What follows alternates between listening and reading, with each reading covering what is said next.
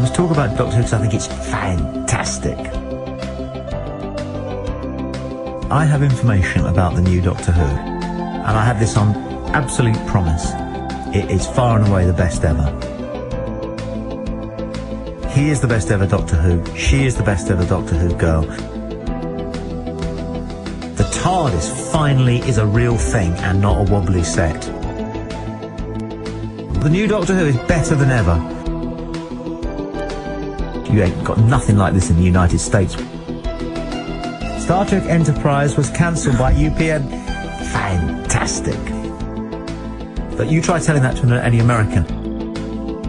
If you're just tuned into this show and you're listening in the United States, tell me you've got a show that's anywhere near as bright and as creative and as modern and as fresh and as 21st century as Doctor Who.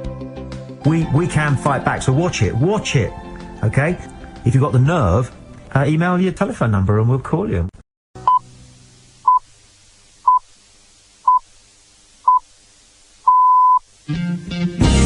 Tommy Boyds and Allison Ferns on BBC Southern Counties Radio. Beautiful. The evening. Hello, how are you? Wasn't it fantastic? Absolutely fantastic. Better than I could have dreamed of daring to hope. Really? It was sumptuous, I thought. I didn't really watch much of it. It was on in the background as I was getting ready to come to work. So few things in life are really, really, really worth waiting for and celebrating, but this 12-year wait was worth every second. Calm down. Man, it was that good. Look at you. You're like a little kid. I'm so proud of so many things British, but Doctor Who, is just going to stuff the rest of the world. That is the greatest television show on earth, anywhere, right now. Seriously. Oh, please. Yeah. How can you say it's the greatest It's got anywhere? the lot. It's got the absolute lot. It lacks for nothing. It's got the greatest script, the greatest special effects, the greatest stories. What a writer. That man is the new Shakespeare. What? The wit, the irony, the jokes. Oh, you're winding me up now. The self-deprecating humour. They're almost making fun of themselves. The Americans can never do that. Can't do irony. Tommy, it's not a great story, is it? I'm so proud of Doctor Who. The bit I saw, there was some man being swallowed by a wheelie bin. Yeah. I can't really compare that to Shakespeare, would you? Done with a sense of irony and they've made a programme which is both frightening and yet at the same time you can put it on the air at 7 o'clock in the evening, full in the knowledge that children will be frightened exactly the right amount. You were frightened, were you?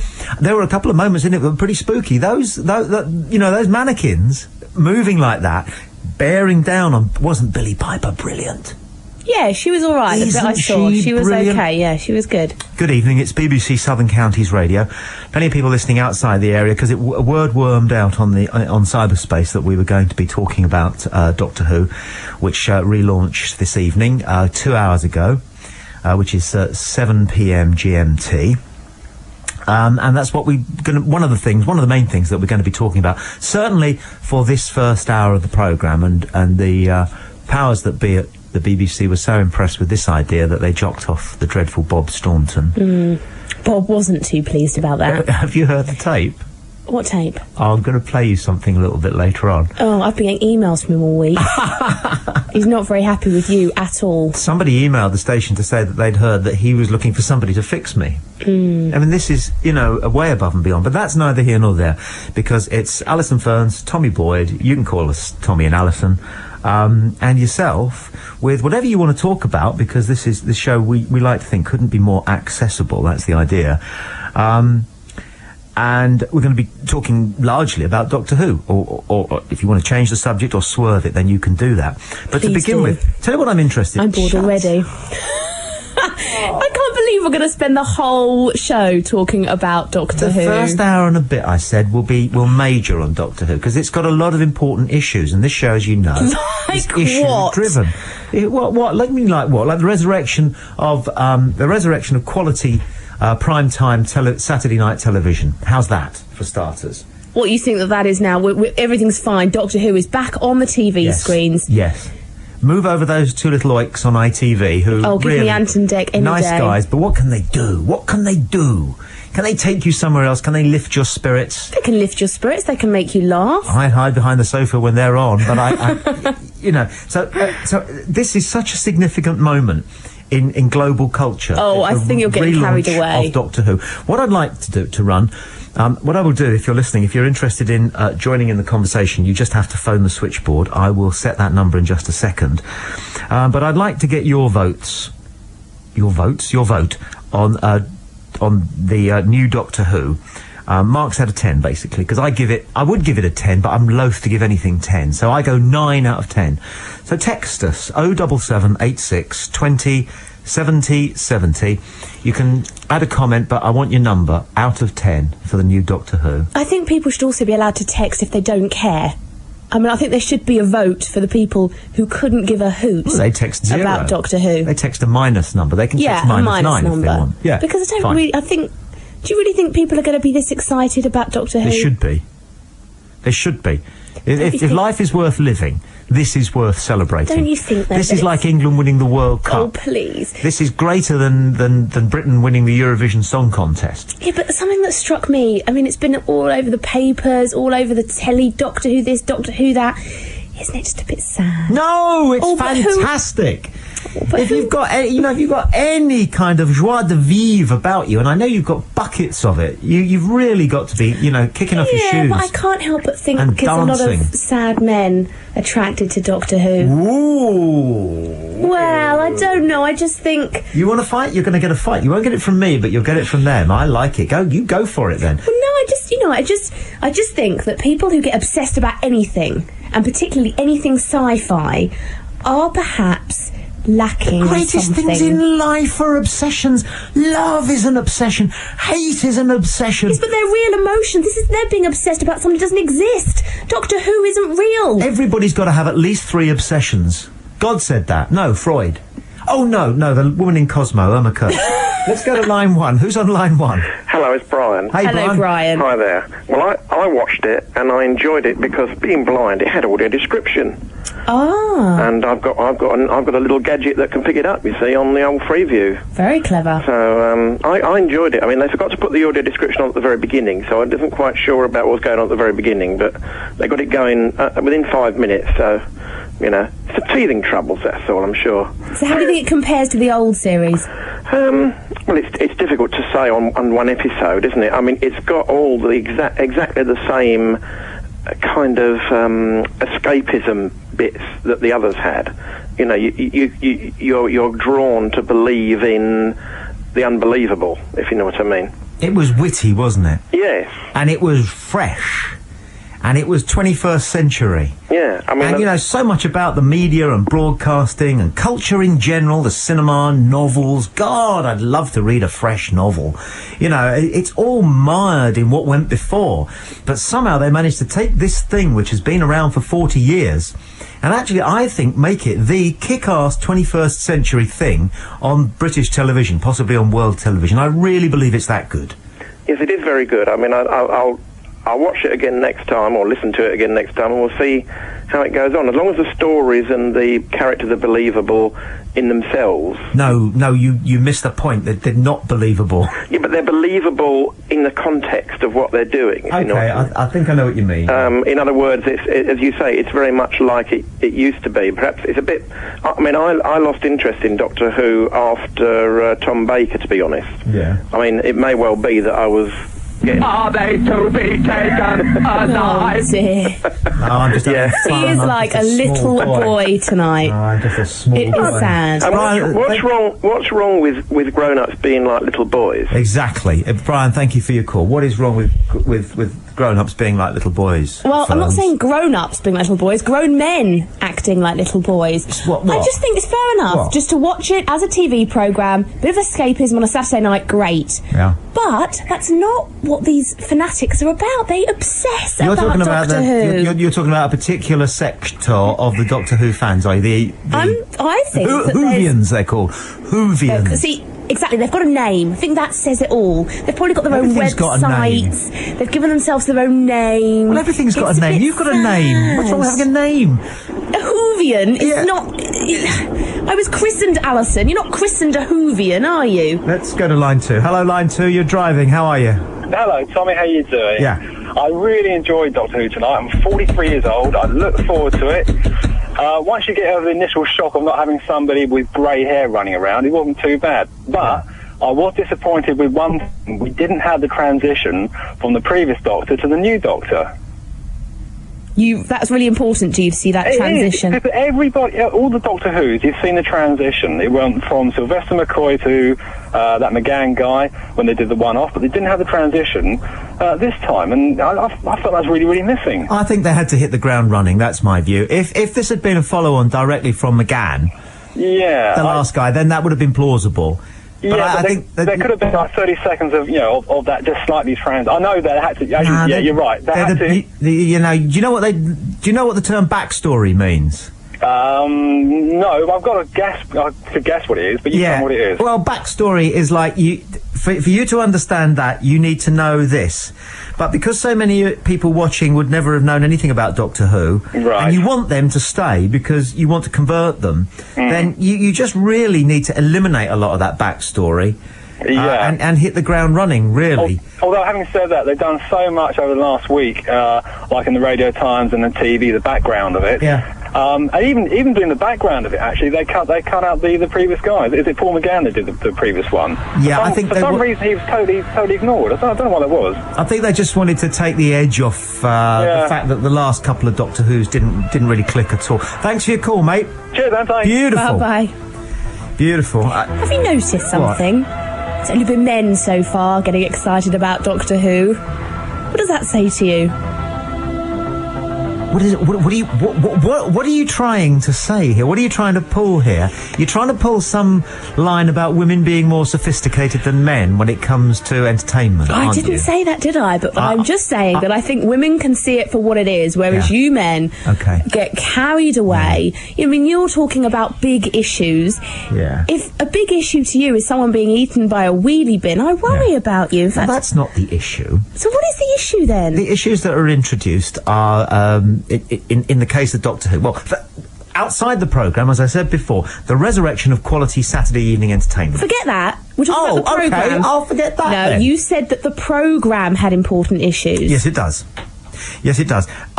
As with all great drama, it tackles a fundamental, which is the inner conflict between good and evil. All great drama answers, or at least attempts to answer, 7 or 8 key questions. Who am I? Why am I here? What is my purpose? What is the difference between good and evil? What do I do about that? What will I do tomorrow? What is the significance of what I did yesterday? And is there a God? And all of those higher themes are approached in Doctor Who, but not in your EastEnders, dear, or your Coronation Street. Well, I was just going to say or whatever you watch. Well, no, but I think EastEnders and Coronation Street and the like, all of the soap operas, they tackle real issues. How can you tell me Doctor Who, a travelling Time Lord, is tackling the issues that are going to affect people like you and me and people listening to this show on a day-to-day basis? Last time I looked, I wasn't having any problems with my TARDIS. No. But I might have been having problems with relationships, things that are tackled in soap operas like EastEnders and Coronation Street. 08459 570057, the switchboard number. I'll repeat that in just a second. And if you call, you don't have to go through a bank of phone operators. You come straight through to air if you want to tell Alison where she's going wrong. Or if you want to tell Tommy to get a life. 08459 570057. If you want to text your vote on how good the new Doctor Who is, text us on 077 86 20 70 70, and you can send a comment, but if you just want to send your vote, just give us marks out of 10. I'm saying that the new Doctor Who is a 9, and I'd give it 10 because I just don't think anything's really worth a full 10. During the week, it's gone out around the internet that we're doing this, and so quite a few people are emailing and texting their telephone numbers asking us to ring them, which I will do this evening. And if you listening would like me to call you, because you're on the internet and you might be in Lagos or Dubai or whatever, happy to do that. If you email tommy.boyd@bbc.co.uk. It's BBC Southern Counties Radio.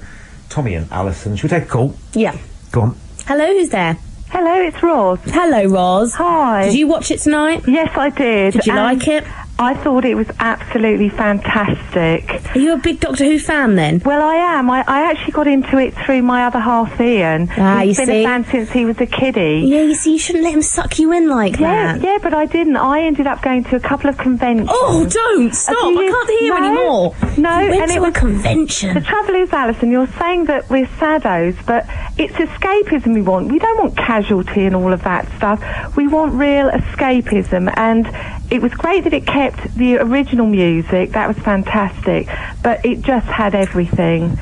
It was fantastic. So I'm totally in agreement with Tommy. But why did you go to a convention?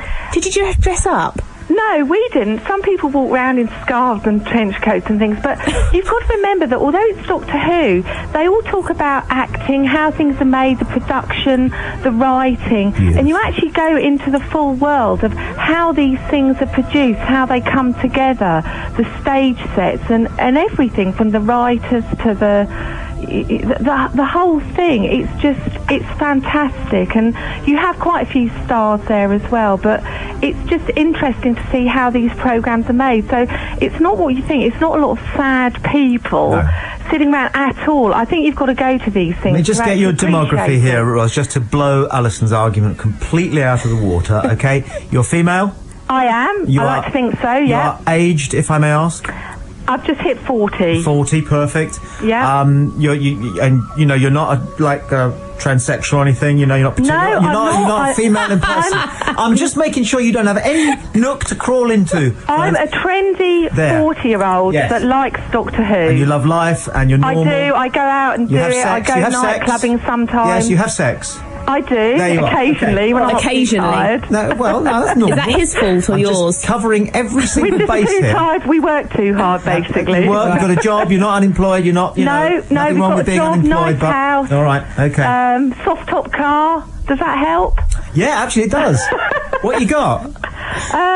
Well, it's a soft top. It's a Saab. Beautiful. Husband's a pilot, yeah? No, I wish he was. I'm afraid he's an accountant, but he's quite a wacky one at that. All right, nice one. We travel all over the world, but we like Doctor Who. Beautiful. So, you, Tommy, it was superb. There you are, you see. I'm glad you enjoyed it, but I still blame your other half. He dragged you down into that murky world. Thanks. You might have a point there, Alison. Yeah, thank you. No. Go with your head held high, woman. Go into a bright, white future. Absolutely. I love you. Okay, well, it's been great to talk. And you. Fantastic. Bye. See you, Roz. Okay, see ya. Bye. A fellow Whovian for you there. Absolute mustard, you see. Now, you feeling vulnerable? No, not really. Well, you bloody well should. No, listen, I've got a few questions to ask you about Doctor Who. All right. What's the deal with him and the bird? With Rose? She's his sidekick. Do they get it on? No. Not ever? Never. There's no sort of romantic connection there at all? No. It's a woman's ideal relationship. No dishes, no romantic obligations. I don't think it's a woman's ideal relationship somehow. Well, none of the women who have been a Doctor Who assistant have ever complained that they're not getting any. But how do you know that? Does Doctor Who... watch the episodes. So does he have a girlfriend? None of them have ever said to him, I haven't got a headache tonight.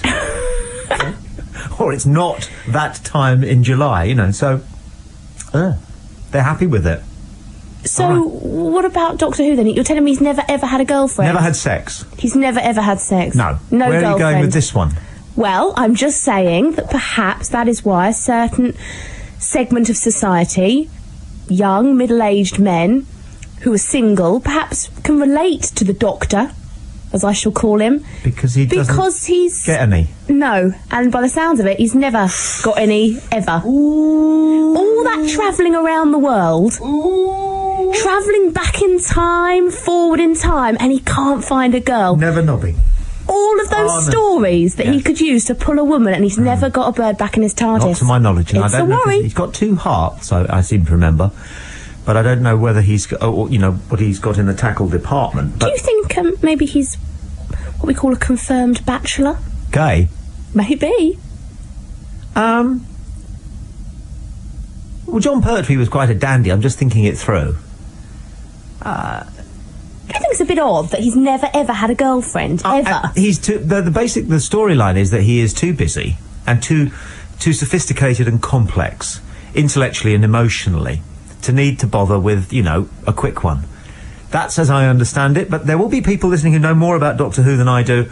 I just think it's wonderful. It's BBC Southern Counties Radio. It's Tommy and Allison on a Saturday night.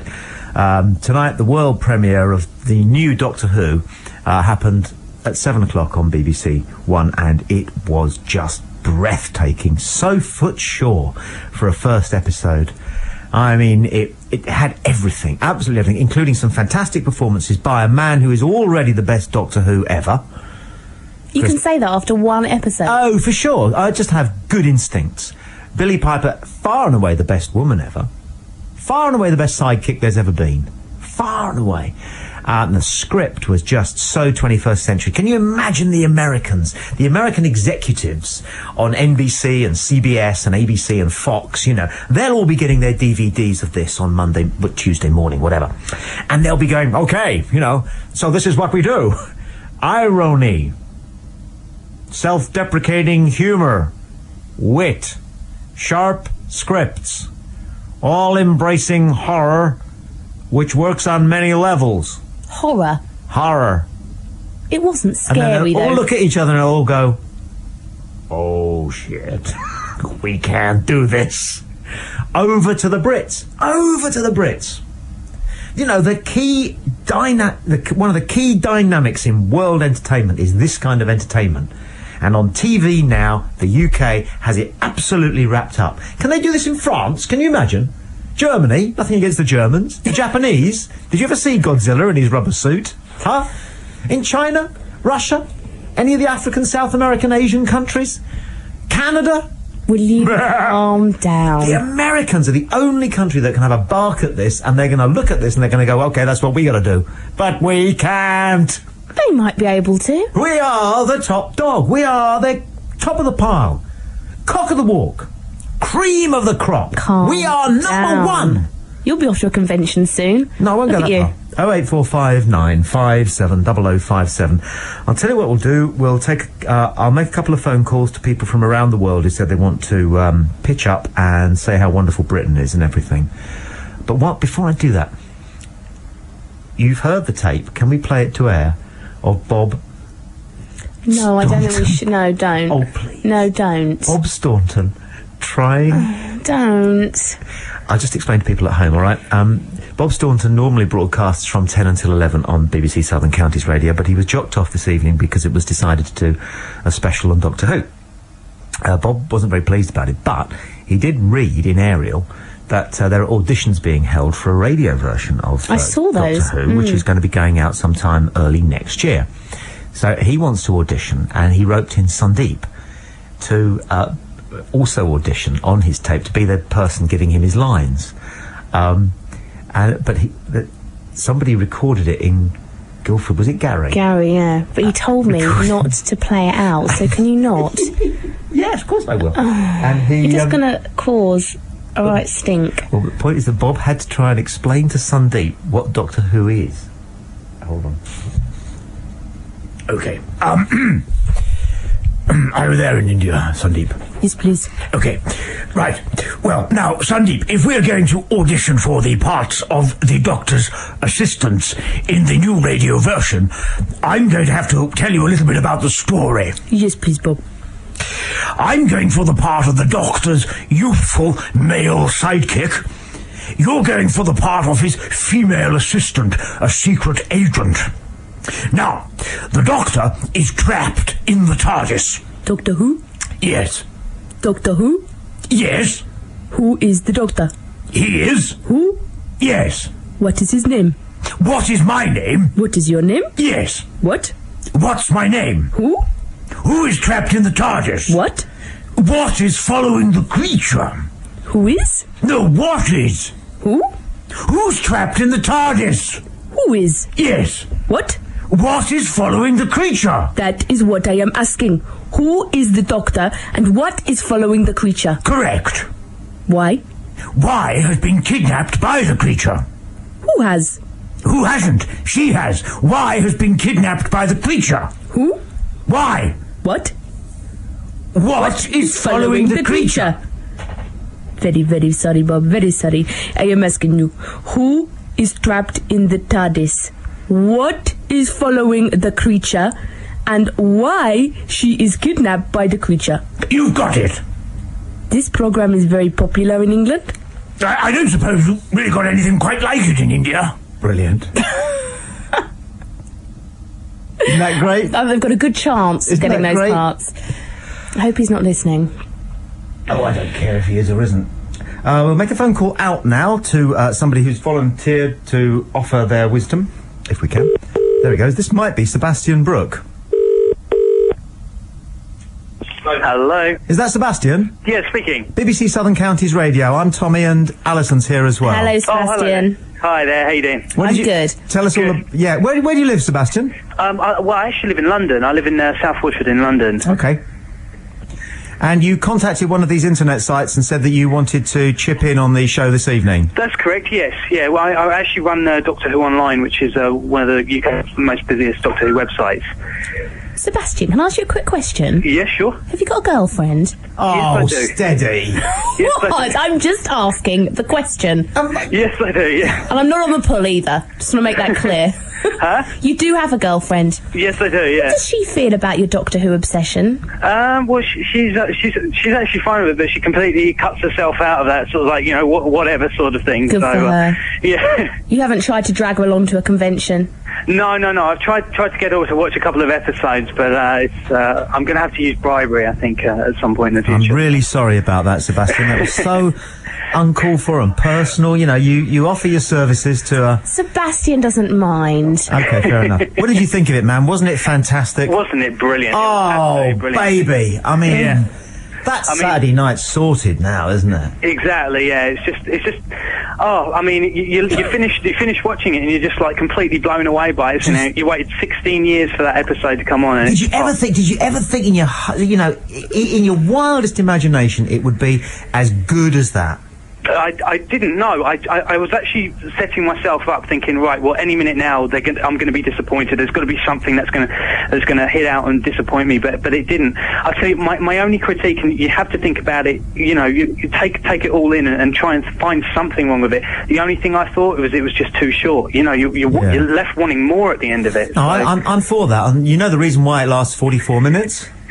Yeah, do I know why it lasted so short? Yeah. I don't know. I mean, I think that the BBC just have to, things have moved on a little bit since 1989 now, and kids switch off a lot quicker. So I think what they want to do is sort of encapsulate everyone's attention for as long as. That's part of the reason, but the big thing is that the BBC has a problem.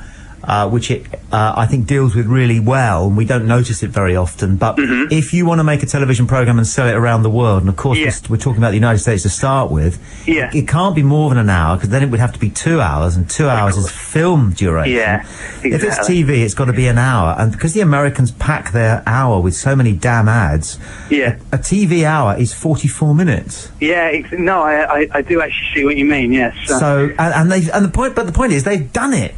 And it's brilliant, and it goes in, you get your full 3 acts, and you get your denouement, and you get your funny lines, and you get your chase, and Billie Piper will spend a lot of the rest of her life running down corridors going, Doctor, where are you? Yeah. But wasn't it amazing how they managed to fit so much into 45 minutes? I mean, that is such a gamble for them to have done. Pace never dropped. Pace not didn't at all. drop. And Eccleston, where does Eccleston rank already for you amongst the all-time Doctor Who's? Do you know what? I think already, and I'm not just saying this because there might be Russell T Davies or someone else listening. I genuinely mean this.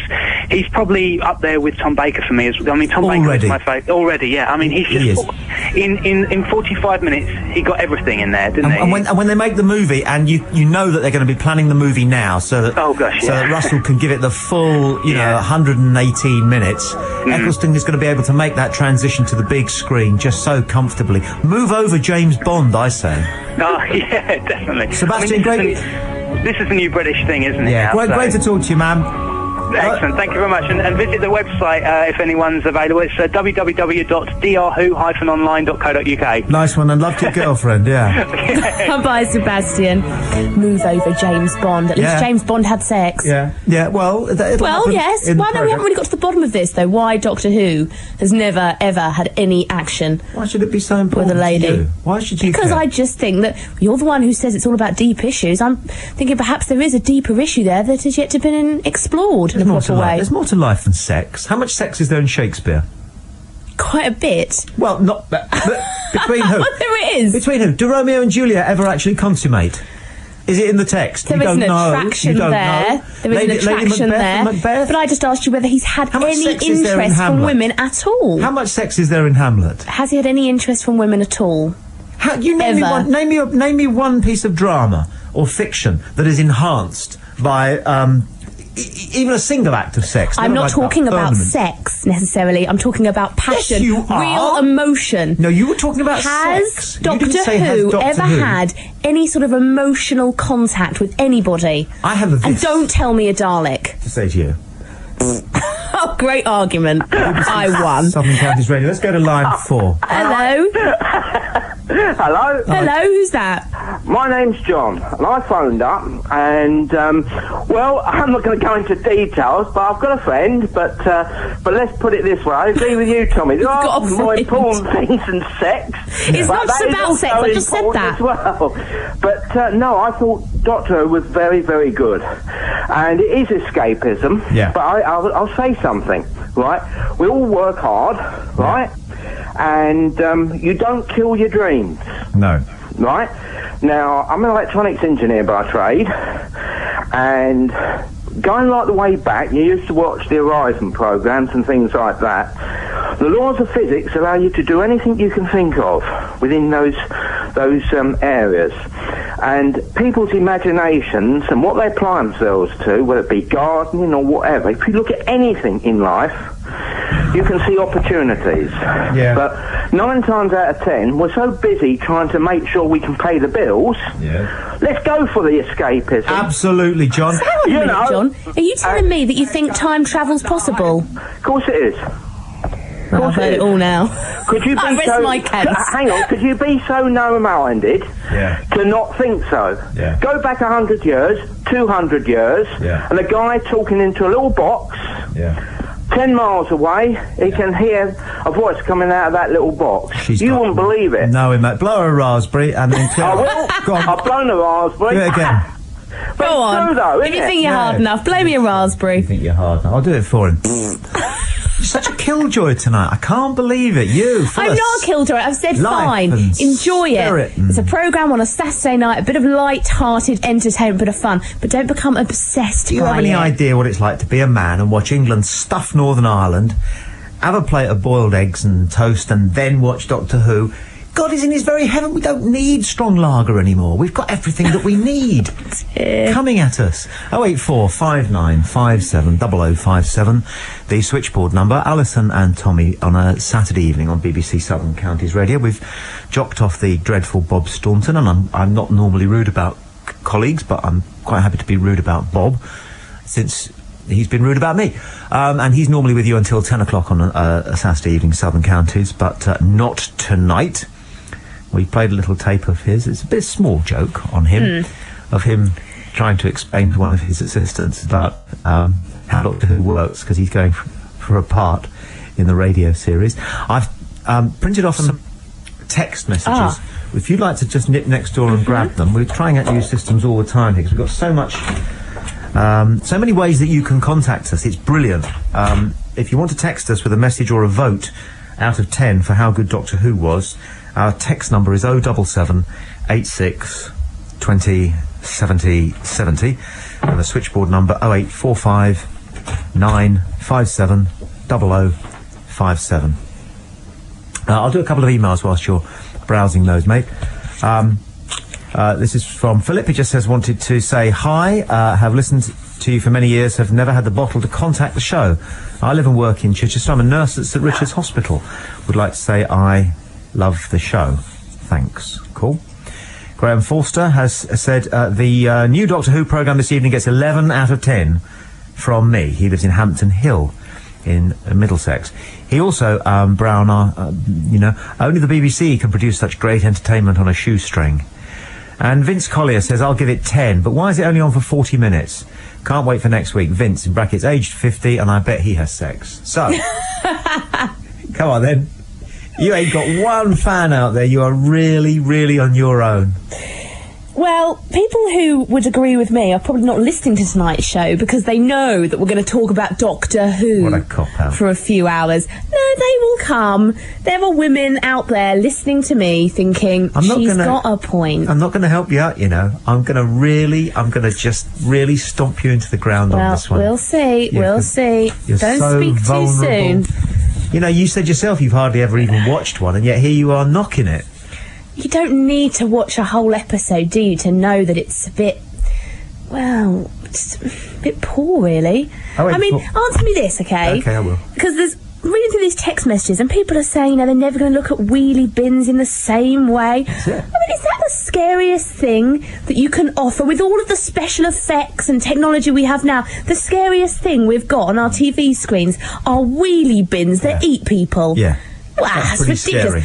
But, I mean, people also say that they hid behind the sofa when the Daleks came on. That's not true. Excuse me.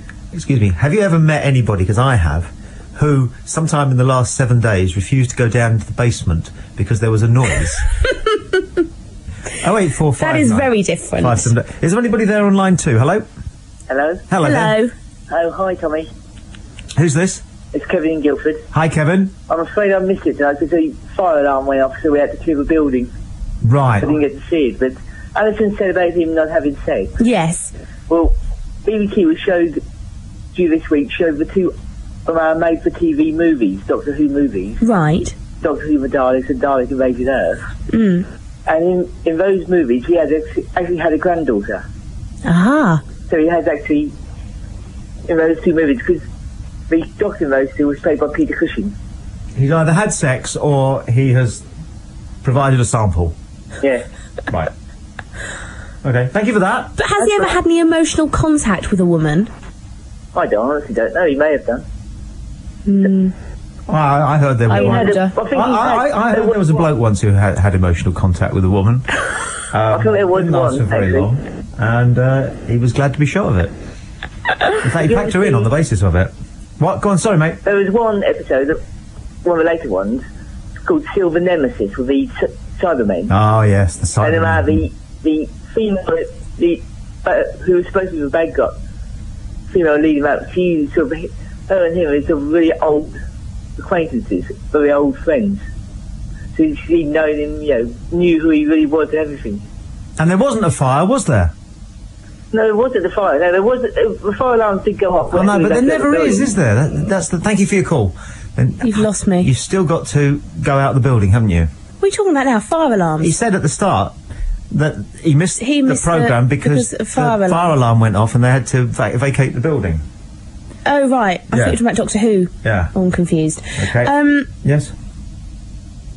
He knew an awful lot about the subject, didn't he? So you should. If you care about something, you should know it inside out. Yeah, but it's a bit like men and football statistics. Why do you feel the need to know all of the research, all of the minutiae, It's like, I was looking at some of those websites earlier about Doctor Who, and it's all stuff, trivia, Fantastic. Like what colour paint the Daleks were painted with. Very important. In the 70s. Why is that important? Well, because there was an authentic paint, and then there was some... But who cares? Who cares what paint they were coloured in? Calm down. It's silly. Just because you're out on a limb here. No, it is silly. You're actually on the window ledge here, no, 8 stories up, and nobody's coming to say don't jump. No, I'm not. 08459570057. It's Southern Counties Radio.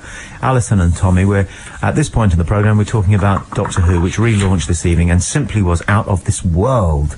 Just the best thing on television by miles at the moment. We should be so proud of it. We should be telling the Americans just this is where they get off, because they can't do that. Okay, enough already. I've got some text messages. Anne in Devon, she says, "Hi Tommy." Right, I've just been ignored. "I'm never going to look at my wheelie bins in the same way. I thought tonight's show was fab. Eccleston done it proud and Billie was good." Chris says, "Tommy, I'd like to say that the BBC have finally broadcast something decent to watch on a Saturday evening. The first series was very good." Anne in Devon says 9 3/4. Alison, it's not sad and I'm not obsessed yet. So she admits that there is, there is still room that she could become obsessed. She says it's fantastic escapism. Chris also says, I have seen Doctor Who since Tom Baker, and it's a little difficult to judge how the new Doctor is after just one episode. No, so for now, I will give him 6 out of 10. That's pathetic. And Danny says, isn't it a shame that Alison has lost touch with her inner child? Yeah. You are never too old to remember your youth. Nice one. 08459570057. You can text 07786 20 70 70, line 4. Hello? Who's on line 4? Yes, you little pipsqueak. Who's this? You don't have to know who this is. You could just mark me down as not one of your fans. Right. A growing army of not one of your fans, Yeah. as a matter of fact. Yes. As your far point as I'm would be? concerned, playing a piece of audio of Bob Swordsman and his assistant without their knowing that they'd even been it was a joke. His behaviour is not only unprofessional, but in all probability downright illegal.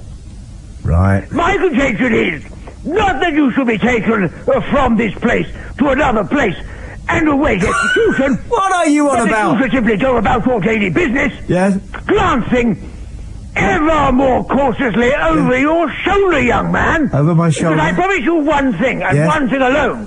That on one occasion, perhaps not tomorrow, perhaps not this week or the next, but at some time in the indeterminate future, you will find yourself on the receiving end of something I'm not going to tell you what it is, or who will be wielding it. Suffice to say that I have a couple of brothers who have a blowtorch and pliers, who know what to do with them, and plan to get medieval on your ass. Hello? Oh, cut him off. Hello? Gone.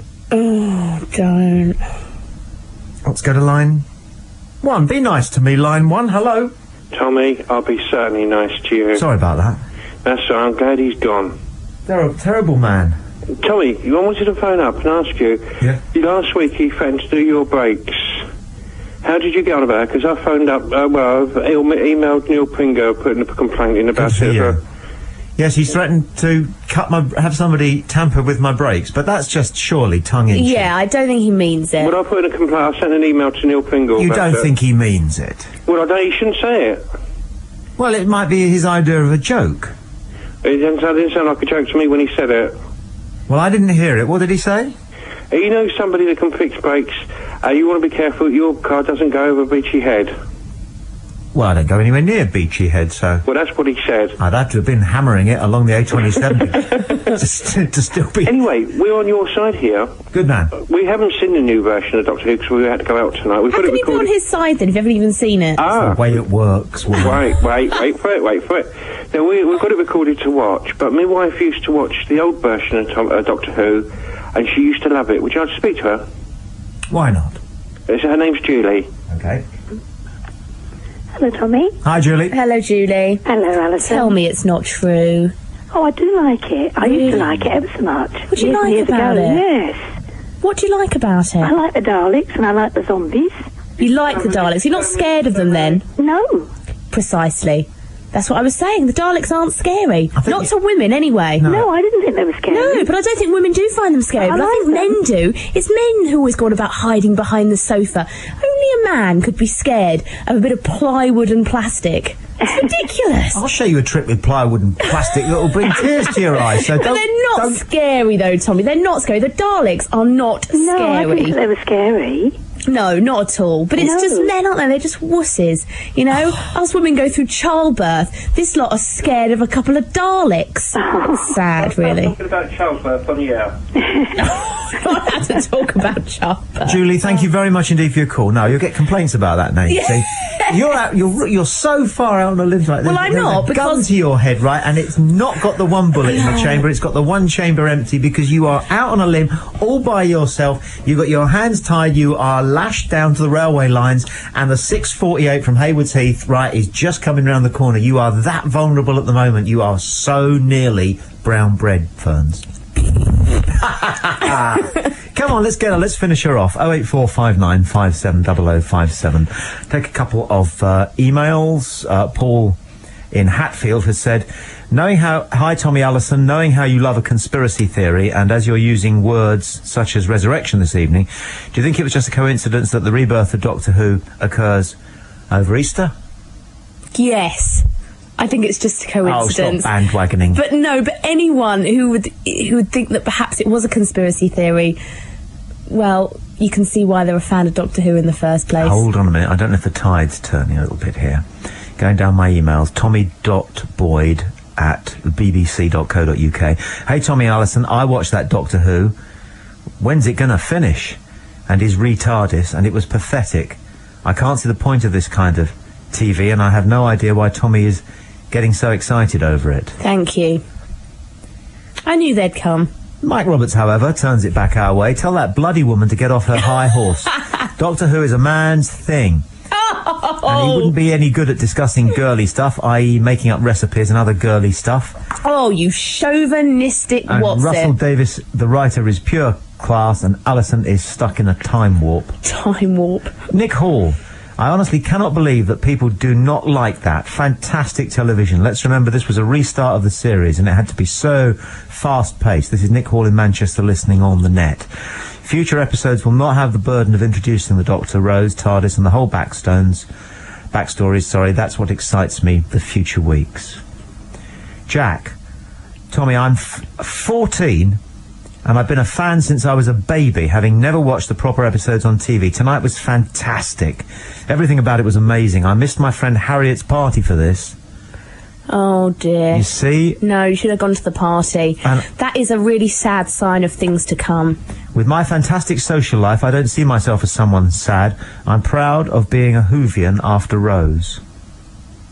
He fancies Billie Piper, and how could you know? Oh, a lot of people will fancy Billie, yeah. Steve from Leicester. I've been a Doctor Who fan since the very first episode, which I think was called The Child of Something or Other.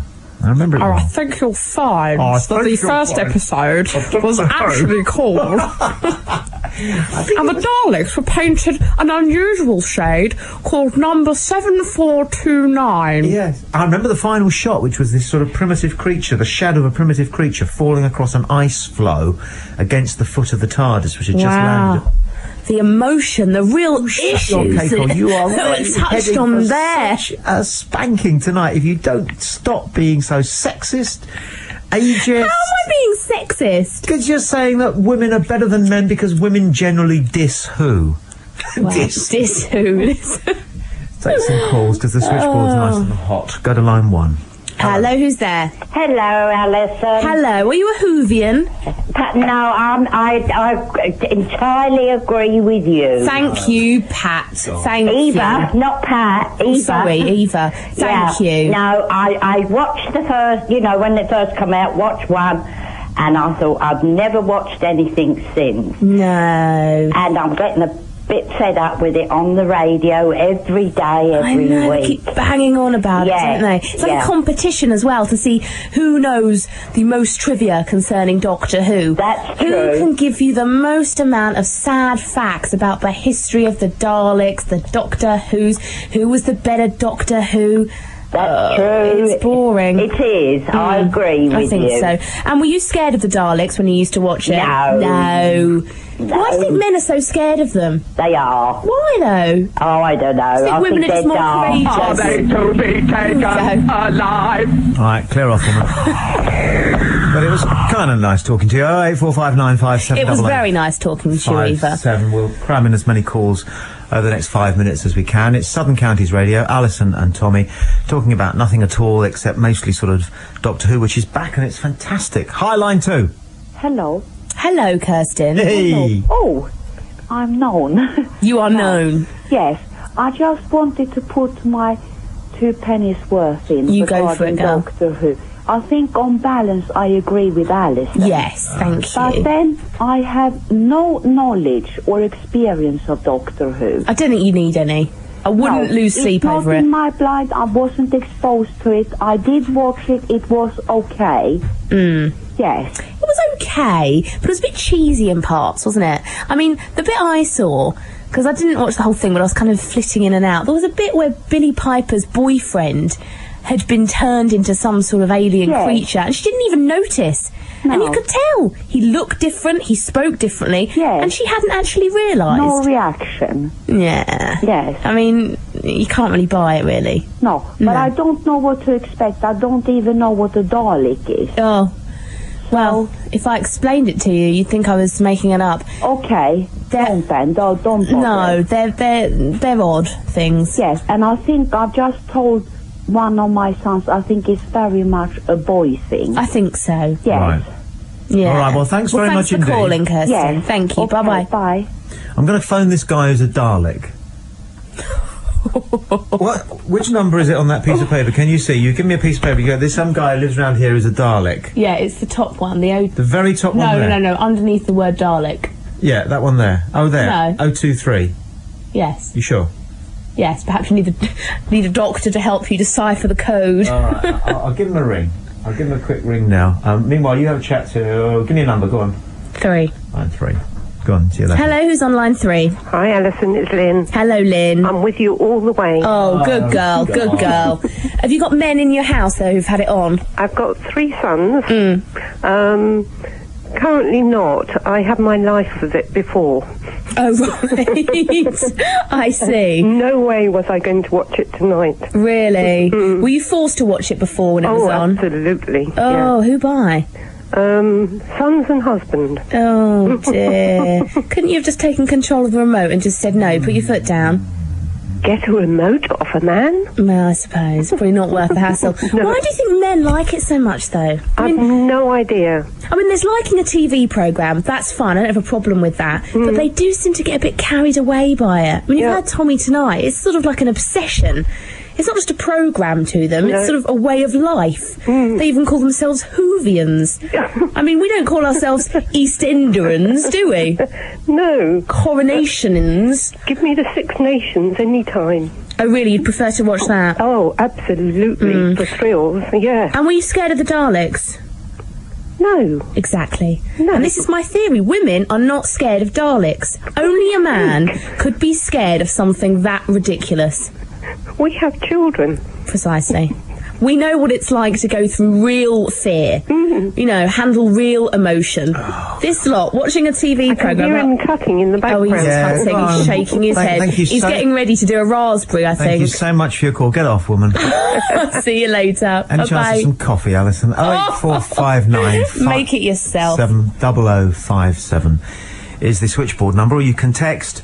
If you want to text, you can send a message, or if you just want to give us marks out of 10 for the new Doctor Who, that's what we're talking about at the moment. Won't talk about it all night long, only as long as it's a, what do they say, a hot topic. Hot issue. And at the moment it's, well, it's just so good, Doctor Who, and I'm totally unashamed about celebrating to the nth degree something which has got a little bit going for it, and I just think this new Doctor Who is just, it's such a relief that it's so good. 077, here's the text number, 07786 2070 70. Email tommy.boyd@bbc.co.uk. Quite a few people have emailed their details, people listening in America, we've got somebody in Canada, quite a few people around the UK, Devon and what have you, want us to call them, and we will try to get you all in at some point, but there's a guy I want to talk to next, who is a Dalek, sort of semi-professional Dalek. He lives down here in the south of England, and you know there was a BBC mastermind last week, and a guy from Burgess Hill won the Doctor Who section. Okay, so what I've done is I've phoned this guy up and I've said to him, would he be prepared to be a Dalek on Mastermind? Well, I haven't phoned him up, I've emailed him. I haven't spoken to him, but he's just going to be... I've got his number up here. Are you going to be okay, though? You're not going to be too scared, are you, talking to a Dalek? Well, the thing is, I've arranged this as a piece of radio. If it all goes pear-shaped, then I'll just have to chat to him normally. But I've actually got... See, I've done the whole thing. I've got the Mastermind. But I've got the... Oh, that's very good. Which version of the Mastermind theme tune is this one? Unfortunately, the 23-minute version. Oh, no, you're kidding. Well, it does seem to go on a bit. So we'll call this guy anyway.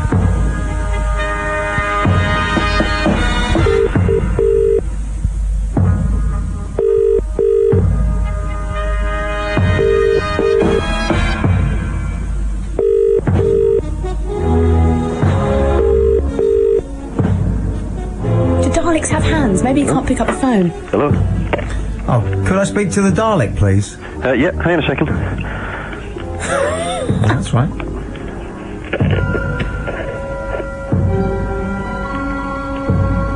Maybe he's in the... All right, here we go. Okay, so we're going to have a Dalek on Mastermind, all right? So I'll be John Humphreys. Right, here we go. So, could we have our next contestant, please? Your name is... I am a Dalek. And your occupation? I am a Dalek. In your specialist round, Great Architecture of Earth as seen from the ground floor only, you scored 23 points. Your general knowledge round starts now. What is the technical term for the act of eradicating an environment of pests? Exterminate. In medical terms, what happens to the lower limbs when they reach the pelvis? Legs terminate. No, they form a joint. What is the result of successful sexual coupling? Eggs germinate. No, eggs fertilise. What was the infamous headline in the Sun newspaper when England played Germany at football? Let's German cake. No, 2 World Wars and 1 World Cup. If an ecclesiastic preaches against voodoo spells which are already in use. Sermon late. I'll accept that. If a Mexican finds a partner for his pet rat. Exterminate. Correct. The speed at which a native of Texas is able to rid himself of an unwanted garden infestation. Text-worming rate. Text-worming rate, correct. The term used in football to describe giving the ball to a teammate. Exterminate. No, pass. The name for a low point at which passage is possible through a range of high ground. Exterminate. Can you say pass? Exterminate. Well done, Mr. Dalek. At the end of your round, you scored a total of 5 points. Thank you. Very good. What's your name, mate? Stuart. That's very good. Let me just turn the voice mod off, hang on. Very good. Very, very good. So how long have you been a Dalek then, mate? Probably, let me think, probably close on about 3 years now, I should think. Why did you decide to become a Dalek? I didn't actually make a decision to become a Dalek, I actually made the decision to build one.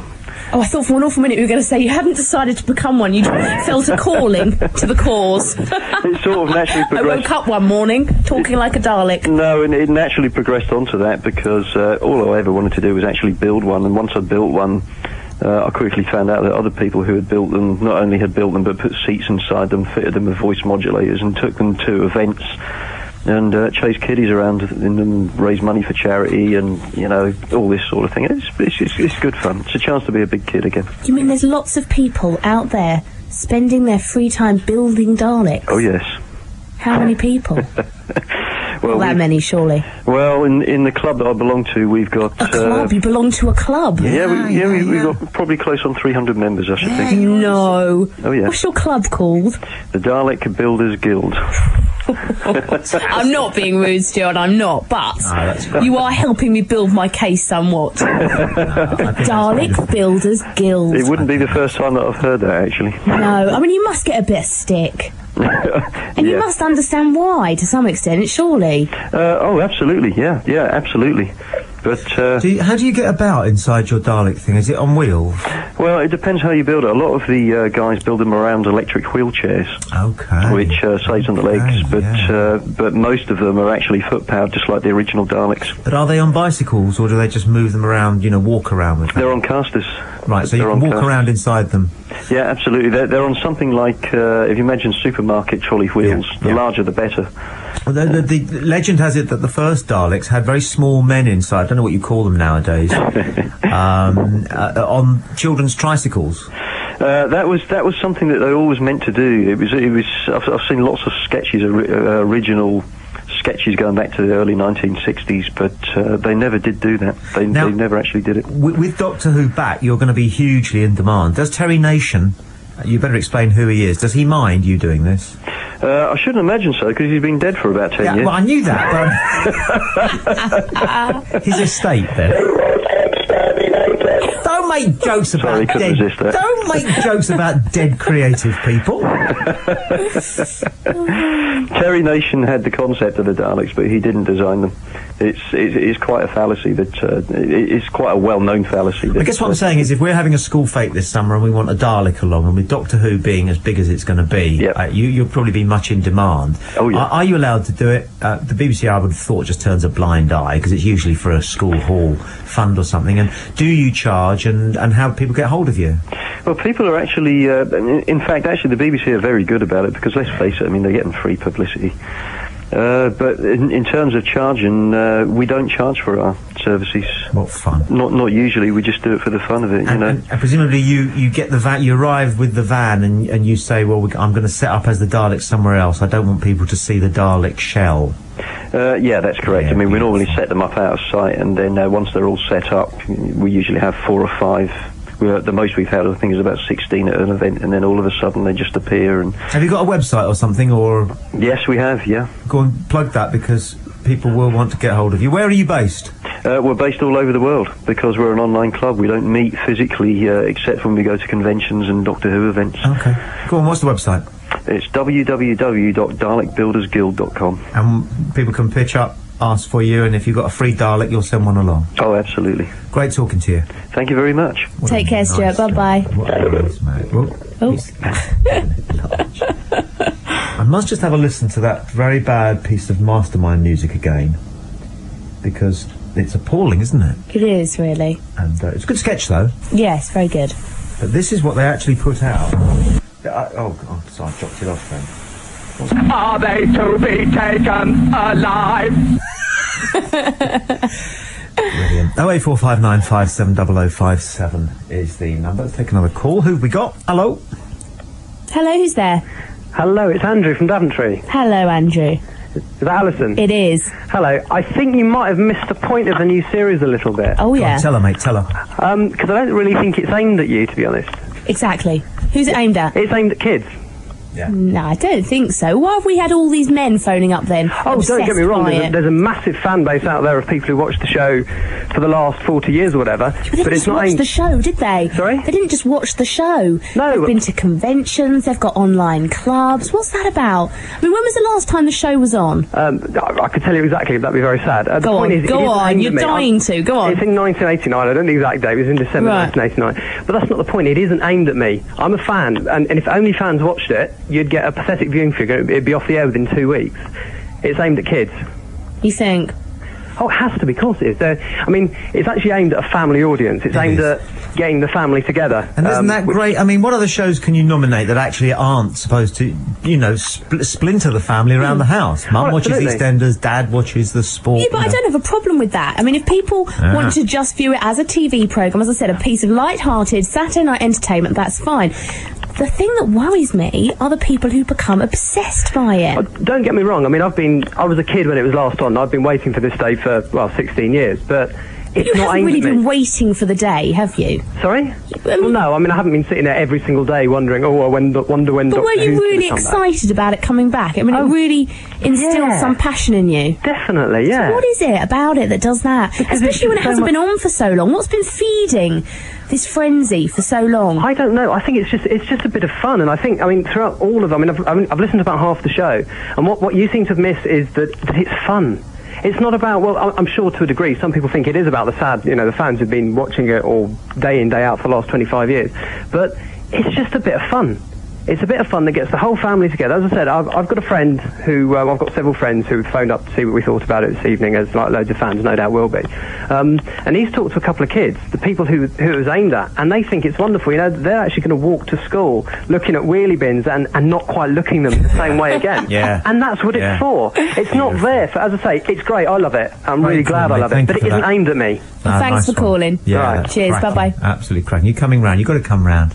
You can't stay out there in the cold very much longer. No, I'm getting not worried coming about round. you. I'm going to bring you some soup out there and a You're magazine very or kind, something, but I'll 'cause you survive. must be so lonely. No, I'm not. So you've had a couple of biddies ring up. And say, No. "Oh, Alison, we sympathise with you," but that's only because they're doing the kind of all girls together thing, and that's No. sad, you know. And why can't you see this thing for what it is? This is just a white. Why can't you see it for what it is? It's just a programme on TV. Diamond-tipped, 5-star, 23-carat gold, science fiction, drama, comedy, entertainment. With no real emotion. This thing could win the Eurovision Song Contest. Well, that says it all. Don't laugh at me like that. I mean it. It's that good. I'm going to America to I'm ringing a guy called Zach Polanski, who's in Georgia, USA. He's got in touch, and he said he'd like to comment on Doctor Who and stuff. Is it big in America then as well? It will be. What time's it in Georgia? No About idea. 2 in the afternoon. I get him. Oh. Hello, is that Zach? No, I thought not. Dropped off. No worries. Unlucky, Zach. We'll try another time, another day. Let's go to line 3. Hello, line 3. Hello there, Tommy. Hello. If you would like to buy a Dalek, I can tell you where. Where? Go on. Comet Miniatures at Clapham Junction. Right. And how much would a Dalek set you back? £1,700. No. That was 10 years ago. Right. So even more now. Who would part with that kind of money for a Dalek? That's the other weird thing I don't understand about Doctor I Who. did. Did you? No, you can answer my question then. What is it about all the memorabilia? Why do people feel the need to collect memorabilia from TV shows? I don't understand that. Well, that's one of the things. If you go to Comet Miniatures, you name it to do with sci-fi, they've got it. But why do you want it? Well, lots of people, it's just, fond memories. And if you ask one of these Dalek anoraks, as some people call them, there are hundreds of different models of Dalek made. You tell them by the different number of slats round the side of them, or none at all. Some had sink plungers, some had claws. Can I just interrupt for a second? Do you know another code for Canada, do you? Haven't a clue, Tommy. Where do you keep your Dalek? I had to sell it when I retired. Oh, I see. What'd you get for it? Not enough. Depreciated, did it? Yeah, unfortunate. I wish I'd kept it now.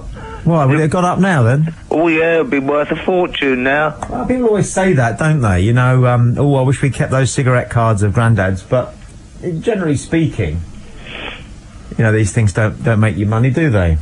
No, that's one of the problems about these antique shows, you see. I never watch them.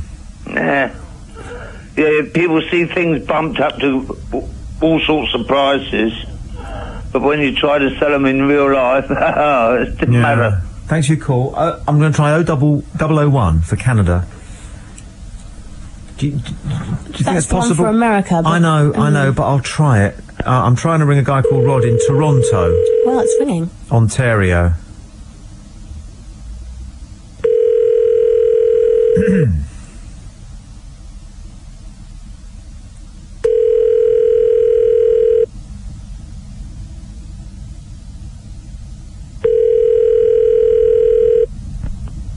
Hi, you've reached a voicemail, Jeff. Please leave a message. It's the wrong number. I do beg your pardon, Jeff. I suspect that this is not a guy called Rod in Toronto. I'm calling from the UK. You can disregard this message. Sorry to bother you. I could have mucked about, couldn't I? You could have done, but you didn't. I wouldn't dream of doing it. No, you showed great restraint. Well done. With our American cousins, because they are respectful to us and the rest of the world, and so why shouldn't we be respectful to them, is my point of view. Hi, Tommy and staff. You see, this is where you're sliding down the pole here now. This is a guy in the Netherlands who says, my name is Geert Jan van Leuven from the Netherlands. I just saw the new episode on BBC and I'm listening to your broadcast over the internet. Great news. I love Chris and Billie. One minor thing, why do they have to rush the episode Old series consisted of 4 to 6 or more episodes per adventure. This hasty stuff seems so American. No possibility to include any detail. And Jamie, for the attention of Allison. The Doctor had a granddaughter at the very beginning of the series, so I think it's implied that he's had sexual intercourse. It's a sci-fi series. If you want to see people having sex, go watch porn. It's not just about sex, it's about emotion. This is what Jamie Finlayson has to say to you. Some, real life relationships there, some real issues. Have you ever watched any porn? I perhaps may have stumbled across some in my time. Your point being? I just wondered. And he adds, the Doctor kissed Grace in the 1996 television movie more than once, if I remember rightly. Wow, more than once, eh? Lucky Doctor Who. What, videos or magazines or what? I'm not going there. Okay, fine. Hi, Tommy and Alison. This is from Dave. The Doctor Who is Star Trek for British social inadequates and the equivalent of a comic book guy in The Simpsons whose life revolves around ordering pizza, wondering if sexual intercourse only exists in biology lessons. Hear, hear. The other sort of Doctor Who fan is the middle-aged man looking to recapture their youth with some escapist TV and a glimpse of a nubile young woman without having to remember to delete their internet history files before the wife finds them. Dave, you're a coward. No, he's not. Dave Sweetenham said, is a wimp. Dave. David Sweetenham is a wimp, a coward, a cowardy custard, a spineless... He's the cowardy custard, yet you were the one hiding behind yellow, the sofa if I had his address, because of this stupid send thing him made of plywood. 4 white feathers for being such an absolute wimp as to send an email like this and not have the cojones to send his number so I can ring him and murder him in an argument. Just take him to the cleaners, just saturate him with logic, wit, warmth, charm. I do think, though, he had a point about the bit about the middle-aged men. I do think there is an element of, yeah, I'm a middle-aged man, life's a bit humdrum, but hey, I'm really wacky at the weekend because I dress up and go to a Doctor Who convention. You seem to think that everybody who likes Doctor Who goes to conventions. This is a small, select, committed group of people who do that. But they're the people that I'm saying I don't understand. The people who are really obsessed with Doctor Who. Kids who want to sit down on a Saturday night and watch Doctor Who. You've only met one and he was a perfectly rational, intelligent person who had a girlfriend. So... We've also spoken to a man who dresses up as a Dalek. Yes. We've spoken to a lady who goes to conventions. He didn't sound like he was caring the community, did he? People dress up as Doctor Who. Excuse me, he didn't sound odd. They wrap scarves around them I trust and him with the pretend vote. to be Time Lords. Some of these women who have piled on and said, oh, I agree with Alison, with all girls together thing. I'm not sure whether I'd trust them with the vote. I'm not sure whether they read their newspaper upside down. The only clue they get is from the photographs. Oh, get back behind your sofa. I'm listening as usual online in Germany, says Gary. The reason that Alison and others don't get the whole Doctor Who thing and then go on to ridicule it is because they lack the imagination to accept it and deal with the issues raised. What issues? They also frighten themselves and are frightened by life in general. Danke schön, mein Gary, mein Liebchen. Danke schön for this. Alison suggests that the Doctor is a virgin or says it's funny he never married. Alison, what are you afraid of, man?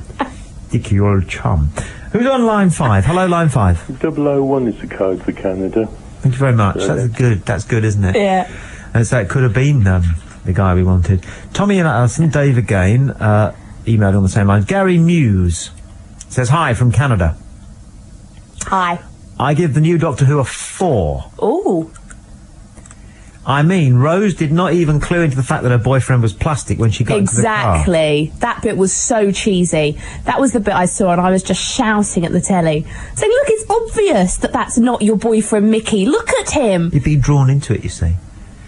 What? You're tuned to BBC Southern Counties Radio on a Saturday night. Alison and Tommy, we talk about whatever. We just kind of breeze.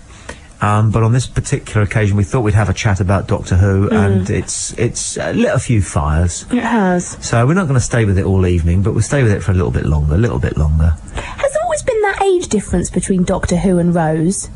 Often. Sometimes more than that. Again, that's appealing, isn't it, to sort of a man's fantasy of a younger woman.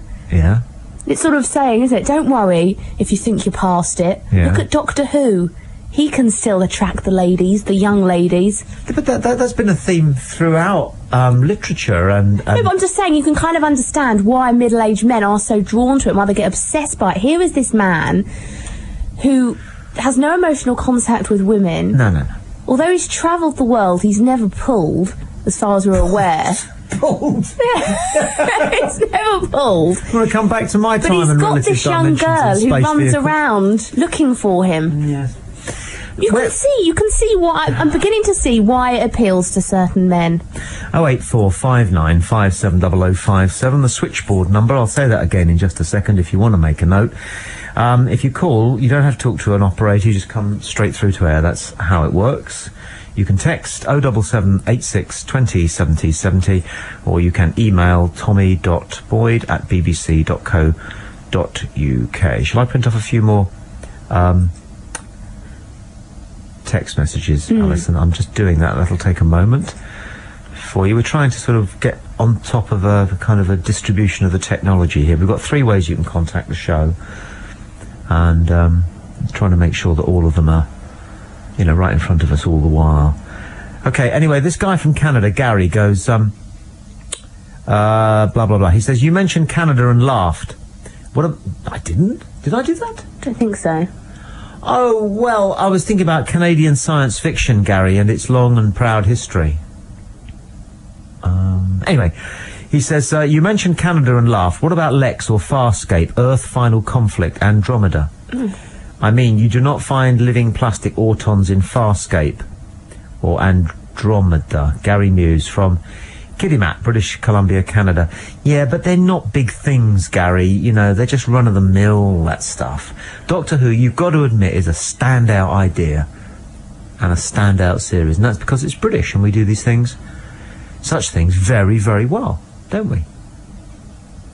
I'm looking at you, Ferns. I know you are. Am I going to get anything out of you tonight, or are you just dug in like No, I'm just dug in. You are, aren't you? Yeah. You really are. Yeah, you got my back up. Yeah, you got your claws dug in, and have to rip your head off and pour salt on it, aren't we, or something.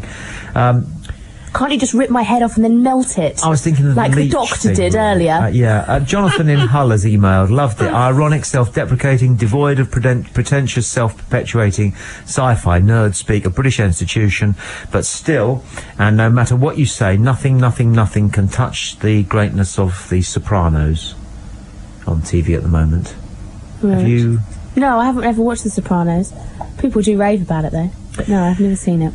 Chris has emailed, stop mucking about and start drawing comparisons between the Doctor and Jesus Christ, both apparently virgins and running around saving the human race. Wow. Well, it's an interesting theory. You know, I mean, most motifs in science fiction are based on known or pre-existing legends, myths, ever present. But the first Doctor Who was an old boy, lovely old boy. William Hartnell played him. You don't know or care? Don't care. You really don't, do you? Not really. Wurzel Gummidge played him as well, didn't he? Wurzel Gummidge played him. The late, great John Pertwee. Yes. Is he late? I don't know. Reminds me of this idea I had for a TV show called Is He Dead Yet? No, don't. It doesn't sound very tasteful. It's not, but... No. It's just that whenever we watch old films or old television programmes, we go, oh, look who that is, and then we go, is he dead yet? Because who died this week? And I thought, oh, David Kossoff. You don't know who he is, do you? No, lovely old fella. Used to tell stories on a Sunday night in a particularly sort of Jewish way. Oh, right. Yes. Talking about John Pertwee. Yes. A guy who works here, yes, who is completely obsessed by Doctor Who, yes, has loads of memorabilia and the lot. Yes. A group of him and his friends in Worthing made their own Doctor Who film, and John Pertwee took part in it for them. What a nice man. In fact, we can give him a call. Have you got his number? Yeah, it's on the top of that piece of paper. On the very top of this paper? Yes. Stephen Cranford. Okay, he's not the Doctor Who... Sorry, he's not the Dalek man. No, he's not the Dalek man. Okay. But I think he does own a Dalek. Yeah. So what I'm going to do, I'm going to listen again to the Bob tape. Do you mind? Well, we're just going to get another ranting phone call from him. Well, I just think it's that funny, that's all. What happened was this, Gary at Guildford was in the studio and he heard a line-up and he listened in, and it was Staunton, who's normally on for until 10 o'clock on a Saturday night on Southern Counties, and he'd roped in his assistant, Sandeep, to help him with an audition tape for the new radio series of Doctor Who. He's going for the part of one of the assistants, and it's quite pathetic. Here we go. Hold on. Okay. Are you there in India, Sandeep? Yes, please. Okay. Right. Well, now, Sandeep, if we're going to audition for the parts of the Doctor's assistants in the new radio version, I'm going to have to tell you a little bit about the story. Yes, please, Bob. I'm going for the part of the Doctor's youthful male sidekick. You're going for the part of his female assistant, a secret agent. Now, the Doctor is trapped in the TARDIS. Doctor Who? Yes. Doctor Who? Yes. Who is the Doctor? He is. Who? Yes. What is his name? What is my name? What is your name? Yes. What? What's my name? Who? Who is trapped in the TARDIS? What? What is following the creature? Who is? No, what is? Who? Who's trapped in the TARDIS? Who is? Yes. What? What is following the creature? That is what I am asking. Who is the Doctor and what is following the creature? Correct. Why? Why has been kidnapped by the creature. Who has? Who hasn't? She has. Why has been kidnapped by the creature. Who? Why? What? What is following the creature? Very, very sorry, Bob. Very sorry. I am asking you. Who is trapped in the TARDIS? What is following the creature? And why she is kidnapped by the creature? You've got it. This program is very popular in England. I don't suppose you've really got anything quite like it in India. He's nailed on, isn't he? How can he not get the gig? Oh, dear. Bob Staunton, until 10 on a Saturday night, some Saturday nights on BBC Southern Counties Radio. Man who allegedly puts out death threats to yes, but he doesn't fellow mean them. presenters. Well, whatever. Right, let's have a quick chat to your mate. I say your mate. What's his name? Stuart? Stephen. Steve. You pick up, because you know who you're talking to. Hello? Hello, is that Steve? No, it's Paul. Oh, is Steve there, please? Yeah, hold on a second. Hello? Oh, hi, Steve. It's Alison. Oh, hello. Hello, you are live on BBC Southern Counties. We've been talking about Doctor Who all night. Yeah. Did you see it? Oh, certainly I did, absolutely. What did you think? I thought it was very, very good, actually. It was a lot... Well, I had high hopes of it, but it was a lot better, even than I thought. Now, Steve, I don't want you to be upset with me, but I've been giving Doctor Who fans a bit of stick tonight. Yes, that's fair enough, fair enough. Have you been using that A word that is like a coat that people wear? Do you mean like an anorak? Yeah. Yes. I just wonder why people become so obsessed with it. At the end of the day, it's just a TV programme. And I was explaining to Tommy that you have a bit of an obsession, I think it's fair to say. You have a lot of memorabilia, don't you? Yes, I do. With a group of friends of mine, when the programme finished originally in 1989, decided that we'd make our own little version of it because we were all interested in filmmaking, and we thought then that we would do our own little film. So we started off with quite modest ideas, and it just grew and grew and grew. And we, one of my friends built a Dalek, and then I built a police box, and we basically made our own Doctor Who in the gap between the BBC doing their own series. So where do you store all of this stuff? Oh, well, yes. I've got a police telephone box in my garden. We've also got... I've got a Dalek in my shed. And we have altogether 8 Daleks, and they're farmed out amongst friends, and some of them are in shop. I think one's in an Oxfam shop in Hove, and one's at a school. So they get farmed out. I'm still not sure. You're using the A word again, aren't you? Yeah, I don't understand why people get so excited about it. The thing is, Steve, women don't have hobbies. Well, that's They don't understand There are things to do. Why do you think? What would you rather I did, Alison? Go down the pub and spend all my money on beer? That's and a then good get hobby. picked? Yes. Hey, that's a good hobby. Shut up. There's nothing wrong with that as a hobby. It's a hobby. It is a hobby. The thing is, this film we've been making, because it is... because we all have lives and do our own things, we might only do 2 weekends of filming a year, so it doesn't actually completely take over our lives, and I can go several days without thinking about Doctor Who. Several days? Several days. Well Although not done. recently, of course, it's been on every newspaper, magazine, radio, TV station. Listen, Steve, sorry to bother you. Thanks No very problem, much indeed for Tommy. coming to the phone. It was nice to talk to you. No problem. Thank All you, right. bye-bye. Keep going. 08459 570057. I think we ought to broaden the area of discussion and debate. Although I do have a lead on one of the American contributors that we were trying to get hold of earlier this evening. So I might give this guy Rod. Thanks, Jason, for getting me the right number there. A guy called Rod in Toronto. A ring later on. I thought you did pretty well, really, hanging in there, Ferns. Oh, you are so condescending. No, I'm not. No, I thought you did so well, hanging in there with your horrible argument. I mean, you're really rude. I wasn't rude. You were so Coming rude. from you, I take that as a compliment. I'm going to complain. In the strongest terms. I might complain. So what we'll do is, from here on in, we'll carry on talking about Doctor Who, of course, but we'll also talk about X and Y and Z as people text and email and phone in. We'll just let that happen, shall we? So there's a couple of things I wanted to ask you about, oh dear. Alison. Let's go to line 2 anyway. Hello, line 2. Who's that? Hello, it's Stephanie in Burgess Hill. Hello, mate. Hello. Just have to say, I'm 36 years old, I'm female, and I used to hide behind the sofa watching Doctor Who. You didn't? No, I did, yeah. I was about 6 at the time. Oh, well, to be that's fair. a bit different. We're talking grown men cowering behind their sofas because of a Dalek or a Cyberman. That's a bit different. A 6-year-old little girl scared of something on the telly, then that makes more sense. Well, yeah. You wouldn't be scared now, would you? That was me. What's her name again, Alison? No, it's your name. That's Hang on. me. Hello, Stephanie. Stephanie, call again. I pressed the wrong button and I lobbed you off like that. Such power. I'm really sorry. Stephanie, call back. Who's line 4? Hello? It's Johnny Vegas again! Hey! Doctor Who was rubbish!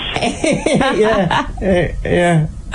Absolutely pathetic and I wasted an hour of my life! You know what I was wondering, though, Johnny? Yeah? And I don't know if you've got his number, or maybe he's round your place at the minute. I was wondering what one of the crew of the Starship Enterprise might have thought about Doctor Who. I thought it was intelligent exploration of humanity in a sense from a British perspective. You're a good boy. I don't know who you are, but you're bloody good. 08459 570057. Line 5. Hi, Line 5. Hello there, Tommy. Hey. Hello. How are you doing, Alison? I'm alright, how are you? Yeah, not too bad. Just wanted to add to your discussion on Doctor Who, really. Oh, yeah? Yeah, I did take you to task. Who, me? Yes, really. I mean, you keep going on about all these... there's no relationships, there's no sex, there's no bonding in Doctor Who. But there's every other television programme on Britain is all about sex and relationships and all that sort of thing. You know, it makes a nice change to have none of that, to have a completely asexual programme, and that's just a bit of fun, and that's what Doctor Who is. Yeah. But if it is just a bit of vacuous entertainment on a Saturday night, why are so many people obsessed by it? Do you know, I don't know, because I'm obsessed with it myself. Well, I'm not obsessed, but I've been following it for several years. Can I just butt in for a second? John Kendrick has emailed from Dallas in Texas. I like this email. It works for me at so many levels. He says, and this is a Texan, my wife won't let me call in. So I thought I would email to say the show is great. The Doctor has kissed a woman in the TV. I think it's something that they grow up with, really. You know, it's part. You could say it's part of their childhood, and you grew up watching it, and it was always there, and then they took it away. So the reason why grown men love it so much now is that it really does take them back to being like a child again. It's like being 8 years old again. Absolutely. Yeah. Yeah, Yeah, and, you know, I think that says it all. That's what men want to do, and all I'm saying is that women want to see something with, you know, real emotion. We want to see some real issues being dealt with, not people being swallowed by wheelie bins. Yes, but, I mean, such as what? I mean, you've got loads of programmes for that, haven't you? Yeah, you see, you're so right. What's your name again? My name's Ian. Ian, we must go for a drink sometime, because we obviously are on the same wavelength about so many things. I mean, television is awash with programmes that are aimed at women. And there's nothing wrong with them having a bit of niche broadcasting. But, you know, what programmes aren't for women? Those programmes about making over houses. Yeah. Are they for men? No. Those programmes about grotty little villas in Tuscany. Are they for men? All we've got is Scrap Heap Challenge, Top Gear and Doctor Who. Recipe programmes. Scrap Heap Challenge. Makeover programmes. We've got so little that we can watch. We have to go, you know, we're forced into buying a dish to watch wrestling, you know. God. Don't get me wrong. Little for us. Don't get me wrong. I mean, I like lots of television programmes. I mean, my favourite one would be something like I, Claudius. Now you're talking. Or Tinker Tailor or something like that. I've just been re-enjoying Civilization with Sir Kenneth Clarke on BBC Three. Yes, it's it's very splendid. BBC Four, I think, actually. I think you're right, yes. It follows that travelogue by Irma Kurtz around the Mediterranean, which is also very intelligent. Yeah. But I have to watch that in the spare room because it clashes with EastEnders. Yeah. You know. Oh, I can relate to that. Oh, you poor, hard, done-by men, eh? Well, who pays the television licence? Exactly. Ian, thank you for your call. He's a very... I like Ian. Childbirth, Paul emails. What is that woman talking about? That's a couple of hours of pain. Men have to go through a lifetime of marriage. Paul. That's a cheap, easy remark. 08459570057. We're talking about the male-female divide. I must talk to you about Excuse Me in a minute, Alison, but let's go to line 6. Hello, line 6. Hello? Hi. Hello? Hi, it's Hugh. I don't think there's really a male-female divide. I think all this sort of thing is perceived in an unreal sense, that people tend to make these things up in their mind. I don't think so, because I don't think there's many women who could give two hoots about whether the Daleks in 1973 were painted a different shade of paint than they were in 1976. But I think there are men who care about that sort of trivia. Yeah. Well, I don't think that's, as you say, it's trivia. It's pointless, isn't it? It is pointless, but there are men who are interested in that. But I don't think you'll find many women interested in that. We're too busy. We've got too many other things going on in our lives to worry about. Relevant. Yeah, but you're saying that women have got more things going on in their lives than men. That's sexist, really, isn't it? Yes, he's right. Well, I just think that we don't seem to have the time to worry and obsess about sci-fi matters like you men do. Well, to be honest, I don't like sci-fi. No.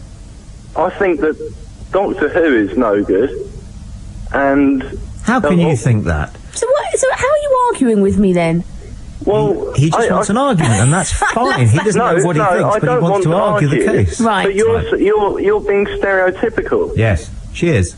I agree with you, Hugh. You know, that's not really fair, I don't think. No. So you don't like Doctor assuming Who? That all men are the same. I said there is a select group of men who I feel can relate to Doctor Who because perhaps they find it hard to make contact with women. Okay. There, I've said it. Right, okay. Now, I don't think it's all men. But I think there are some men. Are you saying that men who watch Doctor Who and like it are gay? No, I'm not saying that. I'm just saying that perhaps they know what tin that the Daleks were painted in, what shade, but they don't really know what a woman wants in the bedroom. That's what I'm saying. Okay, now I think we've touched on something here for a moment. I mean, Hugh, may I ask, what age are you now, at the moment? Hello, Hugh. Hugh has gone. The thing is, right, now you were talking, Alison, about, hello, it's Southern Counties Radio, Tommy and Alison on a Saturday night, until 1 o'clock, and we gradually start to pick the pace up a little bit for the next sort of 3/4 of an hour, because that's what people are like on a Saturday night. So if you're driving, you can rock onto this, and if you're in the kitchen or in bed, it'll stay quite lively, and then we sort of slow things down a little bit for the last part of it, because that's how I think people are on a Saturday night. Yeah. We talked about Doctor Who from 9 o'clock when we started, because it was just such fun to talk about it. We interviewed a Dalek. We did. We had Bob Staunton. We played a tape of Bob Staunton talking nonsense to Sundeep, which was quite good fun, and he rang up and got upset. We've taken some great calls this evening. We have. Really impassionate people who really care. And it's been good. But we're not going to talk about Doctor Who all night. No. But if you want to carry on talking about Doctor Who, feel free. I'll remind you of the switchboard number, text number, the way you can get through on the email in just a second. If you're calling this show, you don't have to go through a switchboard operator and say what you want to talk about and get rung back or anything. You just come straight through to air and off you go. Because we're trying to make the show, aren't we, as accessible as possible. If you text, your text will get read out. Yeah, read all the text. I've printed a few off. I'll go and grab those. Okay. But yeah, if you want to call the show, 08459 570057, either to talk about Doctor Who or anything else that you want to mention. Yeah, we'll take another call, and then I've got a stack of really good emails. Hello, line 2. Hello. Hello there. Hi. Hi there, it's Sebastian Brooke here again from Doctor Who Online. Hello. Hello there. The reason for my call this time, I totally forgot to mention earlier on, we have, when we were watching it earlier on, we had 4 different generations of our family watching it at the same time. And there are people who actually, some of them like Doctor Who, some of them don't like Doctor Who, but there was an overall resounding yes from every single member of our family that were watching it tonight. It was just an overwhelming That's nice. feedback. 4 generations of you. 4 generations. Who's that then? Go on. on. I had my grandparents. Yeah. I had my obviously my parents. Yeah. There was obviously my generation, and then there was also my dad's daughter's children. So you had 4 generations. Fantastic. There was about 12 of us in the room, and everyone just loved it. All gathered round. I'm sorry about that racket. That was Allison Ferns discreetly leaving the studio to get the text messages. Oh, okay. Well, listen, love to all your generations. What a nice evening you're having there. Oh, it was just wonderful. It was just so nice to have everyone back round again. You know, everyone together. It's just such a good sort of family show, isn't it? So. Yeah. All right. Thanks for ringing back, Sebastian. Talk to you again sometime. Yeah, nice one. You take care. That wasn't exactly a commando raid there. No, there's no rush, is there? No, I didn't mean that. I didn't mean that. I meant, I think it would have been possible to have made more background noise. Not that I give a hoot, but I really don't give a hoot, but it was interesting. Oh, what a racket. So, we've got some text messages, have we? Do you want to check them before you read them? I warn you, that can be a good idea. No, let's go for it. All right. Carl from Crawley says, hi Tommy and Alison, I love Doctor Who. It was escapism, but with a hint of realism, also humour and facts. I give it 9.5 out of 10. Okay. Alan from Hastings, I think he is banned, but I might just read this one. No, he's banned. No, he's banned, okay. Yeah. Chris says, you are so right about Doctor Who and his love life. Isn't it a bit odd how he always takes a young girl out in the TARDIS with him? I wouldn't let my daughters go. Too right, Chris. I agree. Gary from Slimfold says, perhaps Abbott and Costello could explain the whole thing. Yeah. Samantha... Yeah, she's supporting my argument. I would rather watch Ant and Dec. Sorry, found Doctor Who absolutely boring. Barry from Bursted said, if you two paid any real attention, in capitals, you would realise the fact the Doctor is an alien. Sex as we know it probably doesn't exist for him. Well, how do you get more aliens then? How do we do that? Barry obviously knows something we don't know. Obviously have lots of gooseberry bushes on planet Zob. Lots of stalks. Lots of stalks, yes. Hi Tommy, I thought the way Doctor Who linked an urban landscape with the science fiction. Oh, no, I mustn't do that. What? No, don't do voices. No, I won't do voices. It was brilliant. Because I hate voices. And I hate it when anybody reads out a letter and it turns out it's from Wales and then they start doing their Welsh accent. Yeah, I hate it's that. a bit Euro trash, isn't it? You get a lot of it. You do. I'd shoot a lot of broadcasters. Okay, thank you. Tell Alison that I used to hide behind the sofa when... I don't know. We've lost the end of that text message. That is the problem with text. Can I just make a note for people who text? If you try and keep it into about a line and a half, if you make it 3 or 4 lines, we're delighted to get it, but it often breaks up into several messages on the machinery that we've got here, which is top of the range. Got it from Dixon's. I made that bit up. Anyway. The point I'm saying is, keep the text as pithy as possible. Yeah. Then this is from Anonymous. Good evening. Do you believe in the Surrey Puma? Ask the punters. Anne in Devon. Hi, Alison. Sorry, hun. Didn't mean to ignore you. Hug, Anne. All is forgiven. Again, someone else anonymously. So I'm a wimp then, Alison. Well, yeah, basically. Yep. And the fact you haven't signed your text doesn't really help your case on that one. Nope. Chris says, hi, Tommy and Alison. Is Bob mad? I am glad you're on from 9 p.m. tonight. Wish you were on at 9 every week. Thank you, Chris. Another text here. I agree that Doctor Who is a man's thing. Yep. Graham from Bexhill, something about the Daleks were on in the late 60s, I think. Richard in Worthing says, is Doctor Who gay? That is a question that I asked earlier. No one's really been able to answer that. No. Tom Hart in Crowborough, I would just like to say I like the programme. Daddy from Falmouth, while Doctor Who's on the air, best moment of the week to pull someone else's bird. What?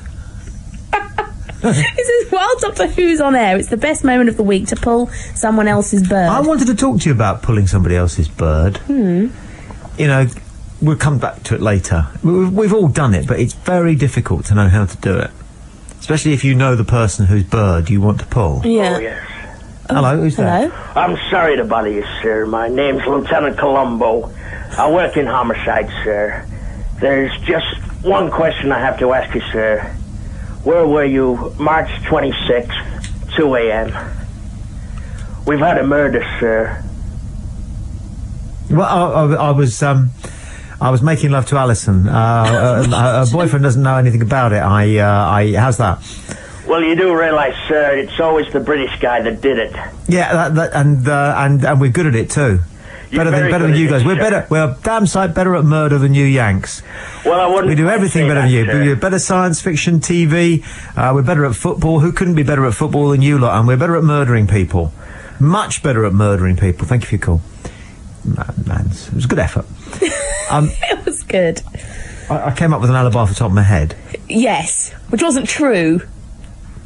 We just have to say no. No, but I get loads of text messages here. I didn't know whether he was going to carry. You see, the thing was, he was asking me into a sketch, but I didn't know whether he hadn't sent me the script. No. If people want us to do sketches, then send us the script by email and we'll do it. Yeah. That can happen. Bit of preparation. The garlic? The garlic? The garlic. The garlic Dalek. Garlic guy tonight. That's how the French would do it. Yeah.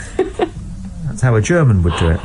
Now, what I've got here, Alison, I want to talk to you about the main reason why Doctor Who works for men and boys and not for girls and women. Okay, it's because it is a confrontational drama at which, the key storyline is defeating something that's dangerous, physically dangerous, okay? Right. And as modern women are, if there's a man and a woman in the room and an 8-foot thing with horns and a ray gun comes in, it is generally the man who will have to deal with it. Am I right, Schnock? And that's the essence of the drama that is science fiction and Doctor Who, is that there has to be an element of confrontation about it. You can have love stories, yes, but they've got to be secondary to the business of, hero versus baddie.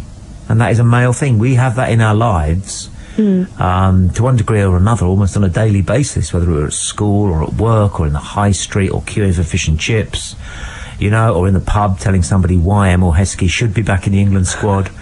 We're always doing it, and we're frontlining it, and you shield yourselves behind us. That's why Doctor Who's not going to be so relevant to you. Have I made a good point? Not really. What is that in your hand? Is that a ray gun? No, it's a dictaphone. Right, why are you holding that? Okay, because it's possible that I can use this to record only when a noise is made. But I've had it for so many years, it's been at the bottom of the drawer, I can't work out again how to do that. And the reason I brought it in was because you were worried about the poltergeist. Yeah. Well, I figured that I might be able to set it up downstairs so that it only records if a noise goes off. Oh, that would be good. I know. That's why I thought I'd do it. But the thing is this. To illustrate my point about how men have to do the dirty work with I know what you're going to do. dangerous things. Do you have anywhere near what it takes to go down to the far end of the dark corridor in the basement here at the BBC, where there's nobody else in the building, and place surreptitiously this dictaphone to record any poltergeist noise? Yeah, get one over on you. Let's do it. I don't think you do. Come on. Just turn. No, if you would just turn on the big light so that I can. Bear with us if you're calling the programme. This is quite important. I just want to see. No, that's not it. That's tape speed. How did you do this then? I bought this years ago, and it had this facility for enabling you to record only if there was a noise went off. So let me get this straight. Yes. If someone came in here now with a ray gun, you know exactly how to tackle them, but you can't actually work out the dictaphone. Or silent treatment. Shut up. I'm going to read some more text messages while you fiddle around with your gadget. What? What on earth is that? Somebody from Horsham has said, it's a fantastic show. You do both work well together. Thank you for that. Brenda in Hastings, I thought the Doctor Who programme was rubbish and bad acting. Marks out of 10 0. There you go. Simon in Manchester, it's a shame when we have anything different on TV than mundane, boring reality, then people moan.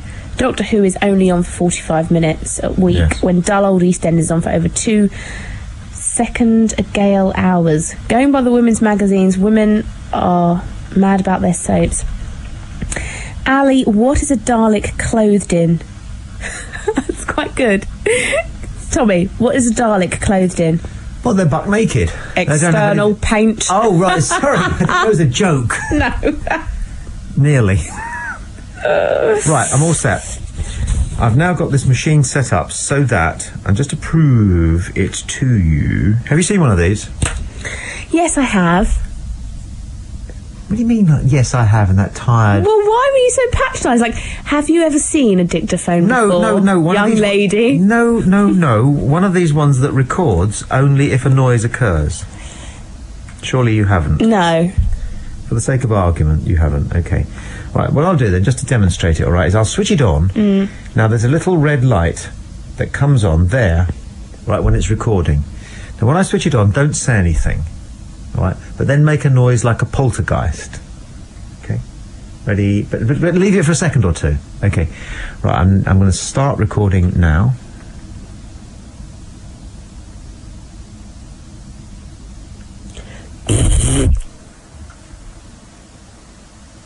See? It works. It came on only when you went... Okay. What? That's me. What? I don't think this is going to work. It will work if there is a poltergeist down there. Right. Okay. I'm going to give... Hold on, just rewind it again. This is a genuine experiment in poltergeist activity. I nearly said ladies and gentlemen then. Right, get everything set. That goes to there. Okay, right. Now, when you place that at the far end of the corridor where you think there's a poltergeist, okay, and then run back up here, okay, and then we'll leave it there for half an hour and see whether there's anything been recorded on it. It's going at the moment. Should it be going? It's going because we're talking. Right, it's going to stop when there's silence. Yes. Okay. All right. All right, now you're not going to come down and try and scare me. No, I would never do that. I'm cheap, but not that cheap. Okay. So you can turn the light off as you go out if you like, because I can't stand the lighting that they have inside these places. It's like a refrigerator lighting, you know. It's just so sort of all-encompassing and stuff. Hello, is that line one? Hello? Hello, who's this? My name's Max. Hello, Max. Oh, you kept me waiting long enough, didn't you? Yeah. God damn. Oh. I can do that if I want to. I'll keep you waiting even longer if you like. No, it's alright, I'm here now. So. Yeah, fair enough. Yeah, well, first of all... Yep. Doctor Who sucks. So, I don't like that. Anyway, where'd Bob go? He got jocked off this evening. Oh. You like Bob? He's a funny man, isn't he? You don't like Doctor Who, but you like Bob Staunton. Well. That's the vibe. But, I tuned in thinking, that funny Bob bloke's going to be on. And, no, Doctor Who is what I got. And you got a discussion about Doctor Who, an intelligent discussion about Doctor Who. Yeah, alright, if you want to call it that, you can. So when's Bob going to be on next? Next week. He'll be back until 10 o'clock on a Saturday evening. Alright, did you choose to snake his place? I campaigned against him along the corridors of power. Yeah. Alright. Yeah? Thanks very much. Not at all. There you go, and bye. Alright, bye. Alison's back. Hello. Where have you put it? I've put it downstairs. We'll wait and see what happens. Absolutely. And you didn't get spooked when you were down there? No, not at all. Just a little bit. Maybe. Did you? A little bit. It's a bit spooky down there. Did you leave as quickly as you could? Yeah. You're a little bit out of breath. You scattered up those stairs, didn't you, eh? 08459 570057. Saturday night, BBC Southern Counties Radio, Tommy and Allison. A couple of emails. This is Mark Healy in Hull. I run my own Doctor Who website. Been talking a lot about Doctor Who this evening, if you've just joined. I'm 30, I've been with my current girlfriend for 8 years and we have a 2-year-old daughter. We all enjoyed it and look forward to watching it next week. I'm assuming he's still talking about Doctor Who there. Yes. I find Alison's tone very condescending and insulting. She implies all Doctor Who fans are male in their 40s, single and grey. I'd rather watch Doctor Who than be depressed by EastEnders or Corrie any week. It's fun escapism to be enjoyed by the whole family. There you are. Now, what I had on my mind, if you're calling, I won't put you on hold. I'll just leave you ringing away. Thank you for calling. It was this. I was in a shop today, and this happened to me for the umpteenth time. Somebody said, "Excuse me," and it came out as "Get out of the way, you idiot." Do you ever get that? I suppose it's how it's said, isn't it? It's such a rude word, excuse me. I don't think I've ever been asked, "Excuse me," and it felt as though the person actually went, "I'm really sorry, I just need to get by, but I'm kind of like not agile enough or thin enough or, clever enough or in possession of decent enough balance to kind of like go sideways and shimmy past you. So I want you to move, right? Because you should notice me anyway because I'm important." Yeah. And so here's what I'm going to say to you. "Excuse me," and that's how you get it. People do use that tone. They also raise their voice, don't they? "Excuse me." That's the one. Like that. That's the one. Yeah. That is the one. Now, people say, okay, that certain words are obscene. But I honestly believe that "excuse me" should be banned. Because I really think it is the height of rudeness and the height of obscenity, and I have never heard anybody, and I don't believe it's possible to utter the terms so that it comes out as being anything other than "Get out of my line of trajectory, you lowlife." That's how it comes. Do it again. "Excuse me." Yeah, that's the one. "Excuse me," that one. See, if I have to sort of say to somebody... You don't say "excuse me," do you? No, I say, "Oh, sorry." That's what I say. I say, "Are you all right there? Could I put a touch of hand on the shoulder?" Because I'm tactile, just to let them know that I'm there. I touch the hand on the shoulder and just say, "I'm sorry," like that. Yeah. But I do not say, because let's try just quickly to say "excuse me," and really make it sound nice. "Excuse me." It still doesn't actually... I'll tell you what it is. That's a different type of "excuse me," though. The "excuse me" I did then was more like, "Excuse me, would you just mind if I ask you a quick question?" Yeah. It's a different sort of "excuse me," isn't it? But as in, could I just get past? I'm sorry to bother you. I'm not clever enough to get past here by myself. That's what you're asking. And that's what you need to say. But the word "excuse me" doesn't actually convey what it is you want the other person to do. Does it? It doesn't come close. What it does mean is, could you just shuffle forward? Could you inhale? Could you just pull your wicker basket round into the other hand? Could you stop standing there in a line of 4 having a conversation? Those things are all relevant and valid pieces of information, but "excuse me" is a catch-all for "get out of my way." And that's how it comes across to me. Get out of my way. It's so impersonal. That's what it is. And I honestly believe that anybody who says "excuse me" should be shot or That's sold a bit strong. to an Asian country for work in sweatshop work. And that would then make them realise the folly of their ways. Then they'd understand. Might be a bit drastic, perhaps. I don't think so. Hello? Hello? Who's that? It's Bill. What's on your mind, Bill? Well, I was thinking, earlier on, somebody was talking about how sort of women sort of take priority over men and things like that, and sort of in a sort of sexism way about decorating and things like that.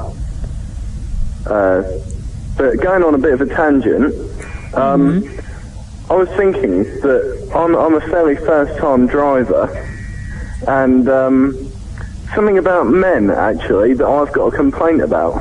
Go on. Well, young men and their cars, you know, boy racers, what's the point? You know, they drive, you know, really, to be honest, useless cars and make them seem like they're sports cars and drive like they own the road. And that doesn't really make sense to me. And, you know, big up the women for that, because they don't drive like that. And I don't see why young men feel they have to drive like that. I quite like boy racers because you get some free music when they're coming past. But quite often it's useless music. It's great. You don't get music, you get boom, boom, boom, boom, exactly. That's music in my book. You're really bad. You know, I mean, that sort of music. And they make their cars more interesting because anybody can get a Jelly Mold Mondeo, you know, but they're boy racers cars are fantastic. But what, you know, they drive useless cars. They spend hundreds and hundreds of pounds on them. Yes. Why don't they buy a better car? Do you know because what I mean? They don't sell cars like they want them. They don't sell cars with transfers and stickers and extended mudguards and sun visors. Beautiful. To make a point, Yes. you know, have you noticed the diameter of their exhaust pipes normally? Yes. Well, fantastic. They make an enormous amount of noise pollution. I've got a Land Rover with a 4-litre V8 in it, which makes a lot less noise than their cars, but it's about 3 times as powerful. It's a safety thing. Cars need to be noisy if they're driven by young buggers because they're likely to be driving a little bit faster than some people, and you need to be able to hear them coming. Supposing you're an elderly person and you're crossing the road, okay, then you need to be able to hear the car coming. Yeah, but, you know, that's what the horn's for, isn't it, really? Well, no. You can't drive all the while with your horn on. No, that's not. You can't. That's why you've got a button. Yes. Yeah, but you might be a young bugger and you might not notice an elderly person stepping out into the road. So if you're making a cracking noise with your, you know, damaged exhaust pipe and your V8 engine in your little Citroën 2 Chevaux, then, and you're going boom, boom, boom, boom, boom, then at least, you know, pedestrians are going to be aware of your presence, and that is a high safety factor. Well, if they're deaf, then you see, partially hearing we're talking about here. Yeah. Obviously, people who are partially hearing need all the help they can get when it comes to being aware of, impending traffic. At the end of the day, though, that is what the speed limit is for. What? Don't you think? All these people are driving way too fast in their crappy cars. I'm not saying that they're driving too fast. I'm saying that it's possible to put a positive spin even on the loud engine noise and the music noise of the boy racers that you're talking about, because it's perfectly possible that lives have been saved because people can see them and hear them coming. I think you're delusional, really. I am. You're very kind. Of course I am. Who isn't? Who isn't delusional? Are you, Ferns? No, I'm not. Yes. It's another example, though, isn't it? Boy racers. Yes. You don't get girl racers in the same way, do you? Again, it's about boys, men obsessing on things. If it's not Doctor Who, it's the size of their exhaust. Yes. What's wrong with you? What's wrong with me? Yes, How long have you got? You are a representative for all of mankind. Yes, well, I'm happy to be that. No, I just think, it is another example of obsessive behaviour. And then meeting up with other fellow obsessives and saying, oh, have you seen my sticker on my new Ford Cortina? Have you seen the size of his exhaust pipe? What's your hobby? I don't have a hobby. I don't like hobbies. I go out, I socialise, I meet people, that's my hobby. Okay. I meet my friends, we go out for meals, I go to the theatre, that's my hobby. Okay, but I don't have to collect things or be obsessive about things. Yes, you do. No, I don't. If it's a hobby, for it to be a hobby, it's got to be quantifiable. You've got to be able to show that you've collected something, show that you've built something, or show statistically or otherwise how you have developed your talent at this hobby. Now, okay, you like to go boozing and eating out at restaurants and going to the theatre. That's not a hobby, because you can't show that you've collected, unless you collect menus, do you? No, I don't, because again, that would be sad. No, but it would at least you could show how you've developed. Who? Show to who? Anybody you want. Yourself, even. You can just sit at home. I used to collect football programmes. What are you trying to prove? And who are you trying to prove? I'm trying to show that you haven't got a hobby. No. What were you trying to prove when you were collecting your football programmes? Well, I was 14. Whatever. I didn't know what to do with them. They cost £1 and £8. So what's your hobby now, then? I've many, many hobbies. First of all my son's interests are my hobbies. Their music, their clothes, their sport, their football, their golf. How is that quantifiable, though? What have you collected? Photographs. The fact that they are maturing and developing almost on a daily basis is something that would be very easy to quantify. Before you had your sons, what were your hobbies? Anything, you name it. All sports. Very important to me, sport. Well, you'd collect things, would you? No, I wouldn't. No, you don't collect things in sport. You play it, and then you get a number. Collect medals, if you win. There's no doubt about the medals. I've got medals, but I don't know where they are in the house. Right? But what I collected was like 3 points for a win. Actually, no, I go back so far as when it was 2 points for a win. But it was quantifiable. You either won or you lost. You either came second in the league or ninth. And that is a crucial tenet of a hobby, that is quantifiable. Something about it is it's either a collectible or a buildable, or you can say, well, I moved up from 7th to 4th. So really it's just all about showing off? No, it's about being able to provide yourself and other people with a material designation of how you're developing and improving. Yeah, so it's all about you being able to say to somebody else, look at me, look at what I've got, I'm better than you. I said very carefully, to oneself or to other people. A lot of people actually keep the development or expansion of their interest, which is a hobby, to themselves. They're just happy to know that they have got more teddy bears than anybody else in their street, kind of thing, if they're collectors. If they're builders, it's a model aeroplane. But it is about having more than somebody else. Not necessarily, no. It's nice to have that feeling, because there is an element of competitiveness about it, just as there's an element of competitiveness when you go out with a bunch of people to have a few beers and then a meal. You're sort of kind of jockeying a little bit, aren't you, for telling the best story or having the funniest thing that happened to your boyfriend this week, kind of thing. So that element of competitiveness is there in every human interaction now between us. But when it becomes a hobby, it has to be quantifiable. You have to be able to say, I've got 497 singles of Elvis, or I am now playing golf off 12, whereas it was 18 last year. Then it's a hobby. So all I'm saying is, you haven't got a hobby. No. And you don't need one. No. And you're happy without one. And that's fine. But men do. I don't need that distraction. Men do. I know, but why? We need them. Why? Because we are the hunter-gatherers, if you date it back to anthropological causes or reasons. We're the hunter-gatherers. You, standing at the cave door, wouldn't say to us anything other than, have you caught any rabbits, and if so, how many? You wouldn't be interested in this story we had to tell you about the chase. You just need to kill them and get them in the pot. We have to provide enough. It has to be a quantifiable activity. And now that we're deprived of the joy of the hunt and the kill, and we now all have to drive desks and fill in forms, okay, for a living, we need something that is similar to those old urges in us. similar to those old urges to go out and kill a bison or several rabbits for our family and our tribe. And a modified escort is the nearest thing you can get to it. Yeah. Yeah, it is. Good. Well said. Should I call? Good idea. I'll shut up. Hello, who's there? Hello, Tommy. It's only Rob. Hello, Rob. Listen, sorry I've only just managed to tune in, guys, but I've just finished work. We'll let you off just this once. Tommy, I do hope your car's alright. And if I had my way, I'd knock that bimbo off altogether and put you two on for longer, because you are good. Thank you very much. Thank you. Listen, I've got to go to bed because I've got to be up early in the morning. I videoed Doctor Who. I'm really looking forward to watching it because it's been a while since the last series has been on. Is there any chance next week you guys be able to carry on talking about it? Oh, Doctor Who, I think probably it's one for the archives. If you've got the internet. Yeah, I have. Okay, well, there are various places on the internet where you can pick up this recordings of this show.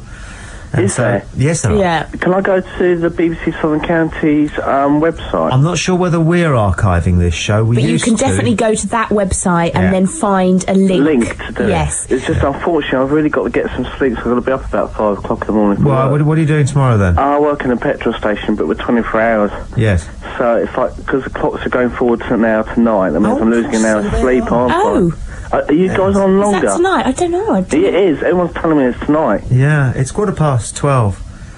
So, does that mean you guys are going on for an extra hour, or we finish early? No. You can bet your bottom dollar, though, that when we're due to finish, it'll all go wrong, technically. I forgot about that. It will do, won't it? Everyone's going to go about that.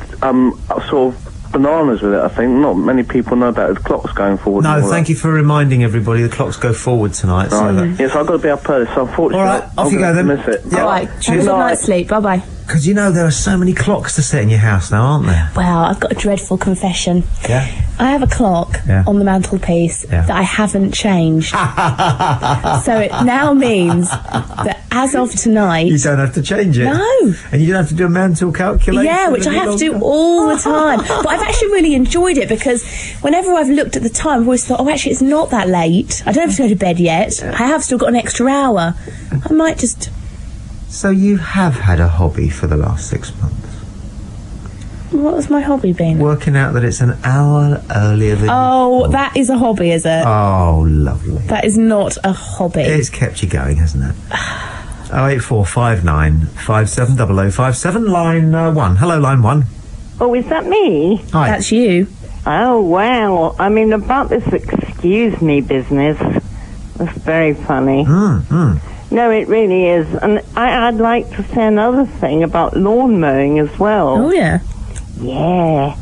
And these are pensioners, you know, they had nothing to do all week. What did they do this morning and on Friday morning? Revved up their lawnmowers at 8:30 this morning when we were all trying to get some sleep. Right, rev, rev, rev, roar, roar, roar, they were going. And then at 1:15 this afternoon, they revved them up again, different ones, of course, when everybody was trying to have a nice outside meal or a barbie or something. Rev, rev, rev. Well, I don't mind the lawnmower noise, you know, it's quite... Oh no, it is annoying when trying to have a lie-in. I had a similar problem this morning with a hedge trimmer. Oh, you women are so fussy nowadays. No, just want to lie in. It's just a bit of noise.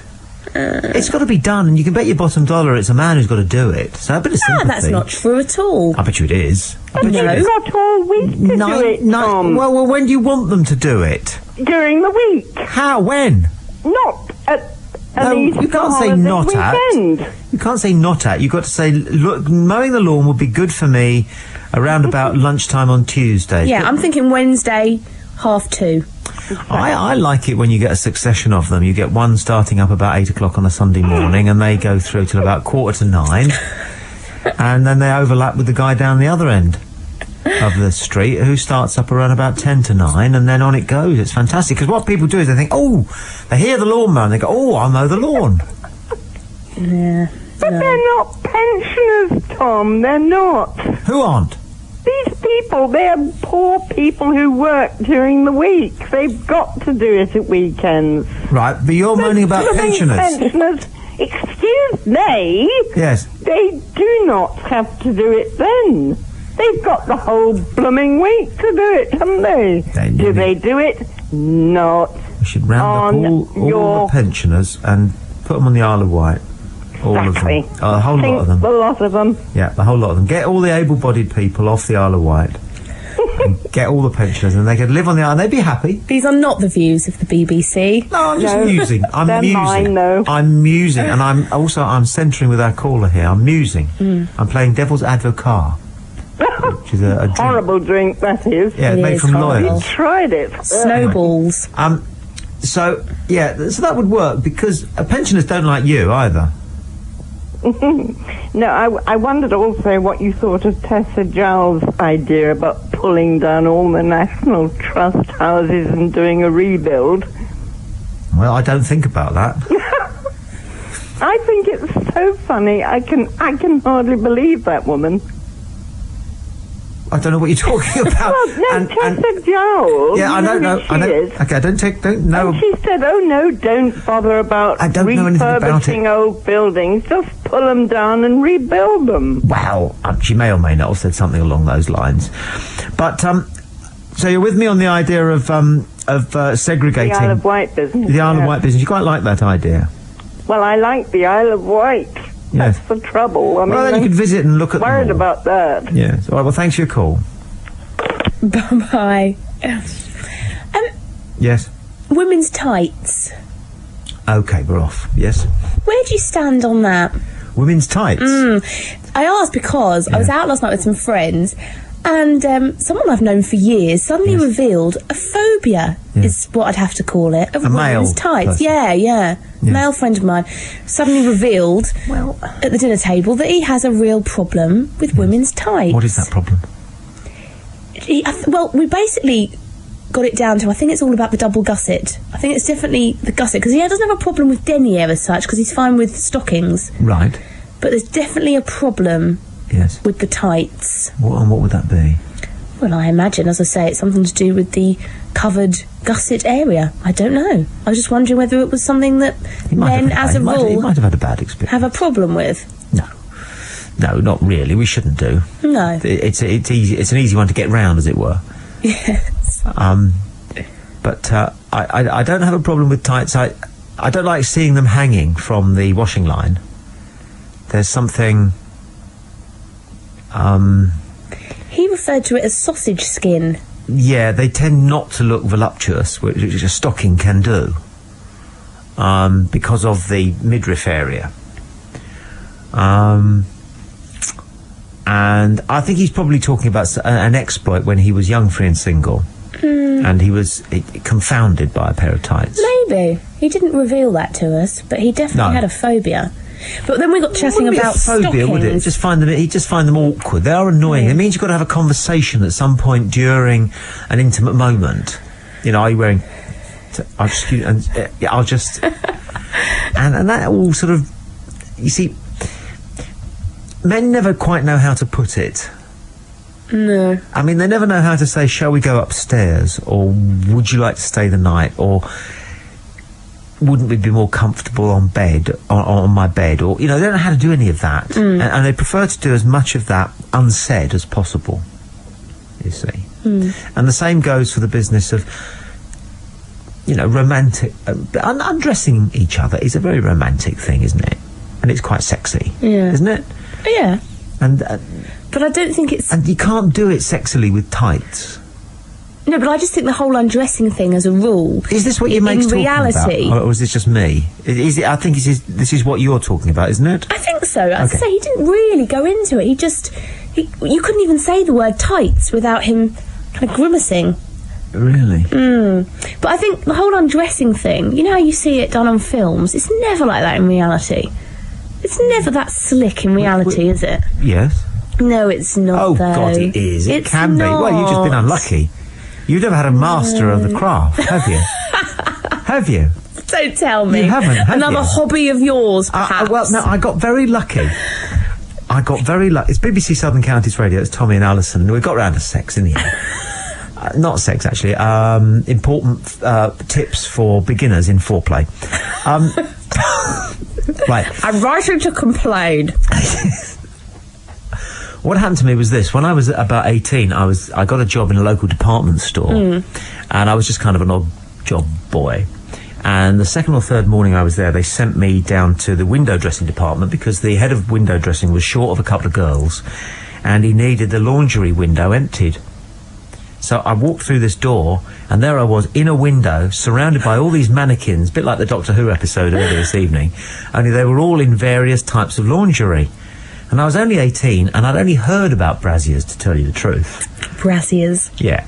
But Showing your age. Here I was with, what do you mean? Brassiers. Well, what are they? We're talking about blouses next. No, don't worry. Well, what Just are carry they? on. No, sorry, what is the proper word for Bra. them?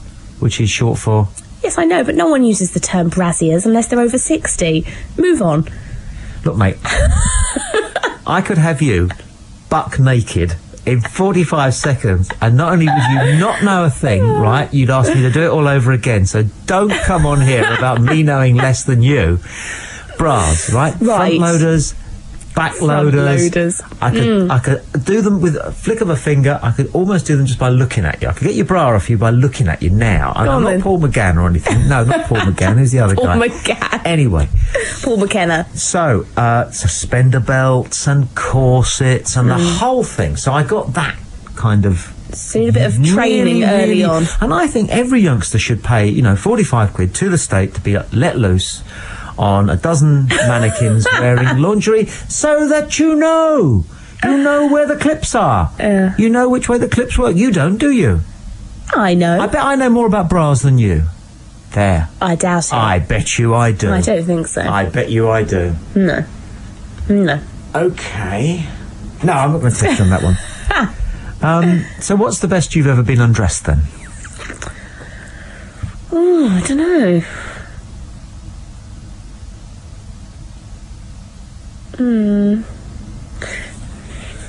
Have you ever been undressed by him with his hands handcuffed behind his back? No. If he can do that, you're onto a winner. Right, I'll bear that in mind. What I mean, though, when it doesn't really live up because to... it's the buttons. If a man can undo the buttons with his lips and teeth, then you're onto a winner. Okay. He knows his way around. Okay. What I mean, though... He's got an agile... Yes, we get the drift. What I mean is that it doesn't always live up to how it appears. And the strength involved in getting a zip down. Because... With your teeth. Yeah, not so much about when someone's undressing you, but when you try and undress yourself in a sexy fashion, that is sometimes when you can become unstuck. No. Yeah. No, you can't. It's not possible for a... This is something you need to know. You obviously don't know this. It is not possible for a woman to take her clothes off in front of a man in an unsexy way, even if you tried to. Oh, I think so. No, sir. No, sir. No, sir. No, sir. Yeah, and it's happened to me. No, it has happened to me, where you try and do that sexy pullover in the way they do on adverts and on films, and I've got stuck. The head, you're kind of stuck, and then you have to sort of straggle around and try and use your elbows and escape out of it. You're still taking your clothes off. So easily pleased. You are still taking your clothes off, and it's going somewhere. I suppose. Let that worry go. Isn't that nice? There's a worry gone. One less worry. Yes. Out the window. Come on, you can tell the doctor what's next. Well, no, that's the main problem. The other thing that we were talking about as well is stockings and suspenders. Yeah. Men love them. Well. Some women pretend that they love them as well, but I think that's all a myth. I think if women were really honest, there is nothing more uncomfortable than stockings and suspenders to actually wear for a day. And I think women who say they do are lying. Do you think? I really don't know. No. I've never really asked women whether their stockings are comfortable or not. And then you can go down the whole hold-ups route. Hold-ups? Yeah, so you don't have the suspender belt. Yeah. So they just stay there. Yes. But that's worrying. I've tried that, and then you're running for the bus, and then you can feel your left stocking rolling down. Do you not get a red mark where the suction, the elastic bit is? And that's not going to be very sexy. No. Is it? You're going to have to give it 10 minutes to let that fade. Yeah, I think the whole thing needs a bit of a rethink. Yes. Well... What is sexy? Corsets are sexy. I don't know. I have no idea why.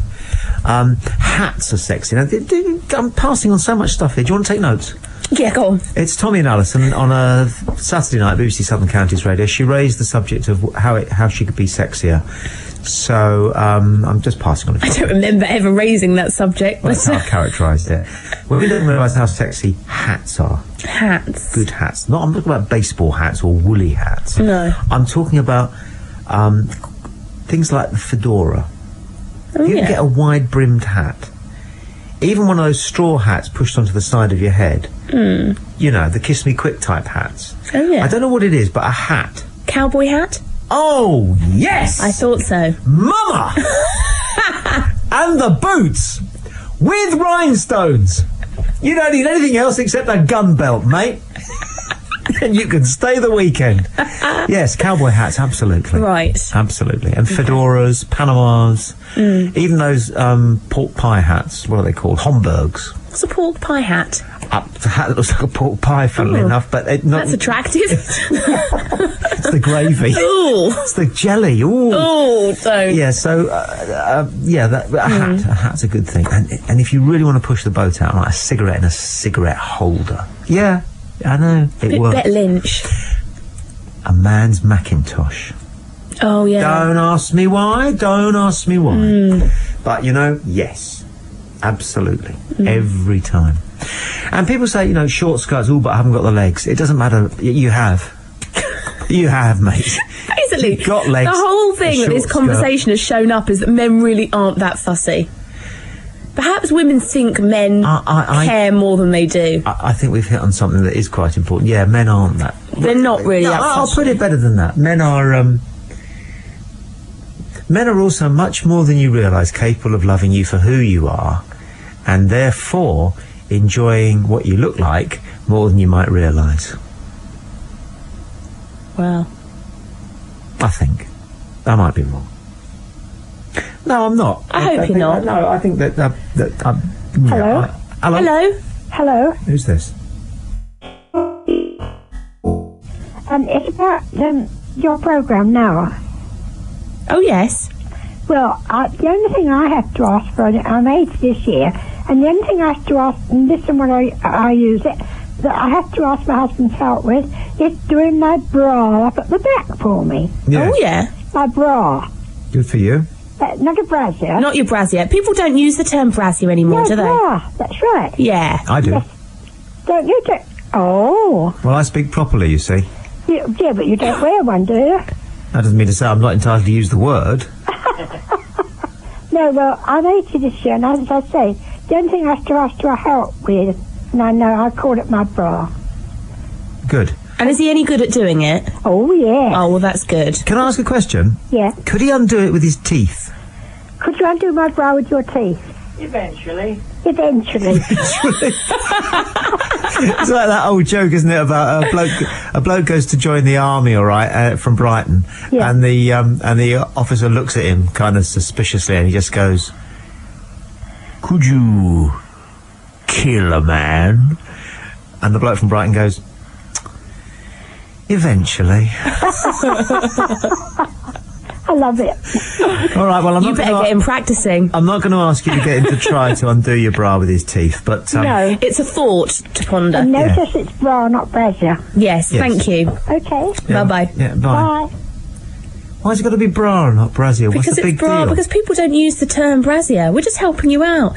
People are going to think you're some kind of old fogey if you're using these words that people don't use anymore. It's a brassiere. What's wrong with that? It's not, it's a bra. It is a brassiere. It's a much nicer word. It's brassiere. A brassiere. But people don't use that word. Where does the word come from? What does it mean? What's its translation? Why isn't there an English version? What is a brassiere? What is it? What does the word mean? Tell me. I don't know. Tell me. I don't know. Well, then don't diss it. For all you know, it means, translated literally, a beautiful silk nest for my two little birdies. But it doesn't mean that. What does it mean? It might. I think it does actually mean something like that. Something like that. And apparently, and this is true, and you'll laugh, but this is true, it was invented by a man called Otto Titzling. I've heard that before. Is that true? It is. And another thing, it's a remarkable coincidence this, but the man who invented the ballpoint pen was called Biro. Yeah. Isn't that weird? Very odd.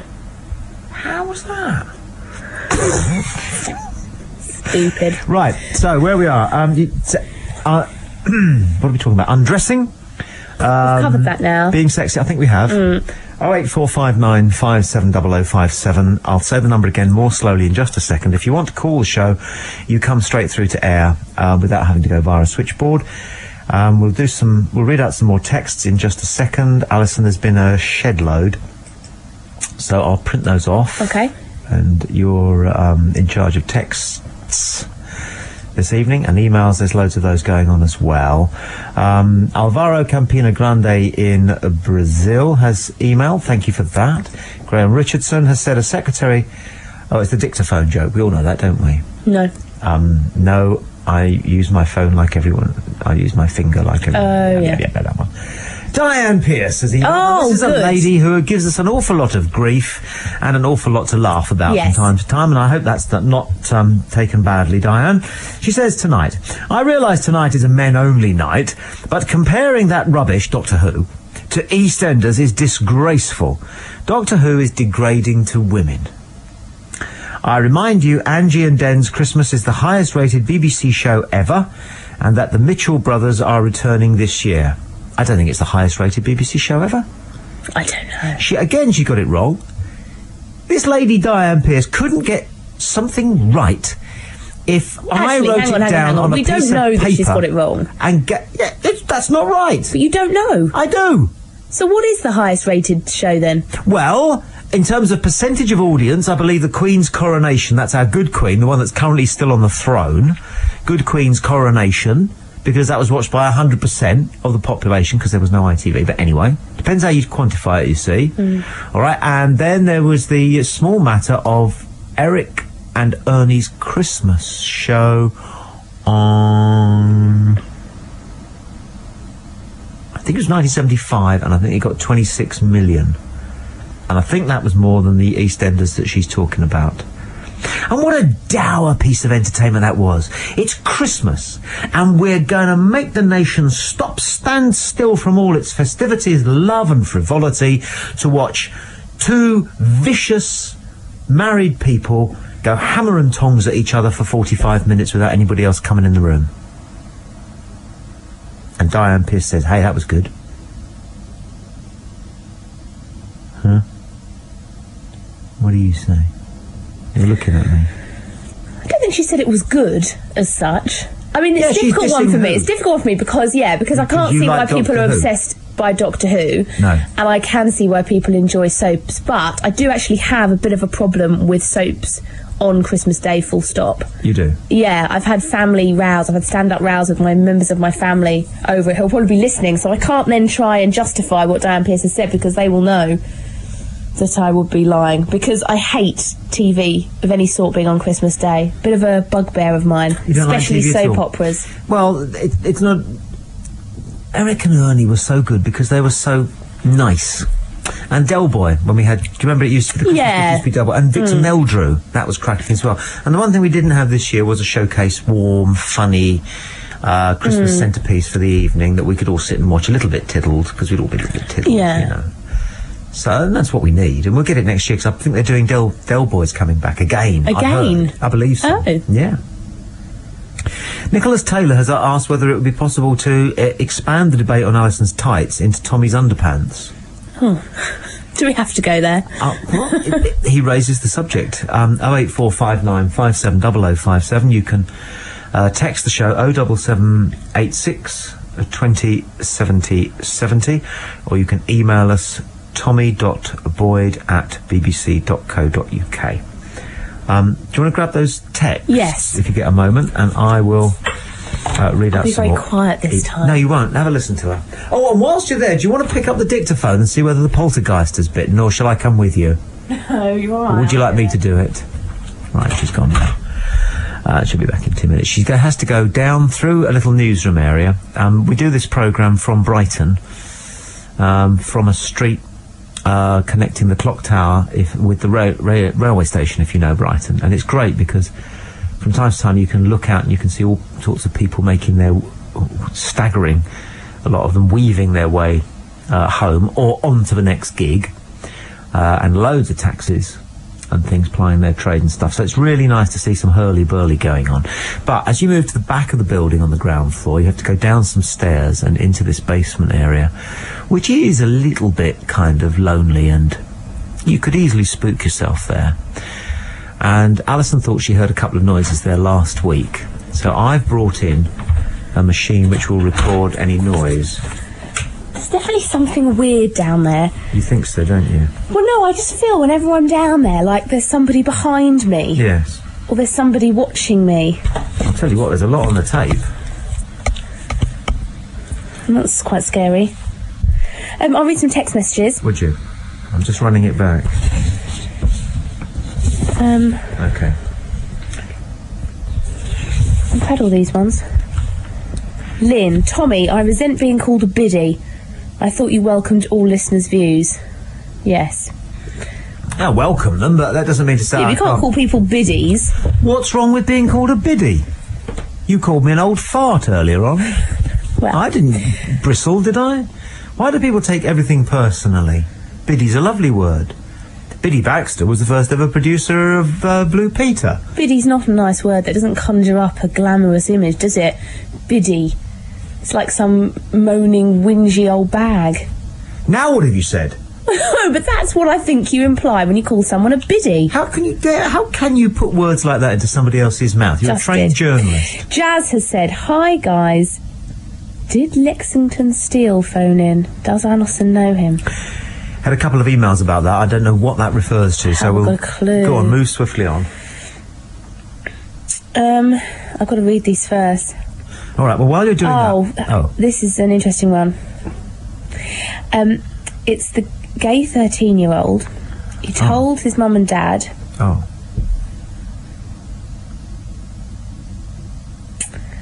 dear. Says his life's hell. He can't go on. He can't find anyone in the same boat. He also said say his name, but I'm not going to. Well, I think probably going through something like that when you're 13 must be just the worst thing. The worst thing. And I can't think of a single thing. I can't think of a single thing to say that that will really help, except that there are people you can talk to. It doesn't matter what age you are, there are people you can talk to. There are phone numbers you can get. And you could try ringing, say, an organisation like the Samaritans and ask them for the number of somebody you can talk to. Yeah, I think that's important you do talk to somebody. Because in this day and age, thanks to the telephone and, of course, there's the mobile phone, which makes it much easier to be discreet. Yeah.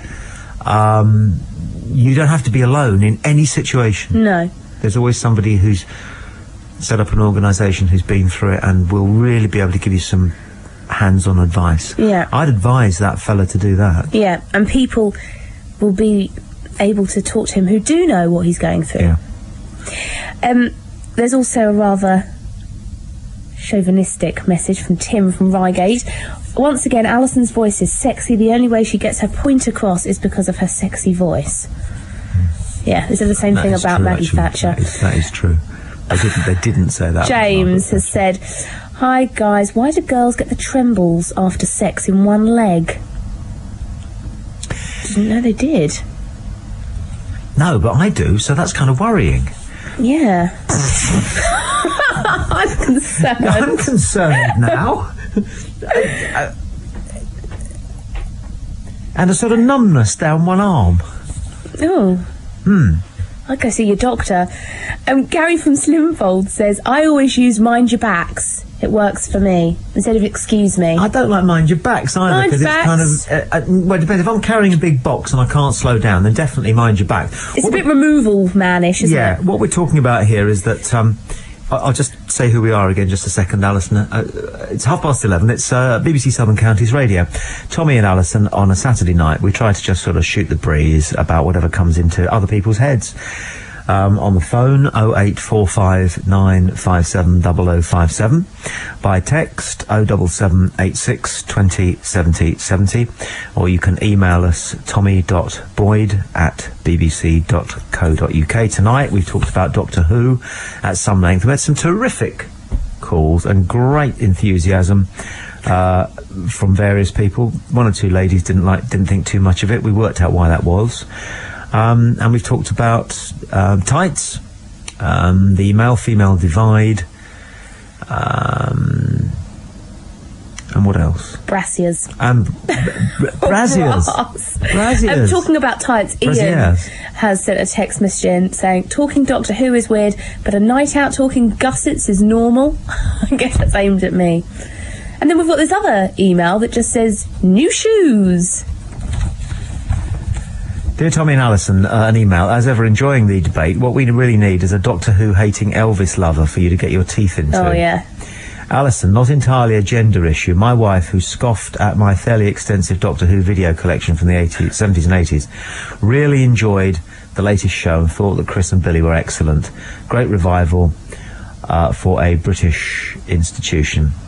By the way, Bob Staunton should be the new master, suitably villainous. Regards, Dr. Windsor Holden. Nice one. Thank you for that, Dr. Holden. Got some more text messages here. Dave from Red Hill says, excuse me, please, Mr. Boyd, but I think excuse me is only offensive when people don't admit that they are intruding on your space. That's the thing I forgot to trail, mention, remember, remind. I was saying to Alison that I don't find anybody able to utter the term excuse me when what they mean is can you get out of my way, in a way that is appropriate or friendly. It always comes out as, get out of the way, you idiot. Why do I have to ask you? Can't you see me standing here behind you? Well, of course you can't, otherwise you would move. So a person you need to use your own imagination and construct a sentence that's appropriate, which is something along the lines of, I'm terribly sorry, could I just slip by? It would be so much better than, excuse me, which is what you get. Not even please. Excuse me doesn't mean anything. It does not mean, could I get past? It just means, excuse me. And sometimes I wish I had the wherewithal to just sort of, they say excuse me, and I go, yeah, sure. It's one of those things as well where people think they're being polite, because by saying excuse me, that should mean that you're being polite. You can't come back at them and say, what do you mean? No. Excuse me. Well, I just say, excuse me. You know, that's the polite way of putting it. It's like when people say, to be honest, I hate to be honest. I'm just being fair, and then they will go on to say something completely outrageous, libelous and cruel about somebody else, but they think that doesn't matter because they've preceded what they've said by saying, I'm just being honest. I've got an issue with you on that, because I hear it too much, especially on sport with sports experts, saying to be honest and to be fair. And they don't mean that. They mean I'm now going to say something. Exactly. What they're actually saying is... But that's the same way as people say, excuse me. Yeah.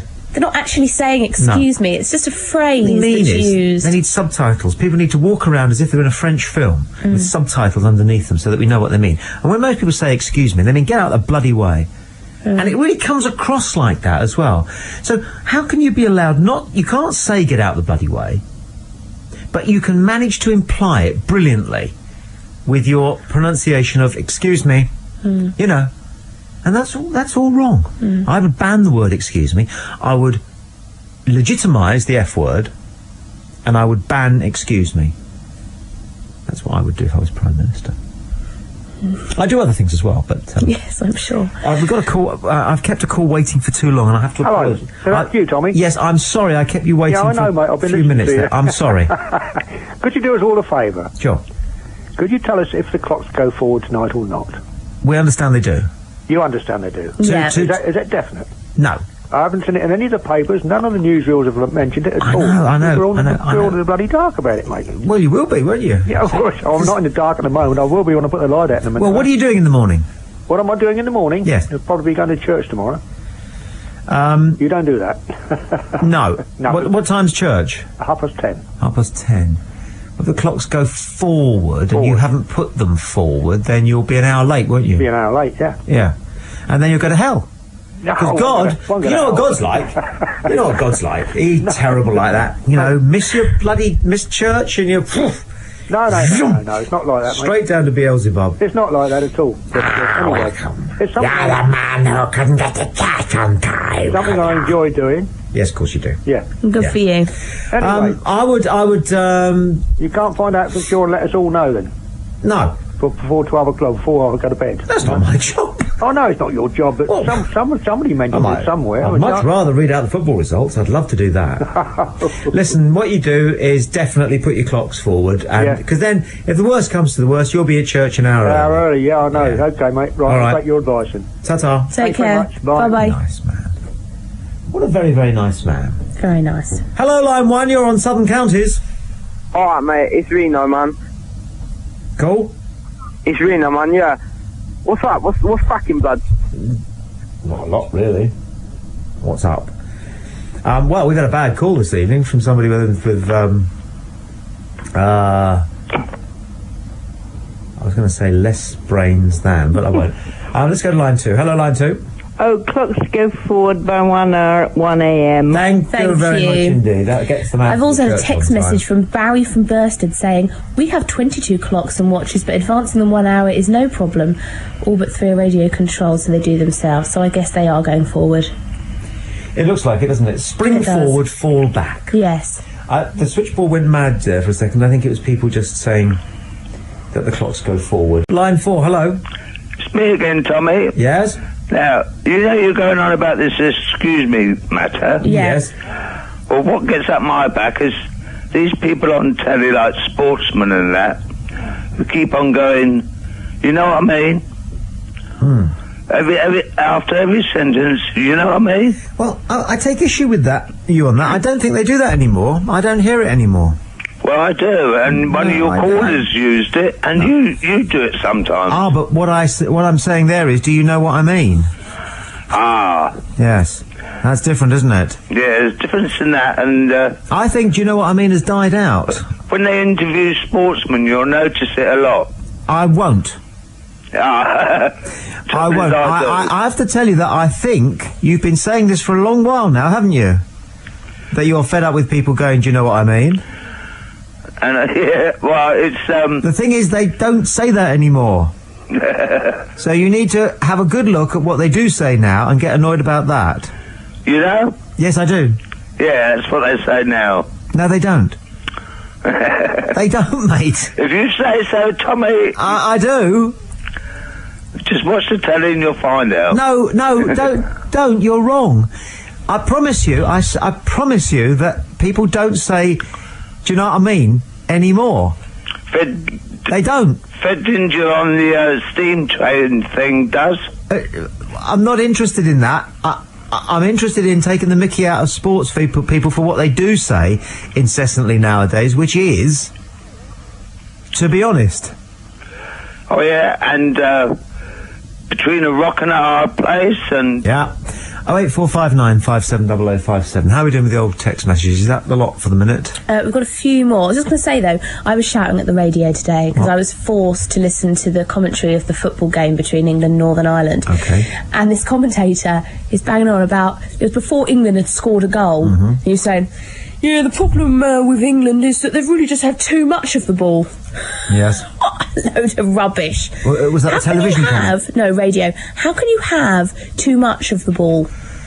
He was basically saying the reason why they hadn't scored a goal was because they had too much of the ball. I've just taken the microphone over to the other side of the studio.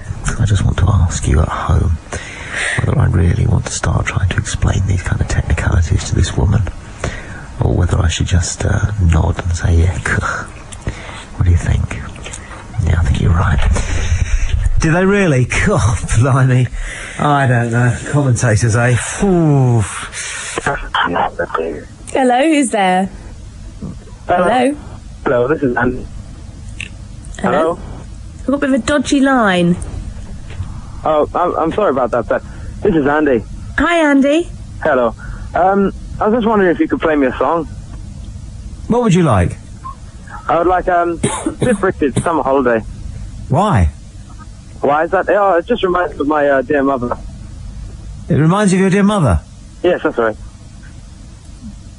But it won't remind anybody else of your dear mother, will it? Sorry? I didn't hear that. I said it won't remind anybody else of your dear mother. If you're not going to play it, that's fair enough. I didn't say I wasn't going to play it. I was just looking for a full justification for changing the music policy on this programme to suit Cliff Richard's Summer Holiday. Do you not like Cliff Richard? Correct. You don't like him. What sort of music do you like? Well, anything other than Cliff Richard for a start. Well, also, I like Norwegian death metal. Right, okay, good. It was a good effort, and it would have been a lot funnier if it had been a decent telephone line, but there's nothing you can do about that, but thank you for your call. More text messages. Go on then. Paul and Shaz from Hollingbury. Tom, Ali, do you or have you ever owned a coat hanger car aerial? Yeah, No, briefly I had to stick a car aerial in it just to get Radio 1. That was a long, long time ago, and strangely enough, it does work. Oh. And the only other use for the wire coat hanger, of course, is if the sink does get blocked. Yeah, I've or used the it for loo. that. Yeah, yeah. They're quite handy for that. Yeah, used it to unblock the sink. Mm-hmm. There's also another one from Ben in Guildford. Do either of you drink much? Ever had a problem with it?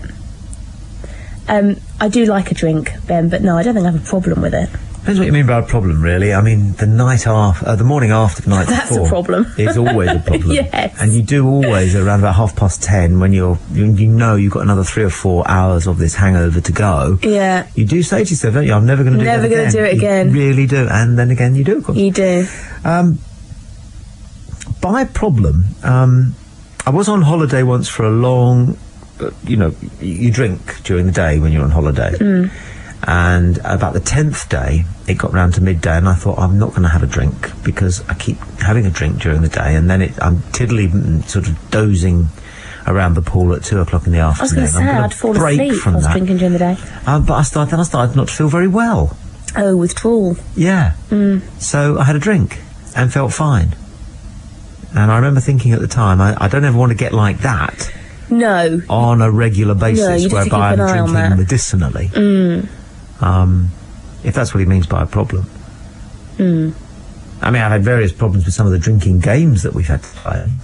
The last one to go to a loo is easily the most dangerous social game I've ever played. Oh, I've never played that one. That sounds awful. It's a bloke's game.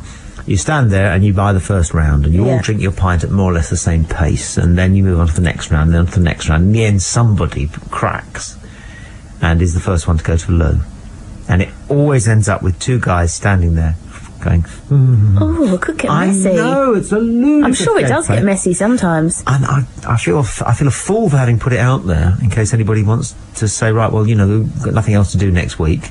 No women don't around. do it. It's a game you play when there are no women available. No. It's your fault. What do you mean it's my fault? If you lot were around, if you lot were hanging around the bar at the same time, we wouldn't play this game. We'd have something much more interesting to do. I have to babysit you. Until, of course, 3 of us have been blown out by the women, and it's now 11:15, and there are no women. The barmaid's not even interested. So we have to hurriedly get drunk and have a fight.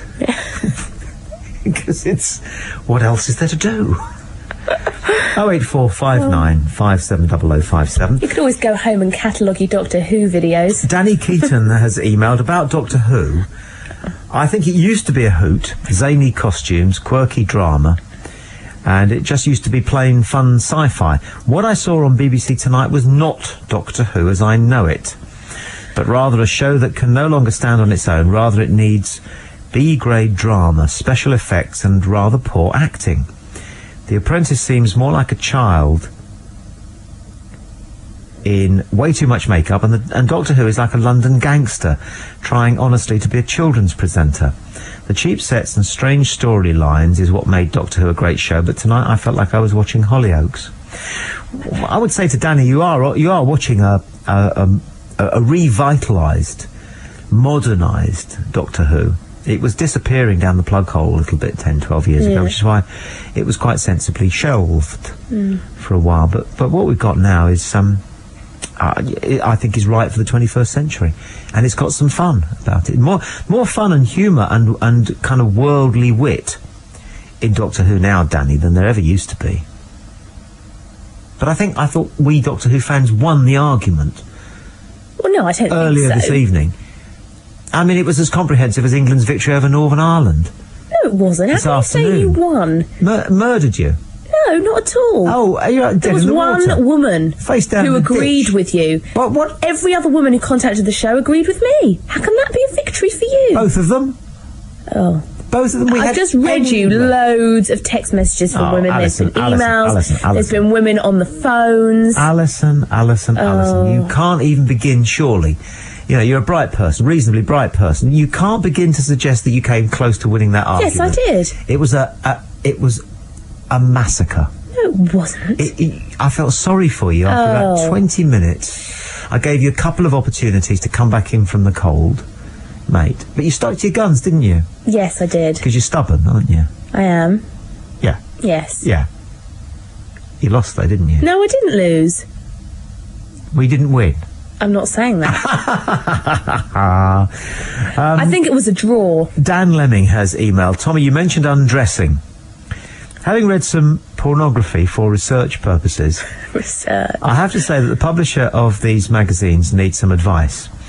Nearly all of the photographs in the magazine I saw concentrate on, how can I put this, an intimate area. Frankly, there must be gynecology textbooks with less detail. Do you think, like me, that a picture of a woman doesn't even need to be naked to be erotic? Absolutely, Dan. There's no question about that. In fact, sometimes, you know, we talked about cowboy hats earlier, Dan. You know, a strategically placed cowboy hat can be the thing. Strategically placed. What sort of clothing turns women on? Let me see if I can guess. A cloak. Am I right? A cloak. Never really thought about a cloak before, no. Jodhpurs. Jodhpurs? You're joking. No, jodhpurs. What a cliche. Really? Yeah. Mind you, jodhpurs are fantastic because they work for women as well. Yeah. How about that? Yeah. And what else then? Jodhpurs? Overalls. Overalls? Yeah, if it's the right sort of overalls. But that might just be a personal thing on my part. What sort of an overall's the right sort of overall then? You know, overalls. Yeah, I know. I've got a picture of sort of blue overalls. Yeah. You know, poppers. Pops. Maybe it's the poppers that's the important Anything factor. down them? Oil, iron filings, Bit blood, of oil. Blood. No, not blood. Butcher's apron. Oh, no. See, that wouldn't work. No, I'm just trying to sort of... No. Overalls. Overalls, yeah, a bit of oil down them, maybe. They smell a little bit. A tuxedo. A tux? Yeah. James Bond, yes. That always see works. That. A suit. A good suit. Yeah, a good Nicely suit. cut. Yes. Yep. Good suit. Okay. T-shirt. Nice jeans. T-shirt. Jeans. A nice T-shirt. Crisp. Tight-fitting jeans or easy fit? Not too baggy. We don't want the MC Hammer look. No. But we also don't want the real skinny Tight. malinky long legs. The stretch material We don't jeans. want that. No. No. And no stonewash. No, okay. None of that. Blimey. No comedy ties. Oh, hate no. that. No. Hate that. No, okay. No comedy socks. No. Socks weren't meant to be funny. No. Socks. No comedy cufflinks. Why wear socks? Why wear socks? You know, sometimes. They're not sexy. They're not nice. Never wear shorts and socks. No. Bad. Yeah. Riding boots.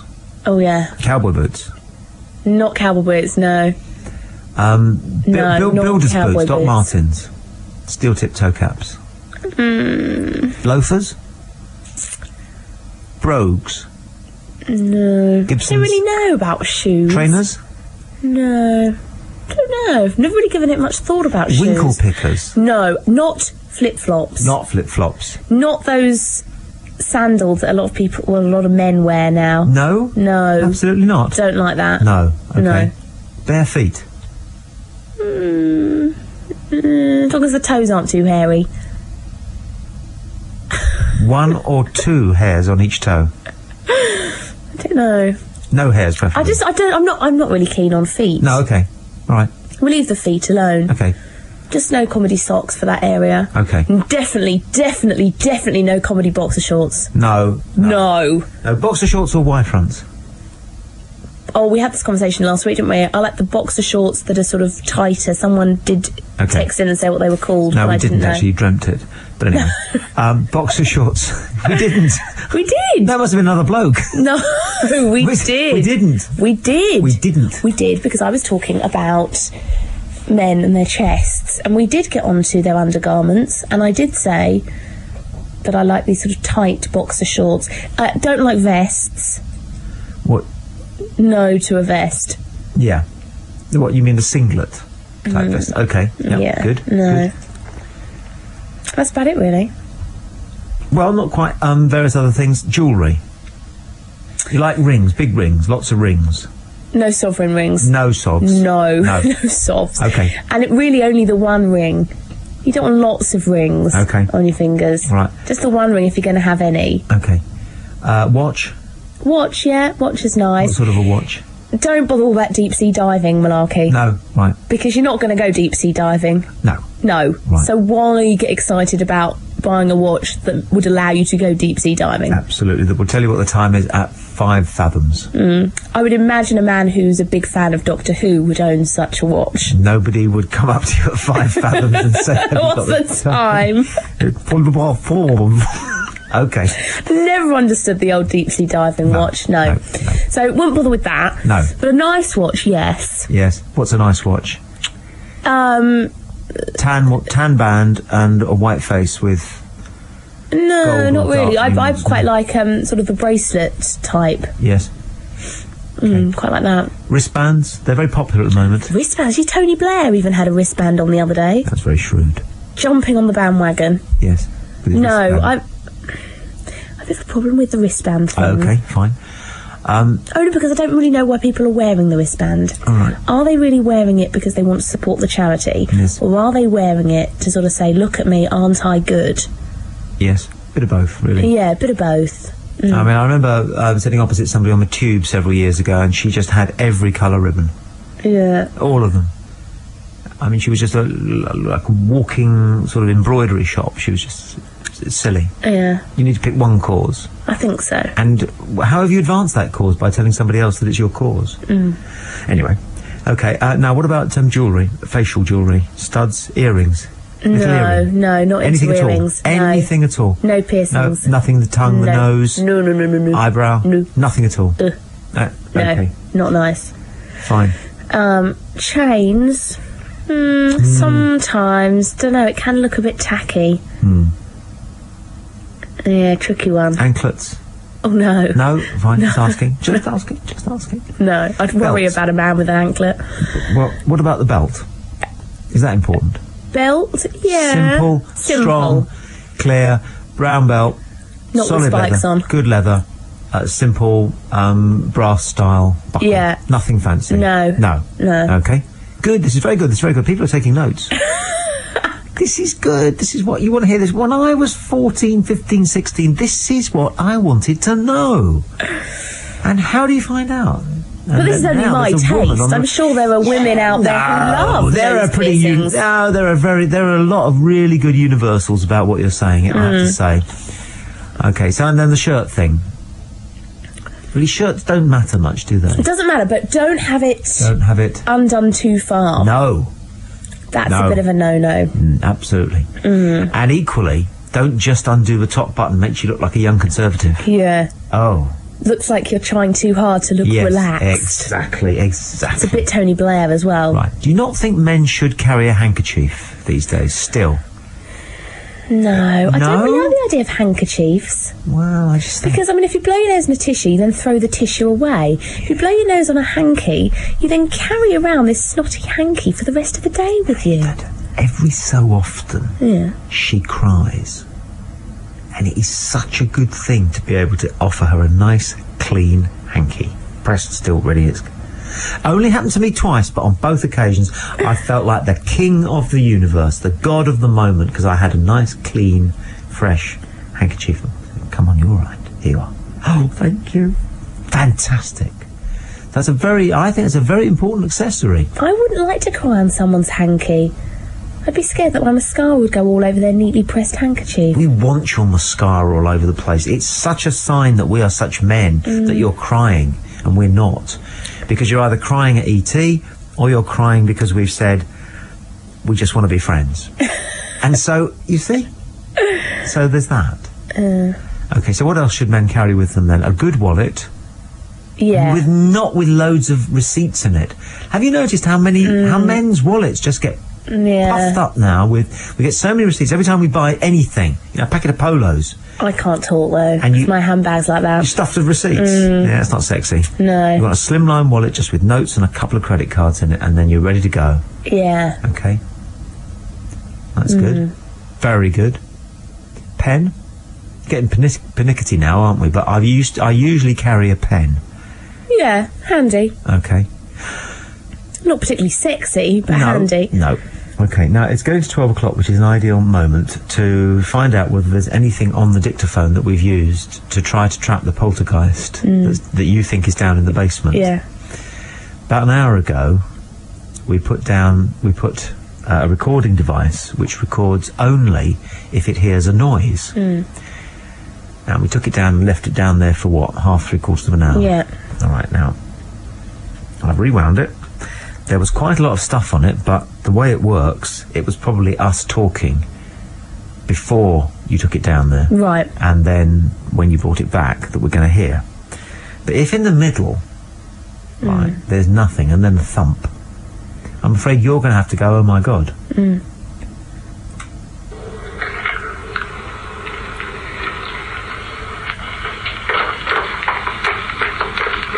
That's me.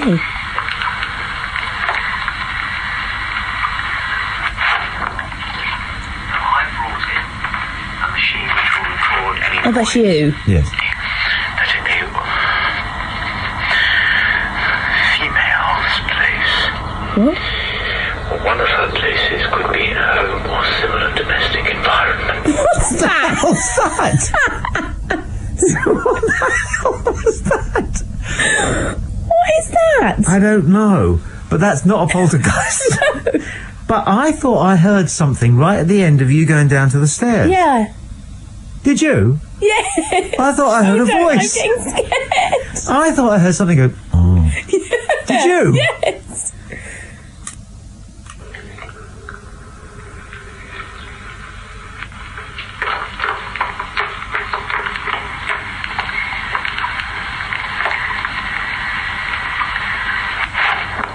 No! Did you hear that noise? What was that? I don't know what that was. That wasn't anything. That really wasn't anything. Just play it again, just quickly. No, it's... What is it then? I don't know what it is, but I don't believe it's a poltergeist. So what is it?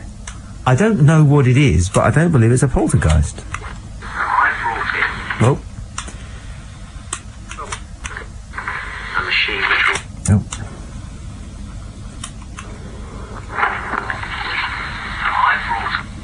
Just before I say that I brought in, something goes... but it's nothing. What I'm saying is I think that there's nothing goes bump in the night, is there? There's nothing there that's gone bump. Well, I don't know. Because last week you twice you said you thought you heard something go thud. But you heard noises coming from downstairs. I did hear a noise, that is true, but it didn't spook me and it's easily explained. Well, I don't know, you can't explain everything. God knows. No, of course you can't explain very much, actually, can you? I mean, I reminded you of all those questions that have to be asked in any high piece of drama, and we can't answer any of them. Who am I? What is it? Who am I? Who am I? Why am I here? What's the point? What's the difference between good and evil? What am I supposed to do about it? What's going to happen tomorrow? What actually happened to me yesterday? Is there a God? I mean, those are all the big questions, and you can't actually answer any of them, can you? It's quite frightening being a human being. It's a bit. Diane Pearce, however, has emailed us. She says, That EastEnders Christmas with Anita Dobson and Leslie Grantham is the highest rated episode ever, in my opinion. Oh, right. It's handy for Diane, isn't it? Because she's usually able to justify all her assertions by saying that it is in her opinion, including something which is easily, statistically verified or otherwise. But in her opinion, it is the highest rated. You didn't back your claims up, and it wasn't like you said you need to if you express an opinion. You don't have a right to express your opinion, which is based on hearsay. Good night. No, Diane, All I was saying was that I thought that the Morecambe and Wise programme from 1973 was an even higher rating show than Anita Dobson and Leslie Grantham kicking 7 bells out of each other on Christmas Day, which I think got something like 18 million. Now, what's the matter? You're spooked now. I've just seen you look as though you've heard a noise outside. Yeah. I'm sure I heard a noise from downstairs. No, there's a studio door closed. It's only your voice that can penetrate that. We've established that. Over and over. Jason has emailed, the clocks definitely go forward tonight. I believe they go forward at 2 a.m. and not midnight. Oh, right. So thank you for that. Smithers has emailed, you mentioned legitimising the F word and banning excuse me. Couldn't agree more. Swearing is the greatest complaint the British Board of Film Classification has, more than sex or violence. It's ridiculous. However, I would never use the C word, would you? No, I wouldn't. I don't like that word at all. No, I don't. I like it. I dislike it even more than I can justify. I can't explain why. There's something sinisterly aggressive about it. That, yeah, you agree with me. He says he has a friend who uses that word at least 6 times in a conversation, including and adding ish at the end to mean something that's not good. It's a horrible word, Smithers says, and very anti-women, and I agree with you. And Terry Lovewell has emailed, 2 or 3 weeks ago, I mailed in about my sexuality in the church. I'm so sorry to hear that the 13-year-old is having a tough time. Since yours and Alison's comments, I have come out.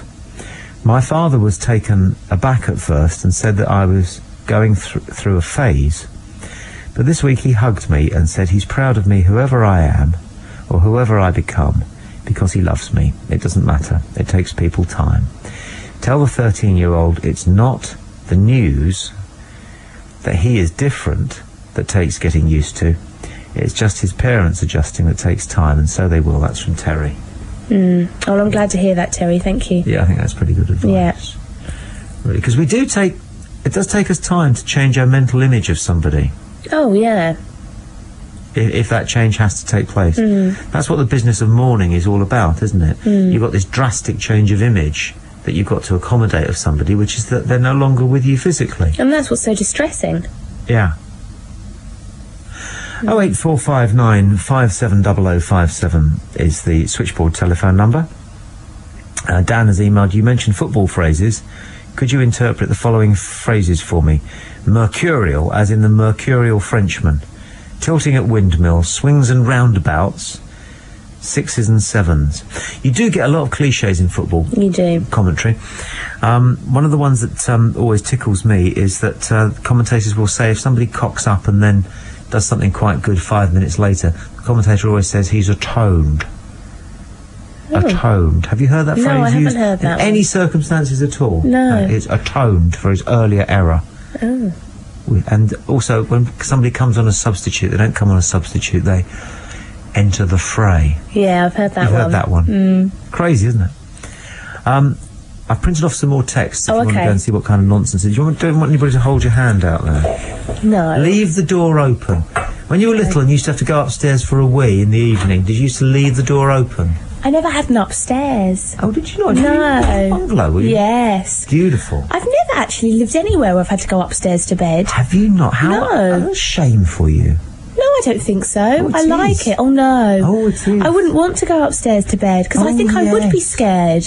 I wouldn't Going like upstairs to bed is such a great thing. No, I can't sleep on the same level as I live. Oh, yeah. No. Yeah. You're missing out on so much. No, I'm not. But you don't know, so how can you have an argument with me about this one? Well, how can you have an argument? Because you don't know. I've lived on the same level as I've... And what's wrong with it? It's not as much fun as going upstairs. What's so much fun about going upstairs? Loads of things. It's an upstairs. Stairs are a great piece of furniture. Oh, I see why. I see why. You come down them. You probably feel safer up there, Tommy. Because the Daleks can't get you, can they? No. They can't go upstairs. No, years ago, I had a girlfriend who had a very sexy way of saying, get up those stairs. And you see, you couldn't do that, could you, in your bungalow? You can't say, get along the corridor first left after the kitchen. She's gone to get the text messages. Nicola Watkins has emailed. Hello, Nicola. Hi, Tommy and Alison. Love and adore your show. Please help me with something. My guilt. You back? Yeah. An email from Nicola Watkins. She says, Tommy and Alison, love the show. Please help me with something. My guilt. A few years ago, I hurt someone dear to me by... I'm not sure if I ought to have read out your name, Nicola. Is this all right?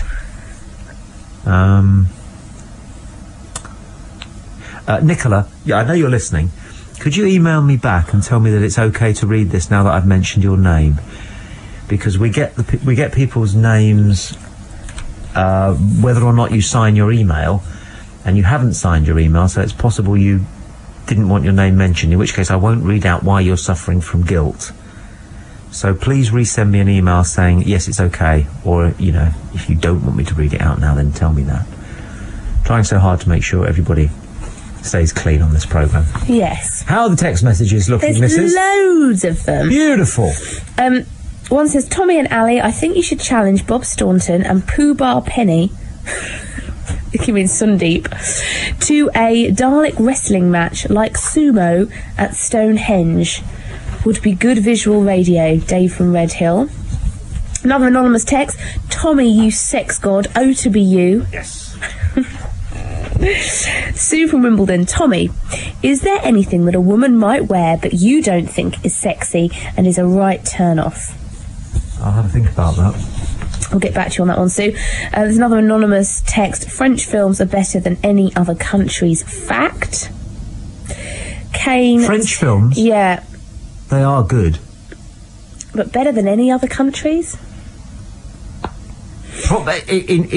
In terms of, being rich and, like, thorough and un-Hollywood. They're the best non-Hollywood. You know what Hollywood blockbuster is? I mean, did you ever see The Matrix? No, it wouldn't be my type of thing at all. Good, though. Impressive, but tosh. Tosh. French films, Madre de Dios. What's that one I've always wanted to see? Carry on. I would say French films make you think more than films from other countries. Kane says, I've never watched Doctor Who and I don't know whether I should, and love stories and soaps are for gays and girls. Good show.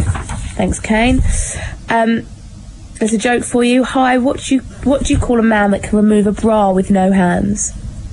Clever dick. Right, thank you. James has sent me a rather flirtatious message. Paul writes, BBC like Doctor Who going back in time. Tim from Reigate, I use excuse me to say sorry after I have walked into someone. If I want someone to move, I'll tell it to them straight. Mark from Tunbridge Wells, Tommy, you are so right. To be honest is a really stupid saying because it implies that the person is not honest the rest of the time. Robin from Eastbourne says, play the spooky tape. I would love to come and sample the atmosphere Alison mentioned.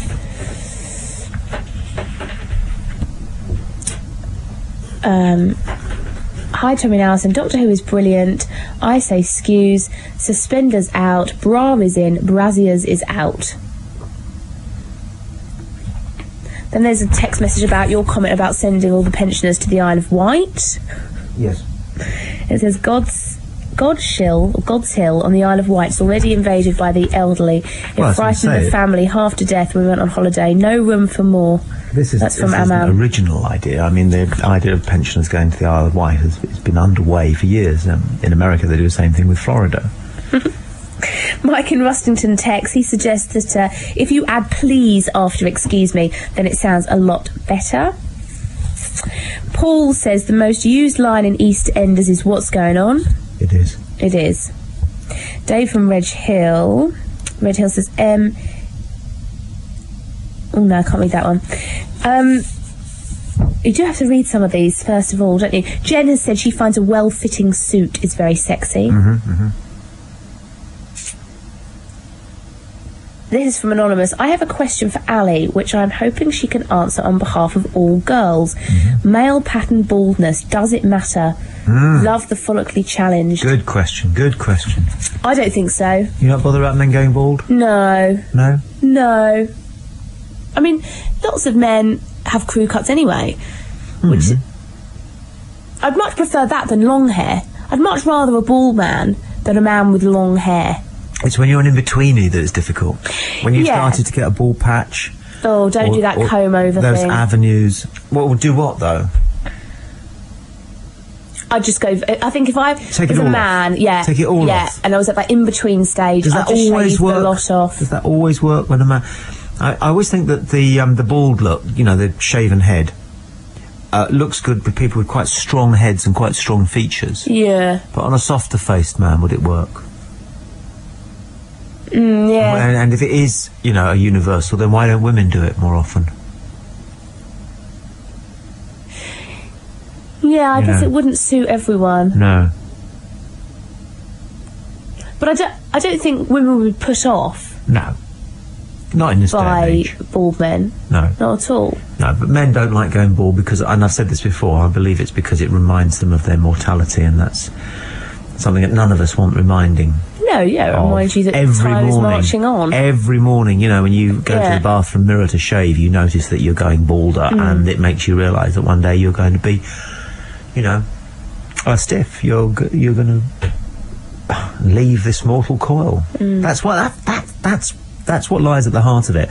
Partly it's because if we're young, free and single, we think women aren't going to run a mile from us. Yeah. And actually, I think you're being very modern saying, no, it doesn't bother you at all. I think you'd notice it in a younger man when you're young, free and single. It might not necessarily stop you wanting to talk to them or even going out with them or whatever, but you'd notice it, wouldn't you? Well, you'd notice it. Your eye would go up there. But you'd notice it like you'd notice anything else about somebody. Yeah, but it's a negative. You don't go, what a lovely baldness you have. No, but then you don't say what a lovely paunch you have, or, but it doesn't necessarily go into... There you are now sticking it with paunches. Well, I'm not, but I'm just saying... Wooden legs and things, I did not say that. Did by implication. No. By implication. What I'm saying is, again, you know what you were saying earlier about you'd think that women don't realise that men actually do love women more for who they are than what they look like. I think the same goes the other way round. More than you realise. More than you realise, More than women realise. I think men worry more that women care that much about how they look. I don't think we really care that much about how you look than perhaps you think we do. I've had a long think about, is there an item of clothing that a woman doesn't look good in? And I can't think of any. Oh, I can. Go on then. Leggings. Leggings should be banned. Well, if I was Prime Minister, that's what I'd do. They can look all right. No, Depends they can't. On Depends on who's wearing them. They can't. I don't have that. I won't have that. No, but they don't. They can't look all right. Well, okay, all right. I'll give you leggings then. Yeah, they leggings. Don't look all right. Yes. But I can't think of anything else. Some women wear things very high up their neck that seem to me to speak of, leave me alone. Do you know what I'm talking about here? Like a roll neck? Like a polo neck? No, they're sort of, they tend to be like ruched things, and they've often got a brooch at the neck to even further armourise, if there is such a word, this kind of, to gatekeep this item of clothing, which speaks of, don't you dare even think of it. So, that's not very sexy. No. But I can't think of many things that don't work. And some things, isn't it extraordinary how, everyone knows this, but no one knows why, women always look great in a bloke's shirt. Yeah. And nothing else. Yeah. It's incredible. It's almost weird. Larkin wrote a poem called The Photography Album. It's a great poem. It's about this day he goes round to see his girlfriend. It's the second time he's been round to her house, and her parents get out the photo album and leave him alone with it for a moment, and he's going through all these images of her when she was, all sorts of ages, and he's getting all this information about what she was like when she was 10 and 12 and 15, and he's grabbing at all of it. Then he comes across a picture of her with another friend aged about 15 wearing a man's hat, and it kind of really throws him utterly. Why? Because he finds it vaguely sexy. We talked about it earlier. But also then he goes, but he expresses it really well. He says, but whose hat was it? Is there a man just out of shot who's lent her this hat? Who was he to her? You know, so it's all of that. But no. Not even a diving suit. The right woman in the right diving suit is still going to look good. I don't know. I mean, if anybody's got any strong views, negative though it is, and we like to be as positive as possible. 08459 570057, or I think people are a lot happier texting and emailing at this time of night, and that's fine by me. Tommy.boyd@bbc.co.uk. Here comes the text number if you want to do that. 07786 20 70 70. We've had a yes from Nicola Watkins, who says we can read this whole thing out even though we know who she is. She says, Tommy and Alison, please help me with something. Guilt. A few years ago, I hurt someone dear to me by giving in to temptation. I hurt them badly. They are now married and with children, and I have nobody. Do you feel this is justice? I hate myself for it. How can you defeat guilt? It eats me up. I'm not sure, Nicola, if we know enough. No. To know what you're quite what the situation was and quite how it's upset you. When you say you hurt someone dear to you by giving in to temptation, does that mean that you were unfaithful to that person that you loved by going with somebody else? Or that you hurt someone who was dear to you, who you cared about, by giving in to temptation and having a relationship with them? I think it's probably the first one. The first one. Okay.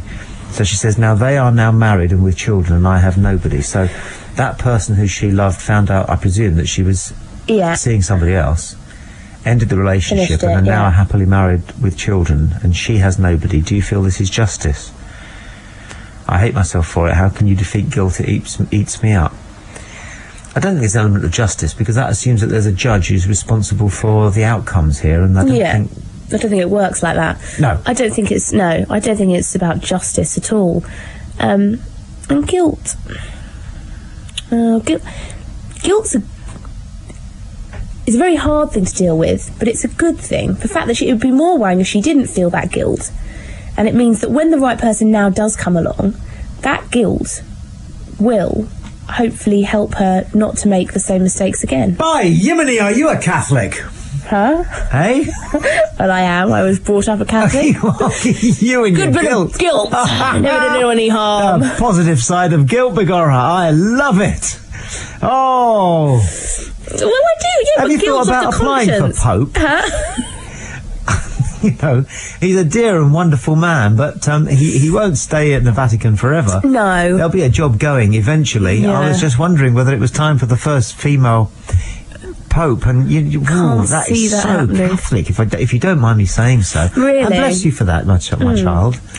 But, you know, to be able to find Bless something you, my child. so positive about guilt is brilliant. But I think all emotions that we feel have a positive element to them. Guilt? Everything, every emotion that you feel does have a positive spin to it. There can have. You're saying that there can be some good brought about by people feeling guilt. Yeah. Okay. Yeah. So the guilt she feels now is obviously very difficult to live through. Yeah. But at some point she'll be able to look back on that. Yeah. And the fact that she did feel guilty means that she will then remember how she felt at that time, and so that will stop her from making the same mistakes again. Yeah. I'm going to go much more Fraser Crane on this one. Okay. And I'm going to say to Nicola, you've done nothing wrong. You did nothing wrong. Nobody has been hurt. You don't deserve to feel any pain. You're a good person. You're a kind person. You have understanding, and you have needs, and you obviously care, and you're a nice person, and you should do your level best to forget about it, or, because this is probably a lot easier, tell yourself that you did the right thing. You did the right thing, and you tend to do the right thing, and in future whatever you do will be the right thing. Because that will help you feel a bit happier tomorrow if you're able to tell yourself those things persuasively. I think as well it's really important she gets rid of this idea of being punished and the fact that she's on her own and the fact that they're married with children. I'd really get rid of that idea. Absolutely. Because that's going to eat away at you. Yes. Yeah, you're right. I would be very surprised if that's of any great help, Nicola, but thank you very much for being so open as to share that with us. Steve, hi Alison and Tommy. emails. This is very nerdy. We can't run up the stairs and be safe from the Daleks anymore. We were talking about Doctor Who earlier on the show. Can't say any more because it will spoil the plot from a future episode of the new Doctor Who. Also, a Dalek did chase McCoy, a previous Doctor Who, up some stairs in one episode. Getting downstairs was the hard part. I'll disappear back to my attic again. Well, thank you for that, but you were right. It was a little nerdy. But thank you. Dan has emailed, Tommy, I've recently read some of the works of Desmond Morris, namely The Naked Ape and some of Bertrand Russell's writings, after your recommendations. Have you read In Praise of Idleness by Bertrand Russell? He suggests a 4-hour maximum working day, and this was in 1925. As a student about to start work, this made great reading. Any other literary recommendations? He says, love to Catherine M, Catherine H and Claire B, who will never know that I felt that way, alas. Oh. They're all unrequited loves. I think so, yes. We all have those, don't we? Ranging from just a disinclination, the lady opposite you on the train for 25 minutes before she got out suddenly at Purley. But it occurred to you that she was rather nice, but you didn't even say hello. No. Right through to whole great gigantic things. Yeah, unrequited love is delicious, isn't it? It is. Isn't it? Because you don't have any of the bad stuff, do you, really? No, you never wake up one morning and think, how the hell am I going to get rid of her? No. Stroke him. You never have that. Which is one of the nastiest feelings. Not nasty, I don't mean unpleasant, but I mean it's one of the most inconvenient realisations you can come to, isn't it? This kind of, oh dear. Tell us about the first time you chucked somebody. If you can. Very young, yeah. I'm just trying to think when the first time would have been. Oh, it was a real cop-out, actually. Yeah. It was a real one of those, I just don't want to ruin our friendship. I think we worked much better as friends. Why do we say that? I suppose because it's just letting them down gently, isn't it? What would be the real reason on that occasion? I just don't fancy you. I don't know why I thought I did, because I don't. But you can't say that to somebody.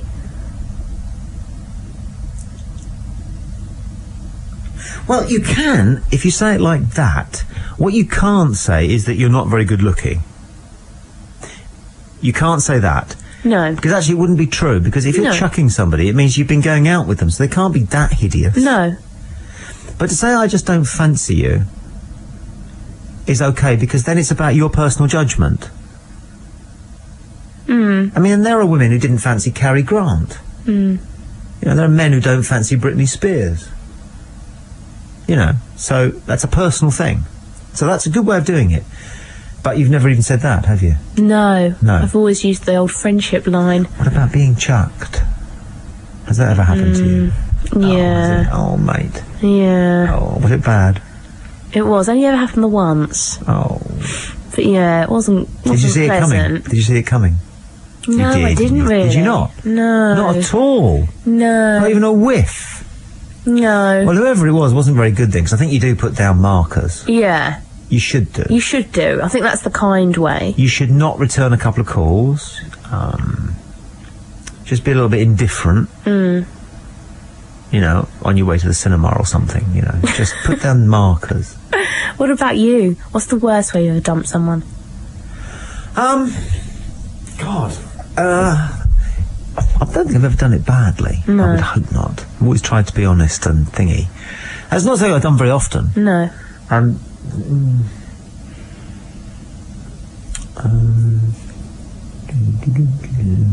I think clumsily when I was...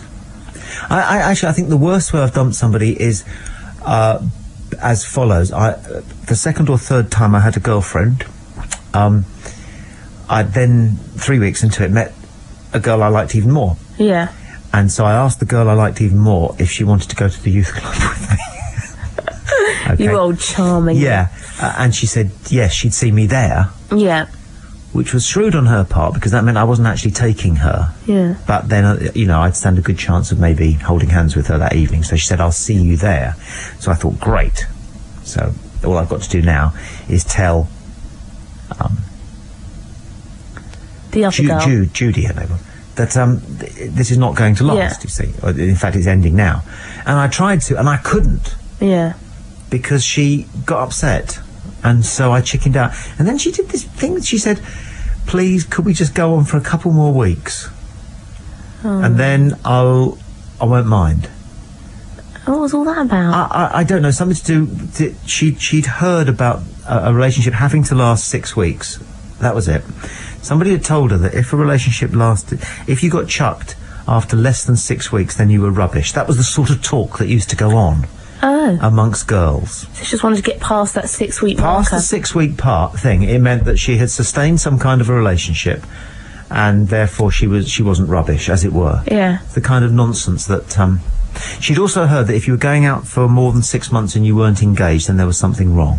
What? I know. She was a simple girl. Nice girl. So did you go along with it? Well... Did you, Hal? No, I did. This was the thing. I did. And, I was trying to get a message to this other girl that I wasn't going to be able to come to the youth club. But unfortunately, she was driven past the bus stop where I was standing with this other girl waiting to go and see some film. Or go to a party or something.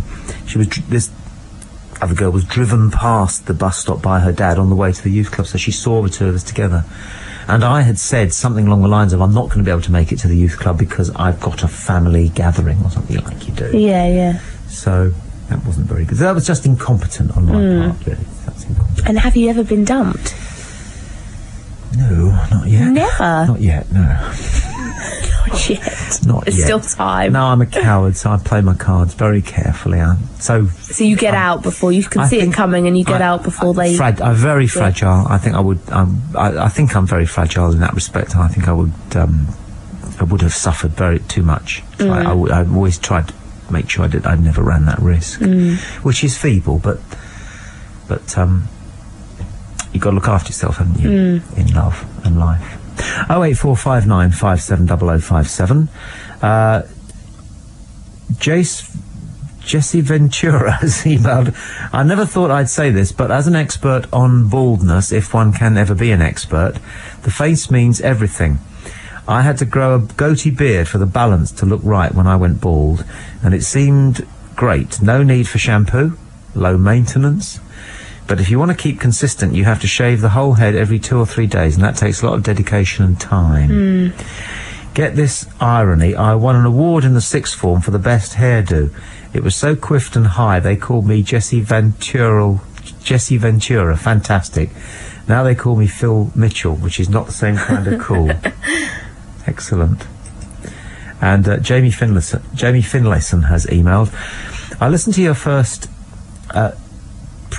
to your programme for the first time this evening after a friend emailed me the website link to listen live.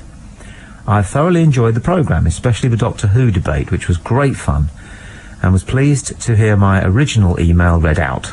Keep up the good work, and thanks for a great evening. I will certainly be listening again next week. Good to hear it. I've had a text message from our 13-year-old. I assume it's the same guy who's been talking to us earlier on. He says, thanks, you've been a real help. I give my love to the other gay people. Where are you off to? Sorry? Where are you going? I just thought I was on my way down to pick up some refreshment. Where's that? What are you up to? Sorry? I bought a bottle of water in earlier. Oh, I don't know where you've left it. Perhaps the poltergeist has had it. Quite possibly, yes. Oh, no, here it is.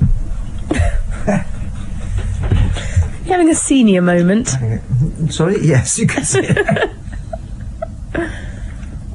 Oh, that's better. Now, Shane Bond has emailed. He said, I'll tell you what the other thing I was going to ask you about. My wife and I were walking around the town today, and from nowhere, I found myself saying to her, if we opened a shop, if we had to, if it was the law that everybody had to own a shop, I think that would be quite a good law. Yeah. Be quite healthy. To make us all understand what shopkeepers go through. Because from the look of most of their faces, it's hell. Yeah. You know, I said to her, what would you open? And she said, a health food store. Have you ever thought about being in retail? Not really. I've often thought about being in catering, something like that. Like a little sandwich shop. Very hard work. I can't see you over those all those Tupperware things. No, I can't see it actually.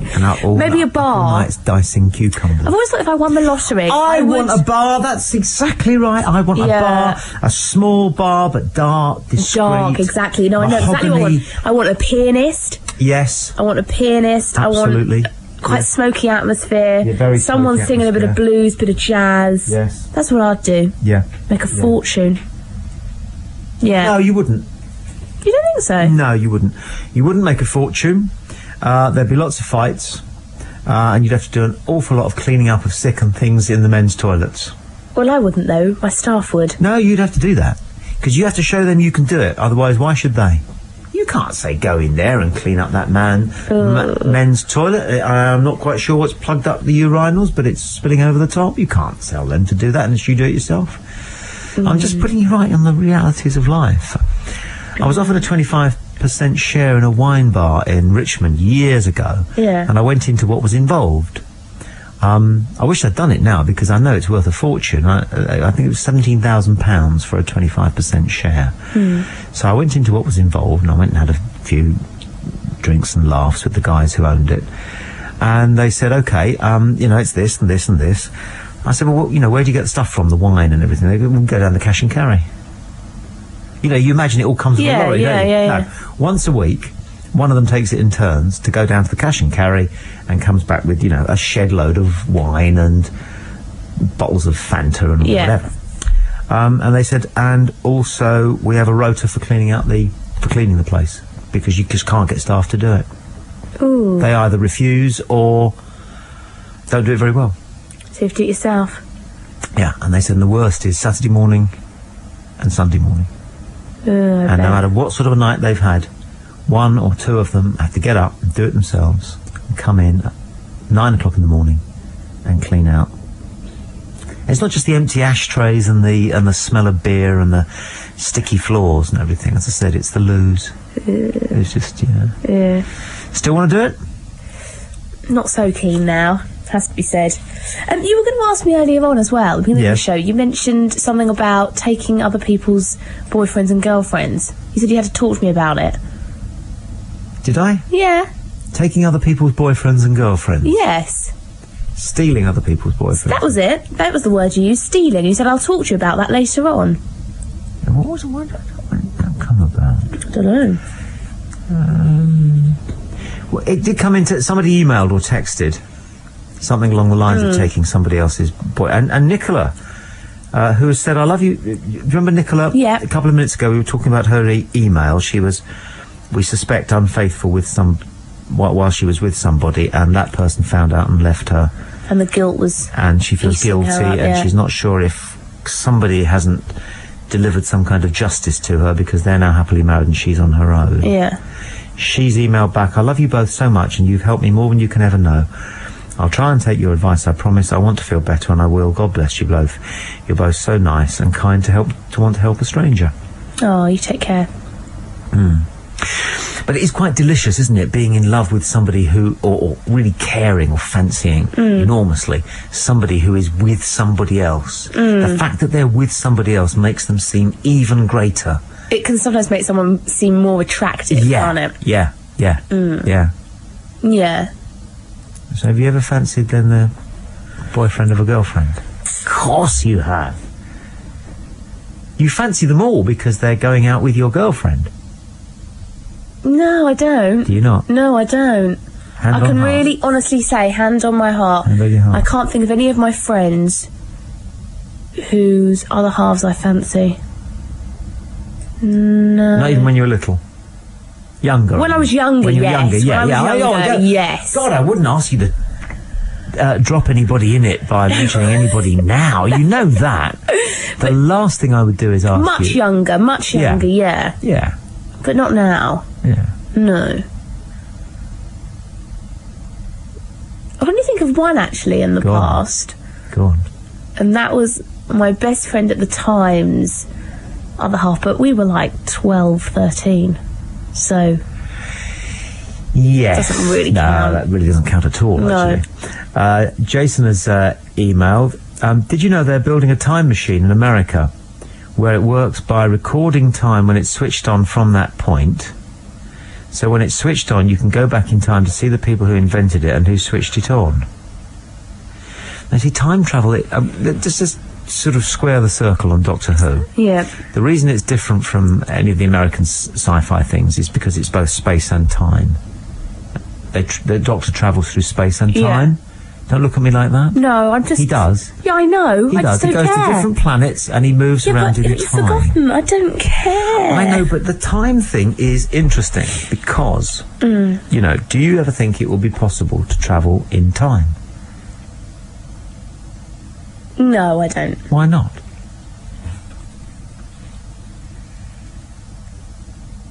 I hope it's not ever possible. Why? Because time is there for a reason, so that there is a past, a now and a future. And I think if you start messing about with that, we'll be in a bigger mess than we are in at the moment. It might not... If the future became the past became the future, now became a few centuries ago, but then at the click of a switch could then become 2 centuries in the future, can you imagine the mess you'd get into? I think it would be a great thing if we were able to travel back in time. We'd be able to see some of the true horrors of how things used to be and understand them in such a way that we'd make absolutely certain that we didn't make the same mistakes again. But when all we have to go by is sort of fading parchment memories, or indeed nothing at all, of the Roman Empire survives. I mean, down the coast from here, at a place called Fishbourne, there was the biggest palace that the Romans ever built outside Italy. And what they did there and what they introduced to Britain, nobody knows, because not one record exists of it. But if we were able to go back in time and see what they did and who they were and what influence they passed on to the people who remained after the Romans left, you know, there's an awful lot that we can learn about who we are and better ways of going forward if we had access to those records. Now, you take reading a book, you're on page 94, okay? That's where you are. That's that moment in time in that book. It doesn't do you any harm to go back to page 27 just to check what happened on page 27. Yes, but which is all time travel would be.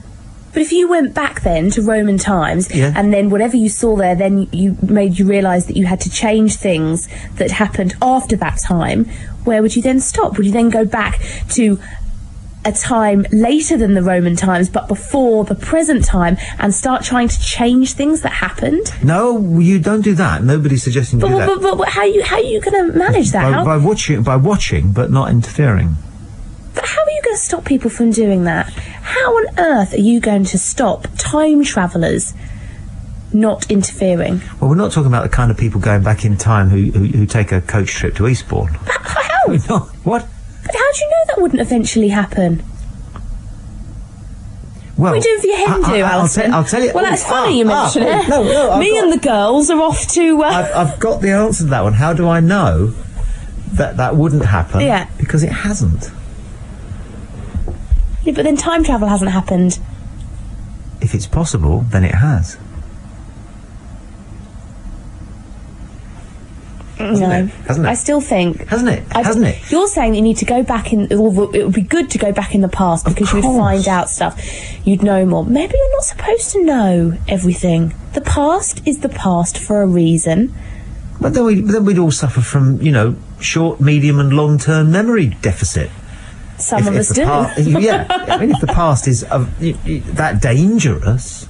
But I don't think it's dangerous, but I just think you have to live in the here and now, rather than travelling back in time to people's lives that are completely different from us now. We need to spend more time worrying about our future and our present than worrying about things that have already happened in the past. It's not a question of worrying about the past. If you don't know what happened before, you don't know who you are now, and you don't know on what to base your judgments about what you're going to do next. The past provides us with absolutely everything that tells us who we are. So how can we know too much about our past as an individual, as a society, as a nation, as a species? The more we know, necessarily the better we are, and the better judgments we'll make about the future. So you're just going to let anyone go back, or you're going to sort of try and... I'm not saying I'm in charge of the whole thing. Well, who's going to be in charge of it then? Well, it might be that it will be impossible for people to meddle with things because you won't be tangible. Your presence could take the form of what we sometimes think are ghosts, who appear intangible and are only fleetingly seen and very rarely, but might be all around us. And these things that we think of are ghosts, and you think there might be one in the basement, don't you? I mean, in fact, we might have something on tape, but I doubt it. Might be people who are observing from the future. Okay, so people wouldn't be able to meddle in the past, but whatever they'd seen in the past would then impact on our futures. Say again? So you're saying that if people went back in time, they wouldn't be able to meddle then with the past? No, definitely not. But what they had seen and experienced in the past... Yes. ...would then obviously have an impact on our futures. We would then live our lives in a different way. Well, and you're implying, I guess, that by time travel being a good thing, then obviously you're saying that people would then go on to live better lives if they knew more about the past. I've often felt that the First World War would have ended by Christmas, 1914. If people at home, that's at home here, and at home in France, and at home in Germany, were able to understand what was actually going on out there. Generally speaking, the more information you have, the better the decision that you make. And the reason the First World War went on for 4 years was because people were deprived of the knowledge of how horrific trench warfare was. And I think that there are some blind spots in human development. If we knew how appallingly some of our ruling kings and queens, not just in this country, but down the... I mean, Henry VIII used to boil people alive for their politics, for God's sake. And how many women were hanged as witches? But we have learned from that. That's not happening now, is it? People already have learned from that without having to go back in time. We've already learned from the mistakes of the past without actually having to physically get in a time machine and take ourselves back there. No, we haven't. But then what are the horrors that are going on now? That in 150 years' time, people like you and me will be saying, my God, did they really do that in the year 2005? Weren't they barbaric? Things that you and I might be doing, but we just consider it acceptable because everybody else does it. Yes, but there people will in be the future, and the people in the future may very well think that things we do in this day and age today are barbaric, but they wouldn't have to come back and experience them for themselves in a time machine in order to think that. They'd think that anyway. But we're doing... I'm going to take a few calls because people want to get in on this conversation. We're very close to the end of the programme. We've been all round the universe this evening on the show, but let's go to line 5. Hello, line 5. Hello, Tommy. It's Seth again. Hey there, lad. Hi. Do you remember me from before about Star Trek debate? Not so long ago. I do indeed. From Fort Myers in Florida, lad. Yeah, hello. It's a man calling from Florida. Although he really sounds as though he's... Let's get a couple of... Well, I told you I'm from Yorkshire originally. Married a girl from Indiana. Beautiful. Anyway, Seth, let's get a couple of facts right here, okay?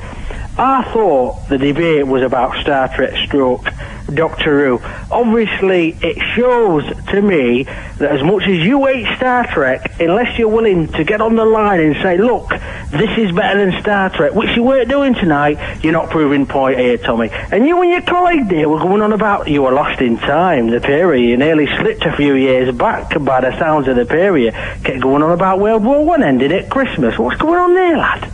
Eh? Now, I can tell you, lad. Look, Tommy, don't get lost in the time when I was a boy, fluctuation, because we can all get lost in that, lad. Used to call a spade a spade. Now, you are the first Yorkshireman I've ever met, and you must have been in America long enough, who calls a spade... I have, I've been here a few years, lad, Who calls a spade an omni-operational Earth redeployment device. Now, you're going on about Star Trek. Star Trek is dead and buried, washed up. It is on the spike. It's over, mate. Oh, no, I Finished. disagree, lad. I And disagree. it will never return. I disagree. In 100 years, people will still be talking about Star Trek. I They can might be guarantee talking you. about Star Trek, but they'll be watching Doctor Who. If they're still talking about it, it's still going. No. Innit? That's the point. No, that's You know not what I true. mean? No, people Doctor are Who had to have this massive gap before it could get back on its feet. No. Because somebody had to put something into it. Now, Star Trek doesn't need that, Tommy, does it, eh? Yes, it because does. Star Trek is Star Trek and it gets its pedestal But and it's up over. there, lad, It's eh? finished. It's canned. No, lad. There's apparently They've Star scrapped Trek it. Academy It's is dead. supposed to be the new series It's coming over. on, lad. It's Once finished. that's out, we're going to be Seth. back up there on top. Seth, you not should to be mention the ashamed two of new, yourself. Not to mention the new movies, You Tommy, that should are be on the way driving as well. up and Possibility down of the a highway, Space-Time movie too, Tommy. shouting you at the need top to of get your up there, voice Tommy. Get with the that facts, the Tommy. British Get are with the coming. facts. When you get with The them British facts, are Tommy, coming. then we'll have a bit of a debate. And we're coming It is in a there, police Tommy, phone that box, you want to Seth. have a one-on-one with me. Go and tell them. 1-to-1, Greenwich Tell them Mean that Time. we are the I'll be best. there, Tommy. We can do Any science time, fiction. any day, There's no matter where nothing I am that in the they world. can I do could that be in can Miami, I come could be in close to Fort what Myers, we can New do. York, For England, we you name it, are the Tommy, I'll be greatest, there. I'll be and ready we for argument are with the you, champions Tommy. of the world. Will you two please be quiet? I don't know why I indulged him. It's not as though he paid. It's not as though you Tommy. pay. It's not. I'm afraid, Tommy. It's not Stop as it now. though. It's not as though he pays a license fee. It's not as though you pay a license fee, is it? It's not as though he. I'm going to have to get rid of him and give you a call. What was his name? Seth. Seth. I imagine he's quite a character in Miami. Sorry, what were you about to say before Seth got involved? I can't remember now. We were talking about time travel, weren't we? No. Well, it's been a great show this evening. The Doctor Who stuff was absolutely spifflicating, wasn't it? It was good. And good fun. what happened this evening? First of all, we said, what do we all think about Doctor Who? And I think it came out 85% of people emailing, texting and I think you'll find it was more like calling the show. 50%. Oh, Alison, don't. Oh. Don't. That's unprofessional. 65. 90. Hang on a minute, it's gone from 85 to 90. Yeah, well, no. yeah, well. 65. 100. He said it was great, and great it was. It was really good. And you put up a pretty good show of trying to knock it down. I think as well, a lot of the people who were voting, Yes. obviously people who were read on a Saturday night, logged onto the internet listening to this very show. And I think that the majority of those type of people will be fans of Doctor Who. No, I don't think so. First of all, I'm a student of human nature, and I only have to lick my finger and hold it out the window, and I know what the nation is thinking. That's how I work. That is how I work. You won't meet many people. No, Sam. no. Do you know who will offer the most denigration of that Doctor Who? Will be some of the dyed-in-the-wool Hovians, who will be saying, that we need loads of episodes and we need the dwelling and the enigma. I'm surprised we didn't have more of that. I thought there'd be a lot more. It's not as good as it was in my day. It was because it was a roller coaster. And Doctor Who was never really a roller coaster. It was quite ponderous. And now it's got this real impetus from all the new people. So we did that, didn't we? Did Billie's boyfriend die? No, she just kind of dumped him. Oh, he's just out of it now. Yeah. Right. Well, he's on Earth waiting. But he's for not her. dead. No. No, I don't think he's dead. Right. I must have been driving when that bit was on, because I didn't cop for that bit at all. But when he turned into the plastic creature, does that mean that he's dead? I missed that bit. Oh, right. I must have missed that bit. Okay. Or the illegal DVD that I was sold in the pub. They missed that bit out. Yeah, whatever. So we did that. And then we got on to talking about clothes, and I don't know how we came to be talking about clothes and sexy clothes. Yeah. And what was sexy and what wasn't. But that was quite good. Excuse me? Yeah. We didn't really get a resolution on that, but most people agreed that excuse me is not a very good... No. way of saying, would you get out of my way, please? And it's used very badly by people. What else? Boyfriends and girlfriends and chucking, which is quite... I gave my Catholic thesis on guilt. Yeah, and there's a group of young lads in sort of mid-Sussex, I think, somewhere, who listen and make contributions, and I think they're not... I'm glad that they do, because it's always good to get some teenage voices as well as everybody else, but They're not quite foot-sure yet, are they? But we wouldn't stop them from doing it. Yeah. Okay, well, do we want to theme up next week's show, or shall we just see what happens? Just see what happens. I like it like that. Yeah. Have we got to give an hour back next week to Bob? Bob will be here until 10 next Saturday night on BBC Southern Counties Radio, despite the fact that he's been allegedly coming close to issuing death threats to his colleagues. And what's your week looking like, mate? I've got Monday off, which is lovely. Tuesday, I'm presenting the breakfast show. Fantastic. The Brighton Breakfast Show. Oh, okay. Yeah. So we can't all get it, but... No, but if you're in Brighton, Hove or Worthing, you can get it. So, yes, I'm doing that Tuesday morning. The rest of the week, I'm doing a mixture of reporting and here, there and everywhere, really. What about you? Beautiful. Well, I've got the family around for a bit, half term and everything. Oh, yeah. Which is fantastic, because the boys are getting to an age where, you know, certain things are going to be... My eldest will probably be going off to university in September, which is going to be great fun. So you're doing an awful lot of things that are kind of like for the last time or for the first time. So what I'll probably do is take him for a beer during half term for the first time and the last time. So a bit of that, and I don't know. I'm thinking about trying to do a bit more running this week than I've been doing for a while. Oh, right. But it sort of goes. I've got a dog to walk.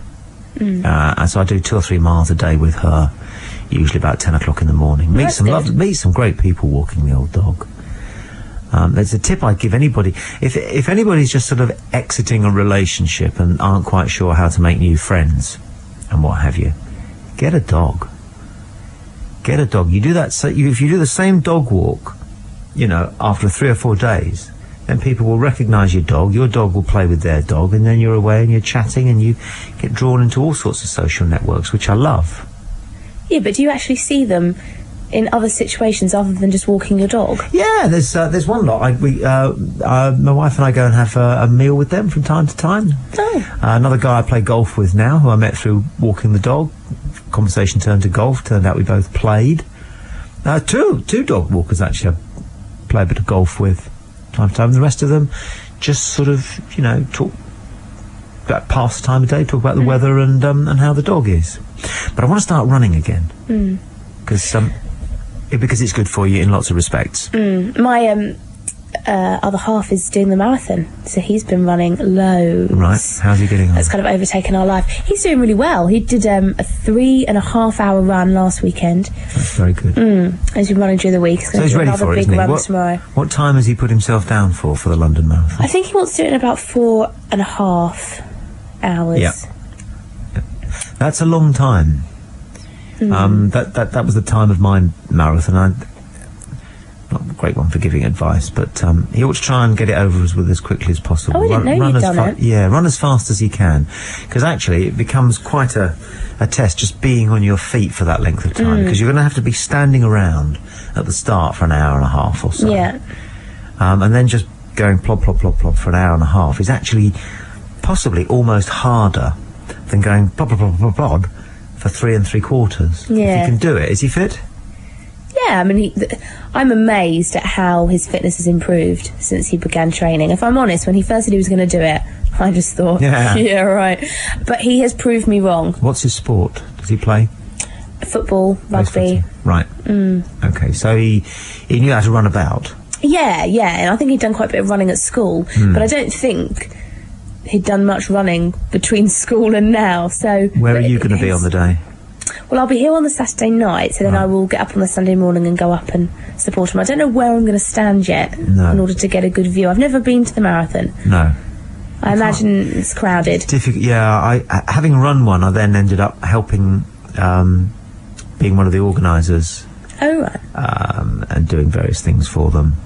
Because the chap who came up with the idea, a wonderful man called Chris Braysher, who was a great athlete himself, and he lived over the back of Richmond Park, which is where I used to go running. And I forget how we fell in together, but we got talking about horse racing and various stuff. And he just said to me, well, would I come and work on the London Marathon? And gave me all sorts of jobs to do. And I have to say, it has to be said as well, paid me far more generously than I think anybody, including Walt Disney's, ever paid me to do anything. Really? Because the London Marathon's a great generator of cash, and he was a great believer in paying people properly, as he called it, for doing all sorts of things. So that a bit of gophering, a bit of commentating, running around with messages, sorting somebody out, looking after a 4'11" tall Ethiopian girl who'd arrived in this country, couldn't speak any English, nobody could speak her language, but she needed somebody just to make sure that she got from the airport to the hotel, and then from the hotel to the thing. So all sorts of interesting little jobs and that.